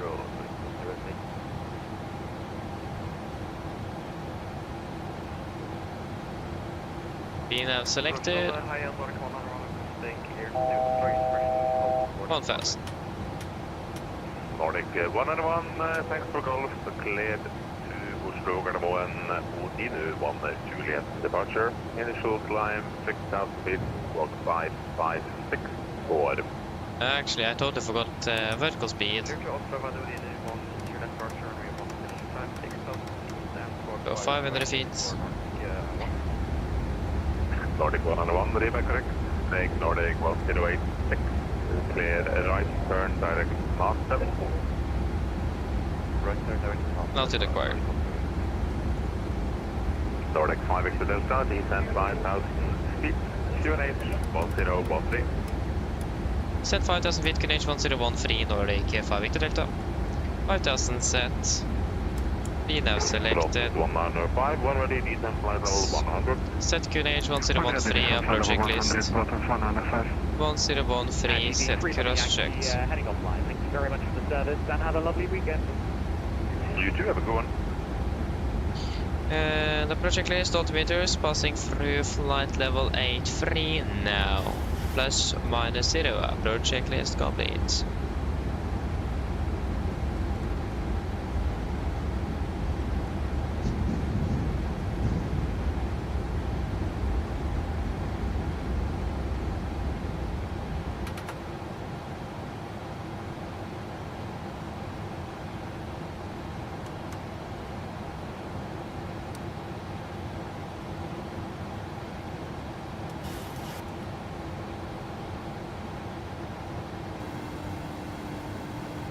Hello. Hello. Hello. Hello. Yes, it doesn't Hi, work. Captain. The cabin is secured for landing. Thank you. No problem. Cabin secure. Good.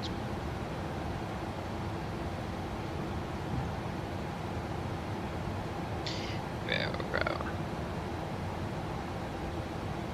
Oh, nice. RMP.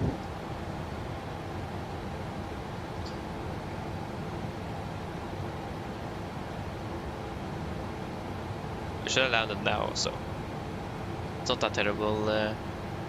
It's a terrible delay. Could have been worse. Nordic 5 is Delta. Via Jizzle, clear. Echo approach, runway 19 left. Via Jizzle, clear RP, Echo approach, 19 left, Nordic 5 Victor Delta. Scandinavian 65 Juliet. Can send out to 1,000. 100 feet. 1,100 set. 7 RNP. Echo approach, runway 17 available on request. Express ILS Whiskey approach on runway 17, Scandinavian 64 G.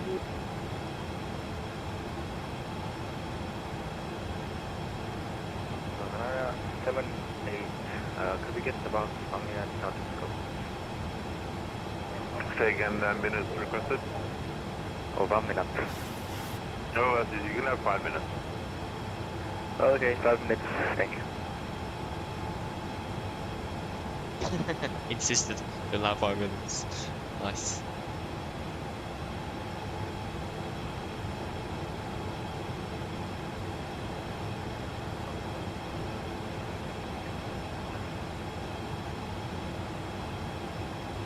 Just need to Scandinavian 25 Mike, Polaris control, hello, open GSX again because that one is closed as always. 50, clear direct Gigny.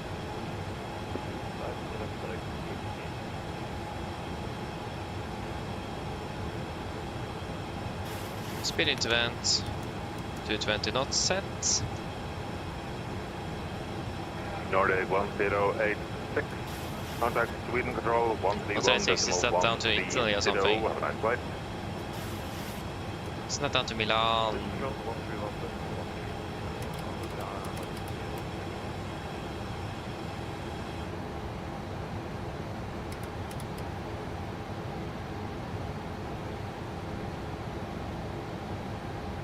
Contact Congo 3694, target 2006, clear and south.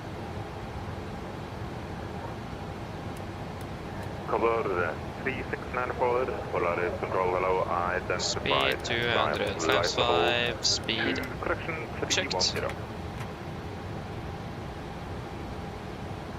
Identified about 310 Congo 3.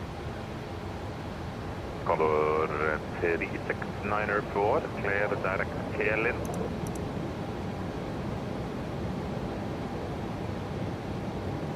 Speed 180. Can you 180 sets. Yeah, please. Flaps 5 sets.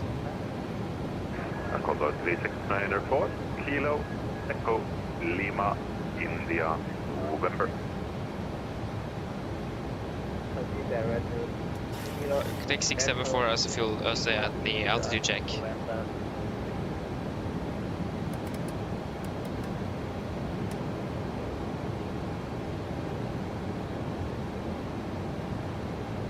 Nordic 5 Victor Delta, contact Cardamom Tower, 118.305, bye-bye. Cardamom Tower on 118.305, Nordic 5 Victor Delta, ha det bra.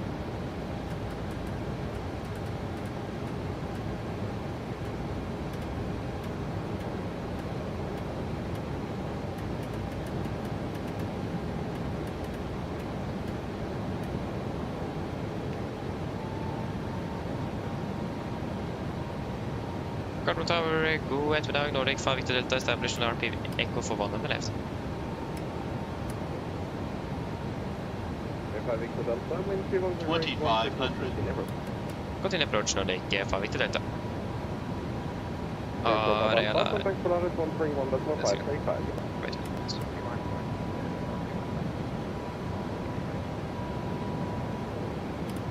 Ariela QNH1013, set cross checked, gear down, flaps 50 and speed checked. Speed 160, landing checklist flaps.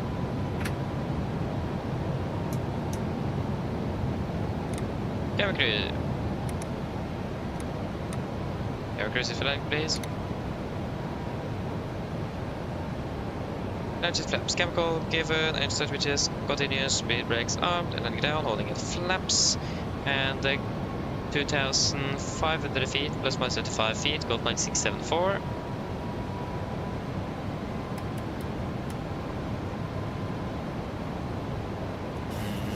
Now, that's 2,500 feet, blank. Wonderful. We have done the altitude check, it's all good. And the runway in sight.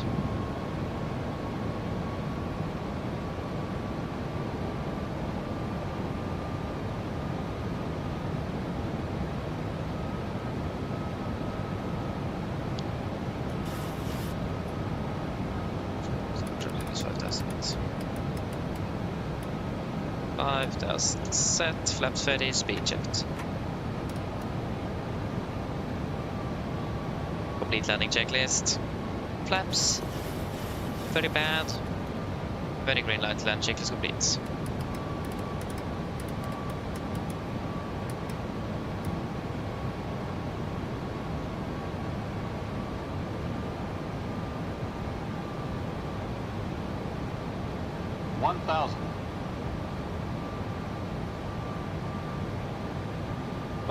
We are stable. Not clear land. Runway 100 left, clear land. Clear land, 1 on the left, Nordic 5 Victor Delta. Yeah, clear land. Sacrum on this operating what in the world is happening with Sacrum? It's turning to the left and it's quickly turning right again.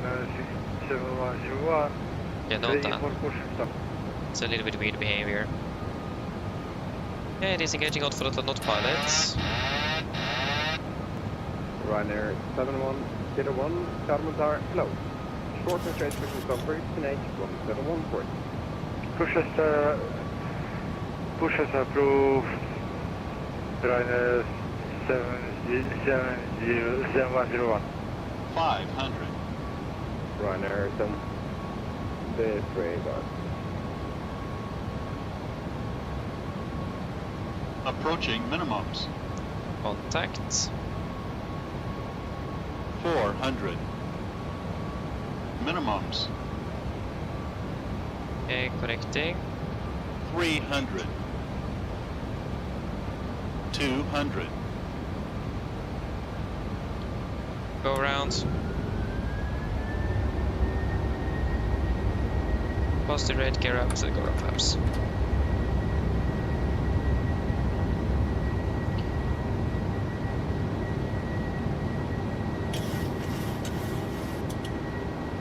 Nordic 5 Victor Delta going around.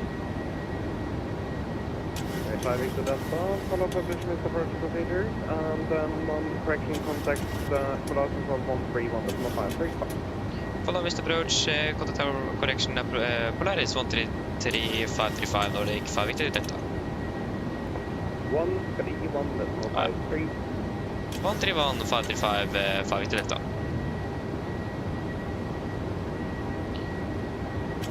On throttle and hot button engage. On fasten. Flaps 5 speed checked. Right, good. 105 Speed control 127.755. Flaps 1 speed checked.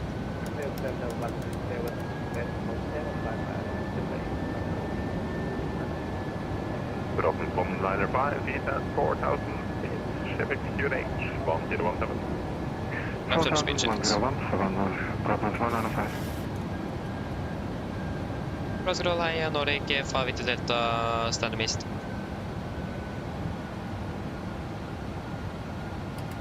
Nordic 5 Victor Delta, blood control. Hello, when able, say attention.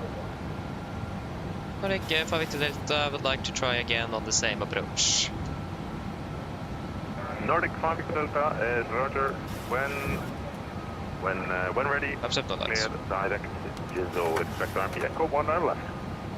Thank you, when ready, direct Jizzle, expect RP Echo 1 on the left, the Nordic 5 Victor Delta.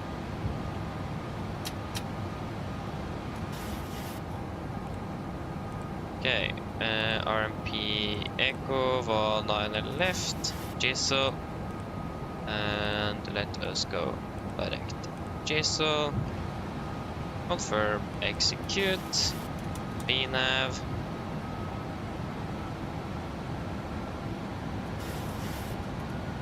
Okay, it's going to be 142, 143 and plus 7, so it's going to be 150 blank. Be really careful on this one actually. Polaris, control, Nordic 64, time, gonna bake and stand 189 bar.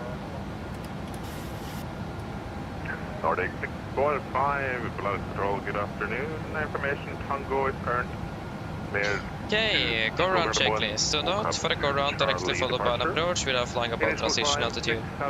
This procedure may replace the after takeoff, descent and approach procedure at commander's discretion to reduce flight interval flow. Should a climb above transition altitude or longer hold if necessary, the normal checklist procedure shall be used.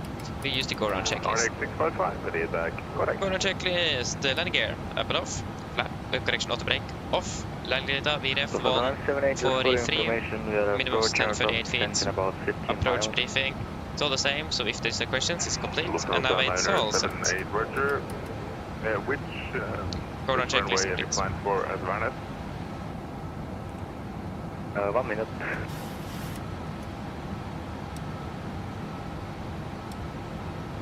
Okay, so you need to be a little bit careful so you don't get too low there. Approved, perfect. Got very low actually. We'll just do a quick PA. Protons 105, we are in range. I will not have time to do that. Basically now we're going to be reducing speed again. I have descended 30,000 feet. Yeah, made it clear. ILS, you want approach. Listen 3000, finally cleared ILS 21, Brothers 195. Those 2 go-rounds today is interesting. Not the best day then, but yeah.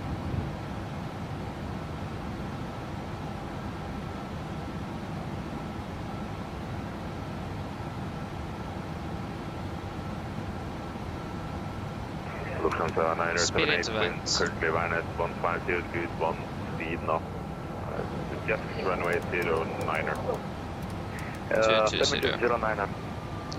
Very clear for the approach. 978, cruise in the bamboo, descent flight level. I don't remember if you were cleared for the approach or not.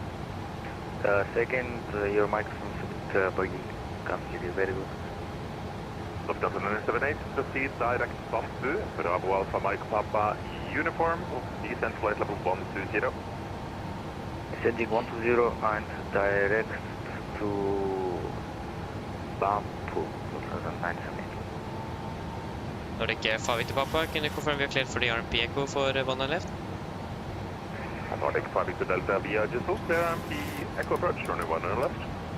What is it? Gisel clear RMP echo 1 and left, thank you Nordic 5 Victor Papa. Ah, it's Delta. Nordic 5 Victor Delta, contact Gardermoen Tower, 118.305, vi snakkes. Tower 118.305, takk skal du ha, ha en fin dag videre, snakkes.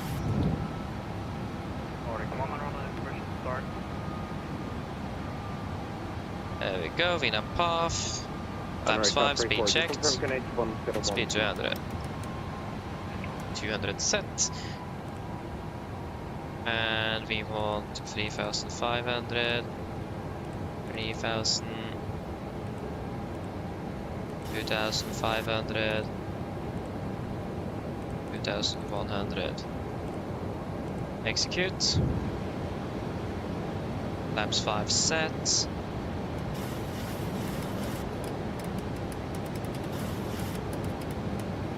speed 180, 180 set, and there was another thing I was going to do, and I have forgot. Runner 101, by Bravo, clear takeoff, runway 1 up and Come to runway 19er. Speed up, Left runners 7101. Runway. Blocked. 19er left. Unfortunately, my apologies. You just entered the runway as well. Okay, runner 7101. You are re-cleared to your destination via the stop to Charlotte departure. Rest of clearance remains the same. Report ready for departure. 2,500. Ja, det er like QNH 1013. Ready for departure 7101. Runner 7101. Confirm that you have changed in your flight plan to stop to Charlotte. Offset to Get down, Charlie, runner 7101. flaps 15, speed checked. Runner 1, correction 7101. Yeah, 60. Is 270, rate 170. And runway 100 left. Have a cruise, it's for landing, please. Come to runway 19er left, runner 7101. Gardermoen Tower, hi, Nordic 5 Victor Delta on the RMP echo 1 on the left. Like 5 Victor Delta, Gardermoen correction power, hello again. Wind is now 200 degrees, 170, and you can continue approach runway 100 left. Continue approach 1 on the left, Nordic 5 Victor Delta. Okay, 2,500 plus minus 75, there we go past 2,510, we all within the limits. Okay, we'll wait with the landing checks to set the correct flaps.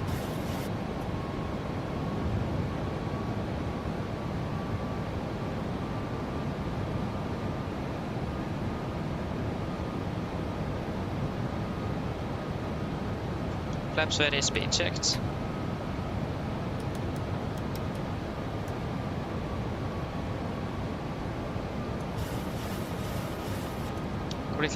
Correction landing checklist. Chemical given, and the start switches, continuous, speed brakes arm, landing it down, flaps 30 planned, 30 green, landing checklist complete. Runner 101, contact without control 1. Is the approach altitude 5,000 feet. 5,000 sets. Code of Polaris 131.535, runner 7101. Nordic 5 Victor Delta, runway 1 on left, clear plan. Clear to land 1 on the left Nordic 5 Victor Delta. Yeah, now we're clear to land again, 1,000. so yes. 1,000 stable, clear to land.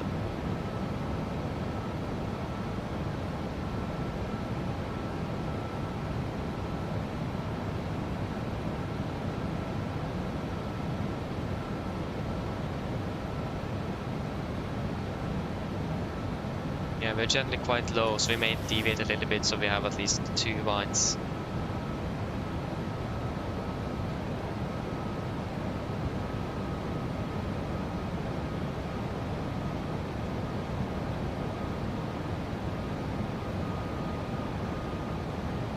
Is he getting out throttle and autopilot?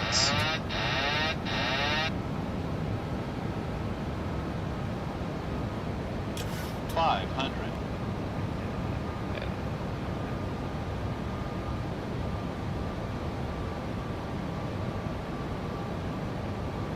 Approaching minimums. Contact. Nordic 534, taxi running 400. right, Golf 11. Minimums.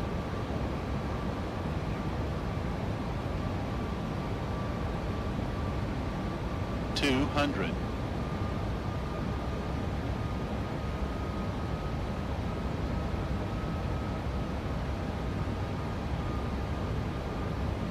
$100. 50, 40, 30, 20, 10.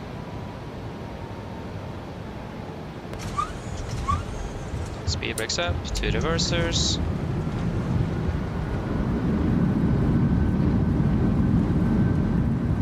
$100 knots, 80%. 80 knots.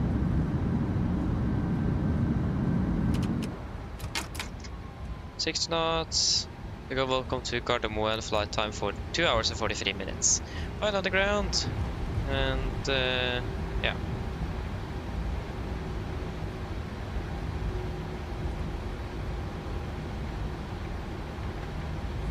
It's pretty much just right for for go around on a new approach. That's pretty much only what we really have on the fuel side of things.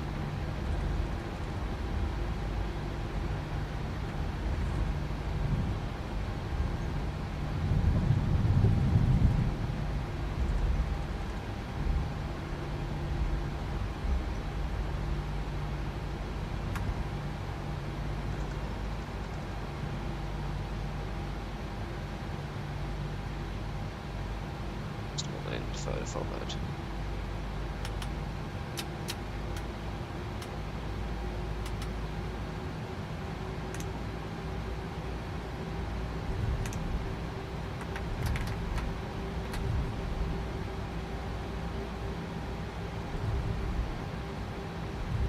Hi Victor Delta, taxi to sound 65 via Sierra and Juliet. 65 via Sierra and Juliet, Nordic 5 Victor Delta. More Patrick, Nordic 28 Golf Clearance 5. God dagen, Alvis. Skal vi se. Du står der, så da skal du få en i høyre, og vi passing Delta. Initially 7000 og 4055. It's passing Delta 4055 Nordic 828. Have we even got a cabin call? Yeah, we did. Gate to Yankee, read back correct. I just begun to wonder if I even got a call from the cabin that they were ready. Left is clear, right is clear.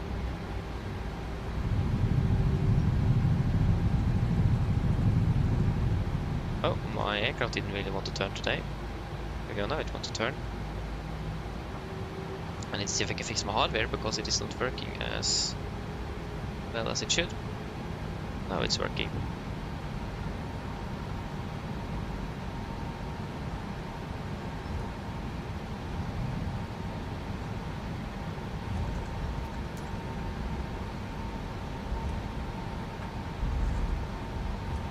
Nordic 534.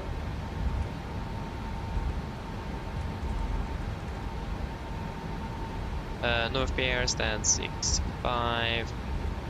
No. And 6. My apologies. Target land for 7.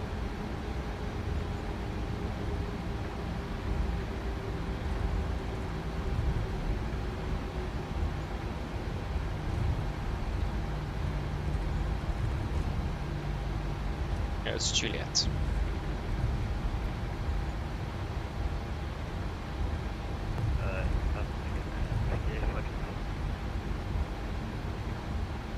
Left clear, right clear. Request report, second.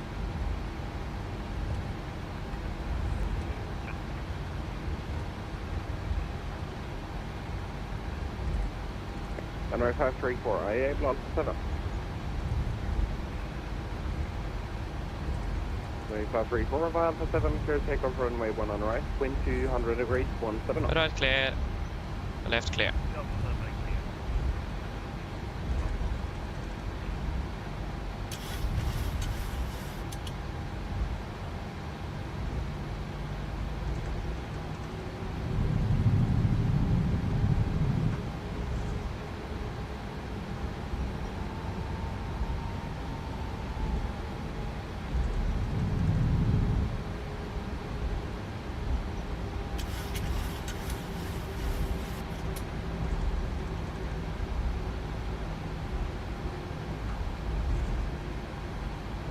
Okay, shuttle number 2.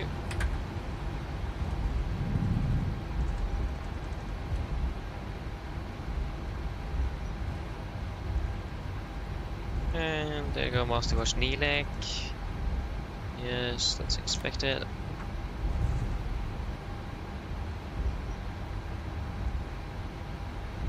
Right clear, left clear. Stand 6-5.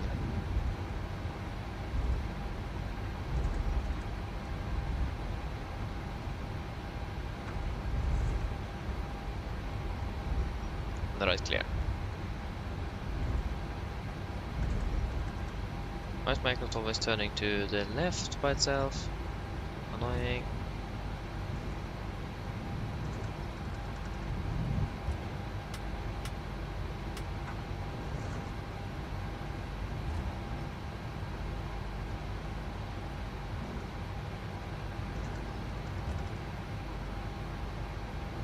And that is probably the hydraulics. I must caution hydraulics, expected.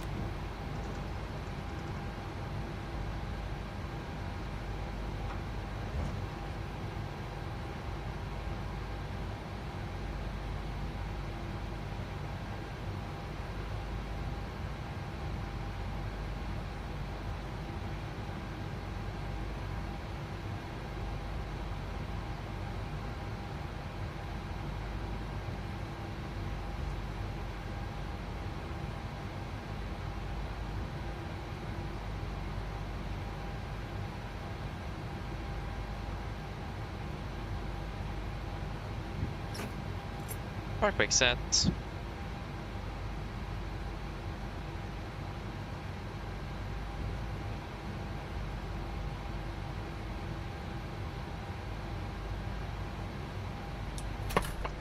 Shutdown number 1. Oh, come on, there we go.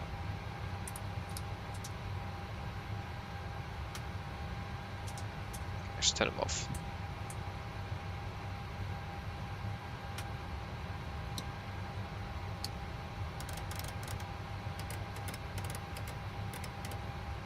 Runway 534, contact the lost control 131.535.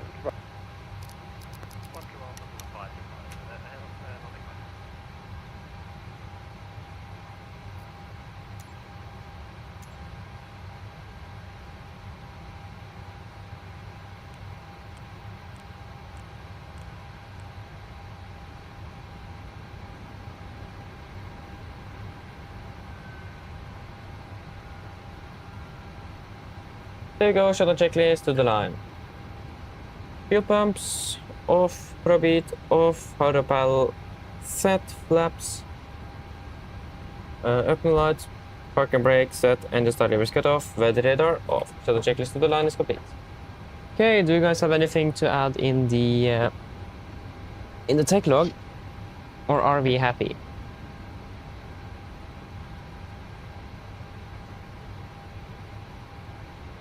Yeah, so it ended up being how long? How did my mouse suddenly get so sensitive?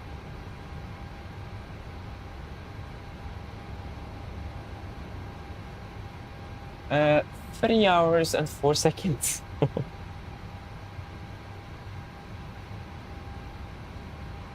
3 hours.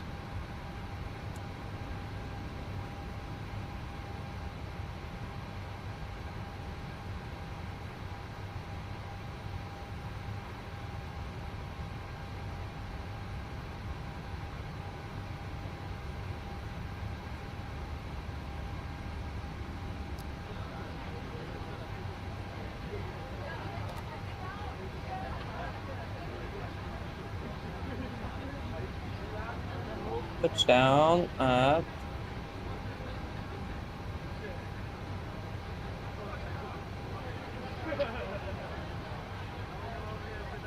13:43.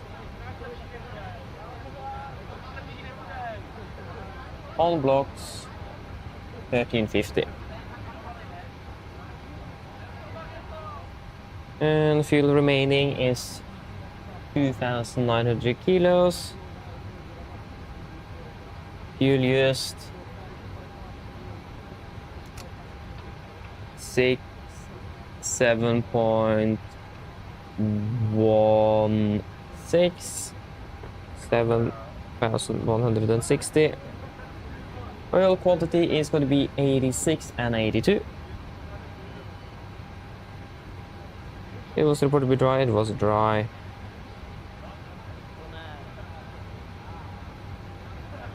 RMP approach. We did an RMP approach.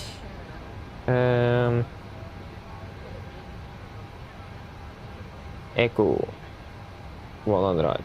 Yeah. 19 right. It was satisfactory performance. Excessive lateral or vertical deviation.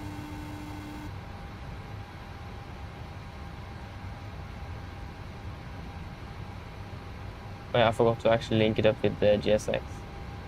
Hello. Hello. Hello, Captain. Everyone's offloaded. Bridge landing by the way, we barely felt anything. Thank you. Call me if you need anything. Of course. Why is it so sensitive? It's annoying me so much. Oh, that was better. Yeah, so to Yankee push and start. There was something in the approach that I said. It is the fact that we turned to the left and then suddenly turned quite sharply to the right and then continued, and so hard right corrective. So hard right corrective turns during final gyno during final left turn. So hard right corrective turns during final left turn. That's the only note I have. But otherwise it was very good, so.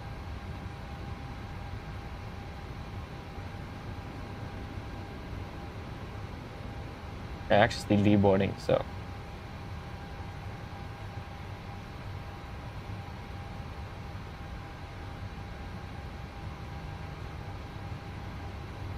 Can sign off that EFP, so the flight plan, and that is it for that. Wonderful. So what have I missed here then? Yeah, using normally constant X9, but in this case we actually use 40 since we were delayed. So you're flying to Dublin instead. Yeah, Dublin's a cool one though. So enjoy that.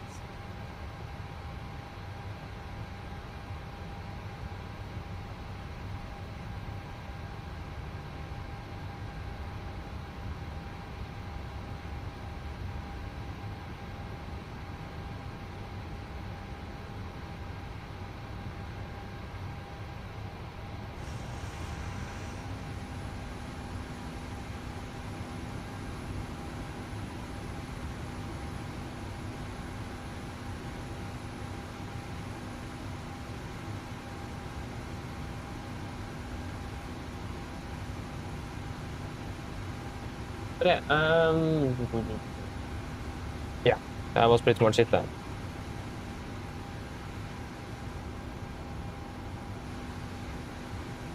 Fairly hot in here as well.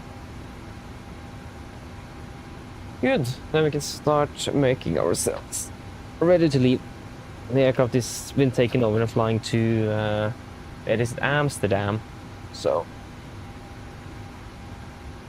we will just finish up. We're finished with the flight, we can close there and we can log off.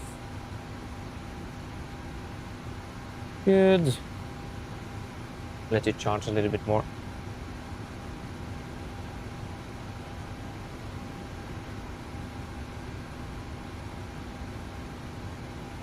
Wrong, but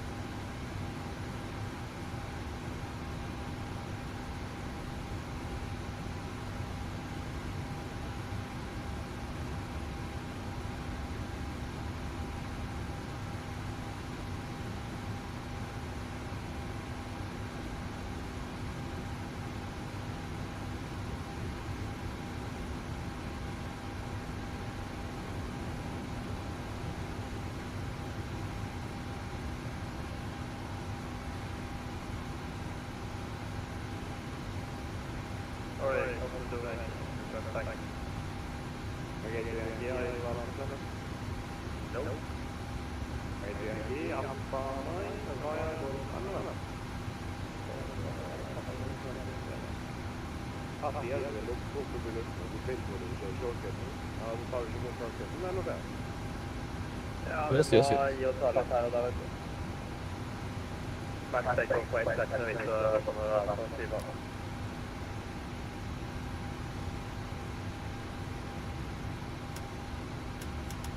give them a full reset. Yes, good. Shall we just leave the aircraft then? I think I have everything almost. Hey.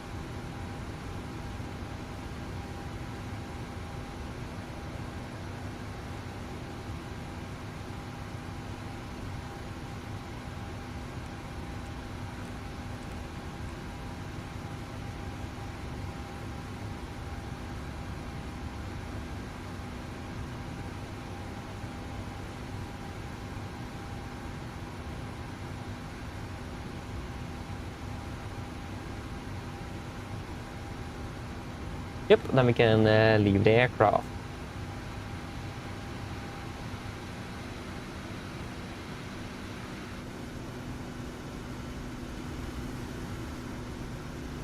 Good. Again, the next crew is taking it to Amsterdam, so therefore they hopefully will enjoy that. Pretty interesting though that this jetway of all jetways are not modeled as well compared to everything else. The jet bridge. Yeah.